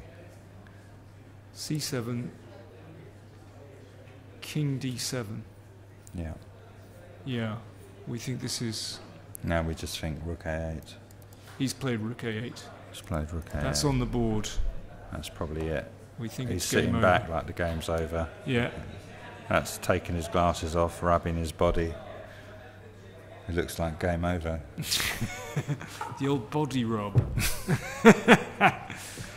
Yeah, Rafa's relaxing, and I think he's lost on time and tried to make a move at the same time, but it's completely lost. Yeah, check here, and It's a bit of a tragedy for Noel to lose this game. It is. We went for the win in the ending and just got tricked. Key moment. Well, he could have still held the draw after rook f8 if he'd have played king c6.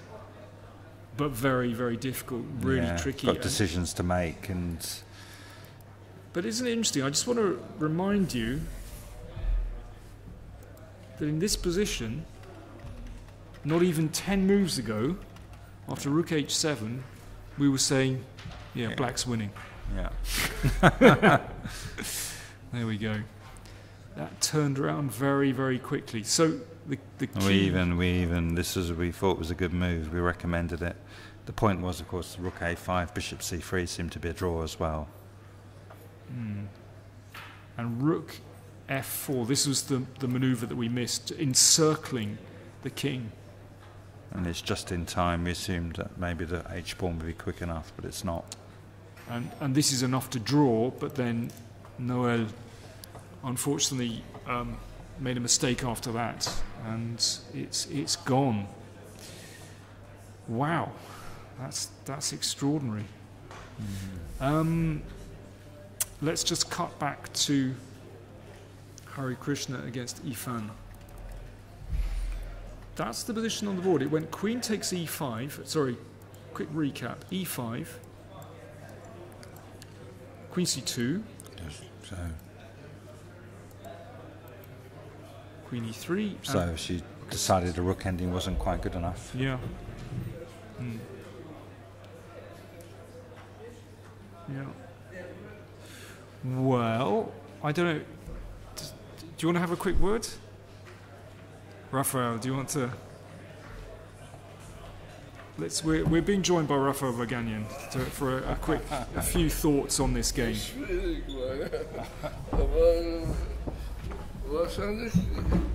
Take a seat. Ich muss wie immer verloren, wahrscheinlich. Ja? Ja, genau, ja. Rook H7, das ist terrible move. Rook F7 must play, and then better. Sorry. Better. Rook. But In which position? No, here. Rook f7. F7 and finish. Wahrscheinlich Sorry. sehr schwierig. Yes. So very difficult for Very white. difficult, for black, for white. Okay, because your rook doesn't get into the game. King come d5, check, and then take e5, take one, king d5, check, and then bishop e5, rook b5, and f. What about instead of this line with bishop No c3? chance, Instead of What one? just go back here, bishop c3. Is it a move or not in this position? Maybe it doesn't work in this position.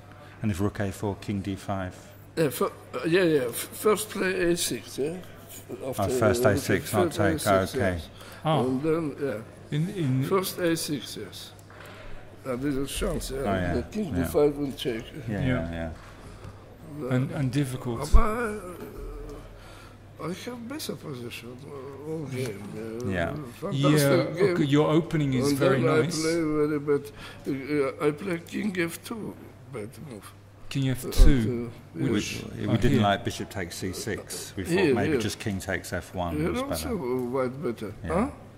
After knight takes f1, just take back on f1. Maybe It's it's better just to- Also better than the game. Bishop f5. Bishop f5 c5. Yeah. This is better. Yeah. This is better than the game. And also king e2. Yeah. And then this is not good for black. Yeah. Okay. But I play this tournament terrible. It was this wonderful trap. No time. Yeah. Maybe the line with d7 was a wonderful trap, wasn't it? yeah. That was nice. That was a nice point. Did you see Rook this? f7 just Oh no. strong. Did you see this? Then I don't know what Yeah, I no. play. Wait a second here. And now king e6, d7. Exactly. Winning That's what we were saying. direct. D7. Yeah, you just I played Yeah, d7. exactly. Yeah. This is Yeah. brilliant. Yeah, this is yeah, the nice very point. nice. Yeah. But it was Well, a draw. Yeah, okay, he can play king c6 after rook f8. Now this is interesting. King And, c6 was a draw. And the It's king Oh, b7. but now No, rook a8 you play now. Yeah. Point in h4. Yeah. Yeah, King King c6. c6. Yeah.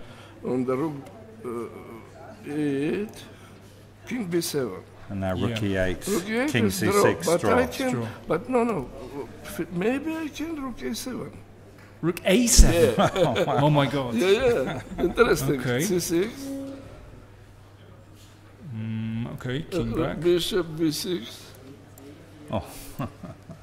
With this idea, I D7, guess. C7. I don't know. Wow. Ah, no, he take B6 and connect C8. I lost. Incredible. Yeah. Okay. Only move. Yeah, only move. That's true. This is Yeah. interesting. Unbelievable. Well, listen, Raphael, many congratulations. We know that just how strong a player you are, and I think you proved it with this endgame. Thank so you. Congratulations. Thank you. Thank you. very much. Okay, bye. Thank you. Okay. Incredible. Well, he's a class act. He's a class act, but we also feel very sorry for Noel. It's tough. Hari Krishna against Ifan. We were just looking at this. Queen C2 threat. Rook D4 and now King F7. So now what's the plan here? D6, Queen C6 check. I guess so, yeah. But it looks very, very shaky for black. Okay, Joe, your remorseless technique is about to come into play. What's the move for white? Well, Rook D2 looks like the... Maybe not. Maybe we don't need Rook D2. What about Rook G4? Or you're just going to go Rook takes G5.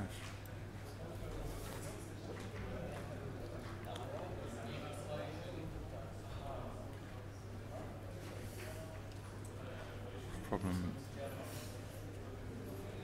I'm sure this is winning. Yeah. It feels like it doesn't. I mean, you know, it kind of stands to reason. Black's king is wandering all over the place. It's a big pass pawn. White's pieces look coordinated. Yeah. Have we got times of how long have I got left? 15 minutes remaining for Hari Krishna, 7 minutes for Ho Yifan, and still 11 moves to make, so okay. Tricky. And what have we got? Hari is hovering. Oh, he's played Rook E4, I think. Rook E4? Ah, of course it's check. That's the difference. So he hasn't got time to do that. I ruled it out because of that. But yeah. So now we have a big threat, probably. Maybe not. Maybe Rook E6 ideas. Rook E7, Rook E6. Well, I think maybe the big point is that it simply prevents this move because I'm sure this is going to be checkmate. This must be winning. King G6, Queen E4. It's and gone, if isn't King it? goes to the back, I'm sure it's going to be checkmate in this position. It's gone. Yeah. So here and here. And yeah, as you say, check here. Well, everything here. Many, yeah. Yep, that'll do. That'll do it. Yep. Rook E4, chunky. Yeah. So maybe just play Queen C7, but then we can play Queen takes G5. No, we can't do that because of Rook G6. Okay, let's. But then maybe then Rook E5 could be a good move. I like it. It's just super solid. Yeah. Yeah. I think the writing's on the wall, and Ifan is now down to 6.5 minutes for her remaining moves. Tough.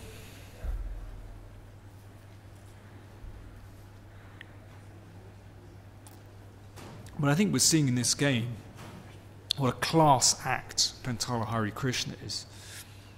Started slowly, but last few games he's really coming into his element. Yeah, he saved some dubious positions against Nico, and I think it was against Morozovic. He was not sure he was on the ropes, but he found a brilliant defence with Bishop takes B5. Great calculation, but yeah, no, he's shown he's a very, very good player. So do you see any other good move here or attempt? Well, that's so rook e4 played. No, I mean I'd think this is lost now. Maybe king g6. Okay.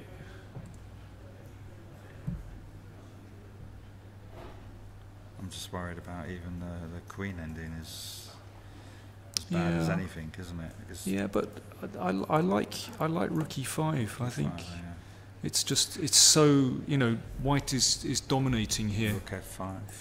Rook f5. Now, well, it could go to the back. That's one thing. I mean, black's pieces look like they're sort of treading on each other's toes here. It feels like this is going. You can't take on d5 because of queen e6, amongst maybe other reasons as well. Exactly. The pieces don't look good to me. Maybe yeah. Well, let's try this. So takes. Let's just check it. Not sure. Is this unnecessary? Maybe I've. It's unnecessary. Let's just give a check instead. Rook back to f6, I suppose. Maybe take now. Yeah, we've gained a queen tempo e6 now. and d6. Let's try. Yeah. How's the king? There was only one check on c6, which is not a great checking square. We just advance the king to g3 probably. Yeah. Well, the king is there's never going to be a perpetual check here. The king's going to escape with checks. So here, just d7. Yeah. Well, there's actually no checks in that position. No. So back. And then just check and queen. Check and queen. Yeah. We're tired. Sorry. Okay, maybe. Yeah, I think just exchanging rooks is actually. Yeah. Might be the simplest. But first, maybe rook.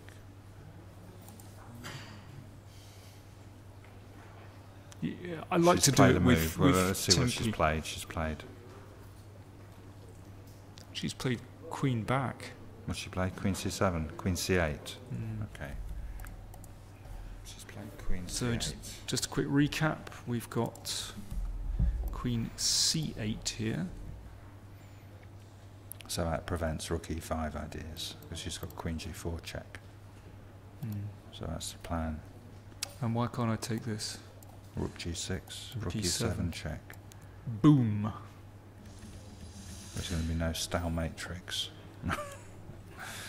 Okay, so let's have a look. But maybe. Okay, she's quite happy to open the G file, wasn't she earlier? She just needs maybe queen d7. Rook g4. Maybe rook f4. Rook f4, rook g. I don't mind. I mean, this just looks over to me. Yeah. But I just saw something. Maybe queen c5. That's tricky because it covers. No, we play rook f4. No, rook f4. I think he can take it. Yeah. Yeah. So queen takes g5, rook g6, rook e7. Yeah. Okay, he needs to just do a little bit of calculation. So clock times. He has 14 minutes. Ifan has 4 minutes. Yeah, it's gone. I mean, look at her. You can see her body language. She's not constant. No. Looks like she's. It's the slump. Yeah, accepted her fate. So everything just queen takes g5, and then the threat is rook f4. So this actually has, of course, a big bearing on the tournament standings.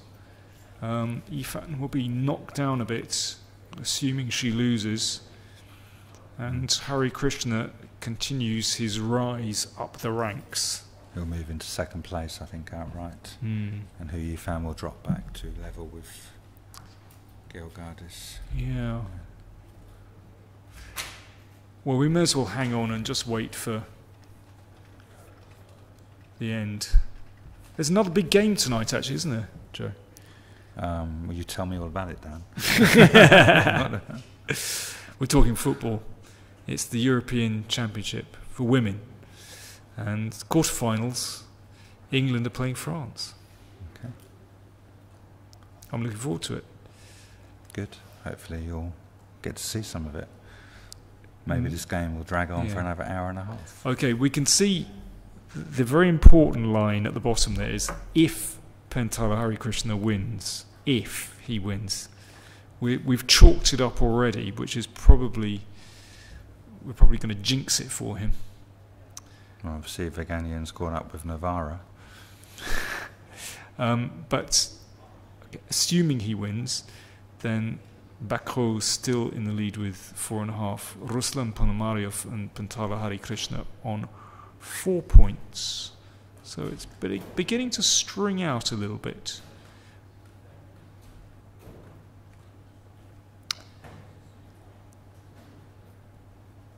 So we're not quite sure why he just can't take this.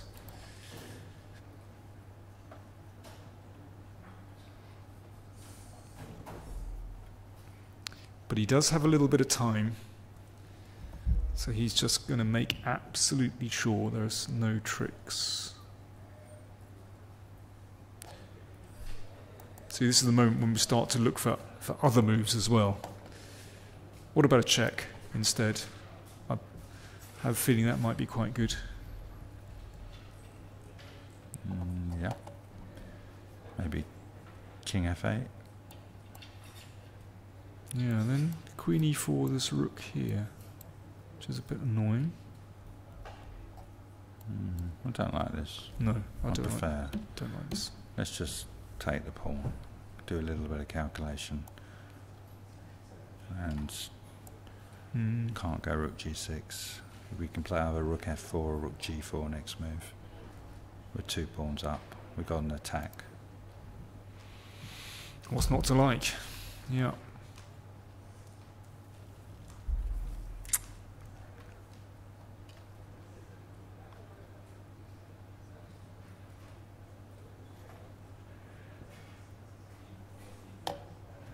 We've got a question from Lee Chess online, wondering if you enjoy any chess variants. Do you enjoy any chess variants? Well, your chess variant is poker. Yeah. I mean, you know, as a kid we used to play like suicide chess and exchange chess, but maybe not especially. I'm not a great fan of chess variants. I mean, Fischer Random or Chess 960, I suppose. I played the tournament here. It was quite fun. I quite enjoyed it, but I don't think I'd like to play it seriously. I think part of chess is... Has this happened? No. Yeah, he's taken on G5. Oh, he's taken on G5. Yeah. Oh, okay. Yeah, sorry, you were saying? So, yeah, I mean, I enjoy to play maybe just from time to time. It's a bit of fun, but Chess 960. Yeah, we had a tournament here in Biel. The first festival kicked off with a Chess 960 tournament, which is entertaining. But I think part of chess is actually learning openings and traps and tricks which people can repeat. If you keep shuffling the position, then, you know, maybe it takes away some of the appeal for some people. Yeah. I mean, you know, it's quite... I think chess is pretty good as it is. It's sort of been a few hundred years since the rules have been changed. I quite like them. Yeah, I kind of agree. I think... well, you know, a lot is made of top-level chess that it can be boring and there's too much opening prep. But actually, well, for example, in the games we've seen today, yeah, of course, they've been incredibly entertaining. Yeah, and it's very easy to avoid prep as well if you want. I mean, it's just that people get in it, they get fascinated by variations and they study them, they want to play them. But I mean, as soon as, you know, people get one variation gets exhausted, they switch to another. And we saw even earlier, like with Najdorf with an extra H6 in, I mean, just to change everything. Yeah. So theory, I mean, there's chess is like nowhere near. I know even in like Capablanca's day, they were worried that chess was exhausted. I think they probably slightly premature. But I mean, even nowadays with computers, it's just, you know, it just becomes more and more complicated. Yeah. Yeah, I have to say I'm not a huge fan of chess variants. I mean, again, as a kid, I used to play exchange chess, as we called it. In America, they call it bug house, which was a good laugh. But You know, I don't bother now. No. Life's too short. I've got other interests. Yeah.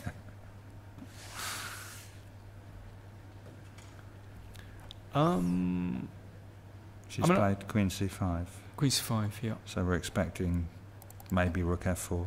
Queen C5 and, yes, Rook F4. Any other moves? Rook F4 looks very sound to me. Yeah, Rook E2 doesn't work because Rook G6, so... Yeah. And Queen's defending E7. So he's going to play Rook F4. I mean, the threats are Rook G6 and taking F2. Looks like it to me. And Harry is hovering again.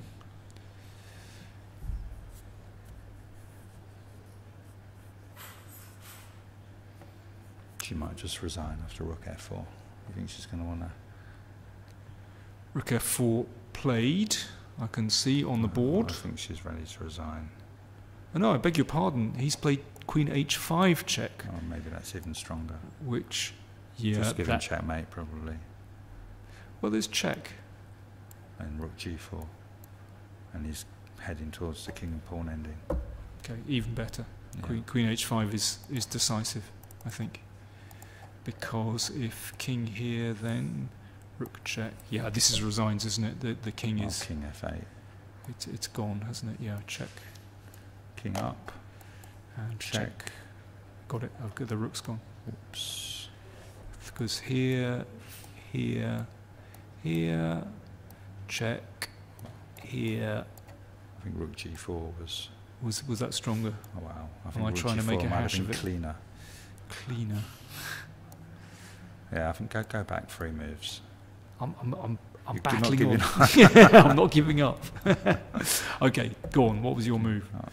Just rookie.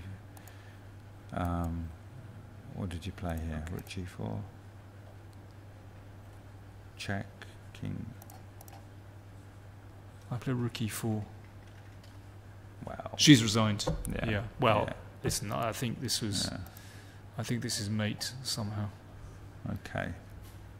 I think that was okay. Oh, rook G4 check here. Yeah, that's right. That's what I meant. Yes. Okay. And that forces me. We got there. Yeah. Well, I don't think we should bother the players with asking them to come down and analyse, because it's been a really long day, and that would be, I think, asking a bit too much. But it's been a really interesting day. We've had 3 decisive results. So as we've seen, Hare Krishna's just defeated Ifan. Ponomaryov defeated Navarra. Vaganyan defeated Studer, and we had 2 draws, Bakro and Georgiadis. Drew against Leko and Morozevich. There we go. Those are the standings. Etienne Bakro leads with 4.5. Ponomaryov and Hare Krishna with 4. Ifan and Georgiadis 3.5. Morozevich still on 50%, 3 points, and incredibly Leko and Navarra under 50%, and Vaganyan comes off the bottom of the table. But unfortunately, Noel Studer, in spite of his enormous efforts, is still at the bottom of the table. Maybe we can have a quick look at the pairings for tomorrow. Morozevich, Ponomaryov. Okay, that'll be a good battle. Studer against Georgiadis, the battle of the Swiss players. Yeah. They know each other incredibly well, of course. Leko against Vaganyan. Ifan will play Bakro. Okay, that's of course a very big game for the standings in the tournament. And Navarra, Hare Krishna. Every day we've got interesting pairings, haven't we? Every day is interesting. It's a good mix, good tournament. Yeah. Yeah, good games. Yeah. Right, I think we better leave it there. We're going off to have dinner. I think that would be nice. Yeah, would be a good idea. Yeah, and to watch a bit of football maybe later on with France against England. Do join us tomorrow for our commentary again, which the round starts at 2 o'clock. We start a little bit after that once we've settled in. So thanks for watching, and hopefully see you tomorrow.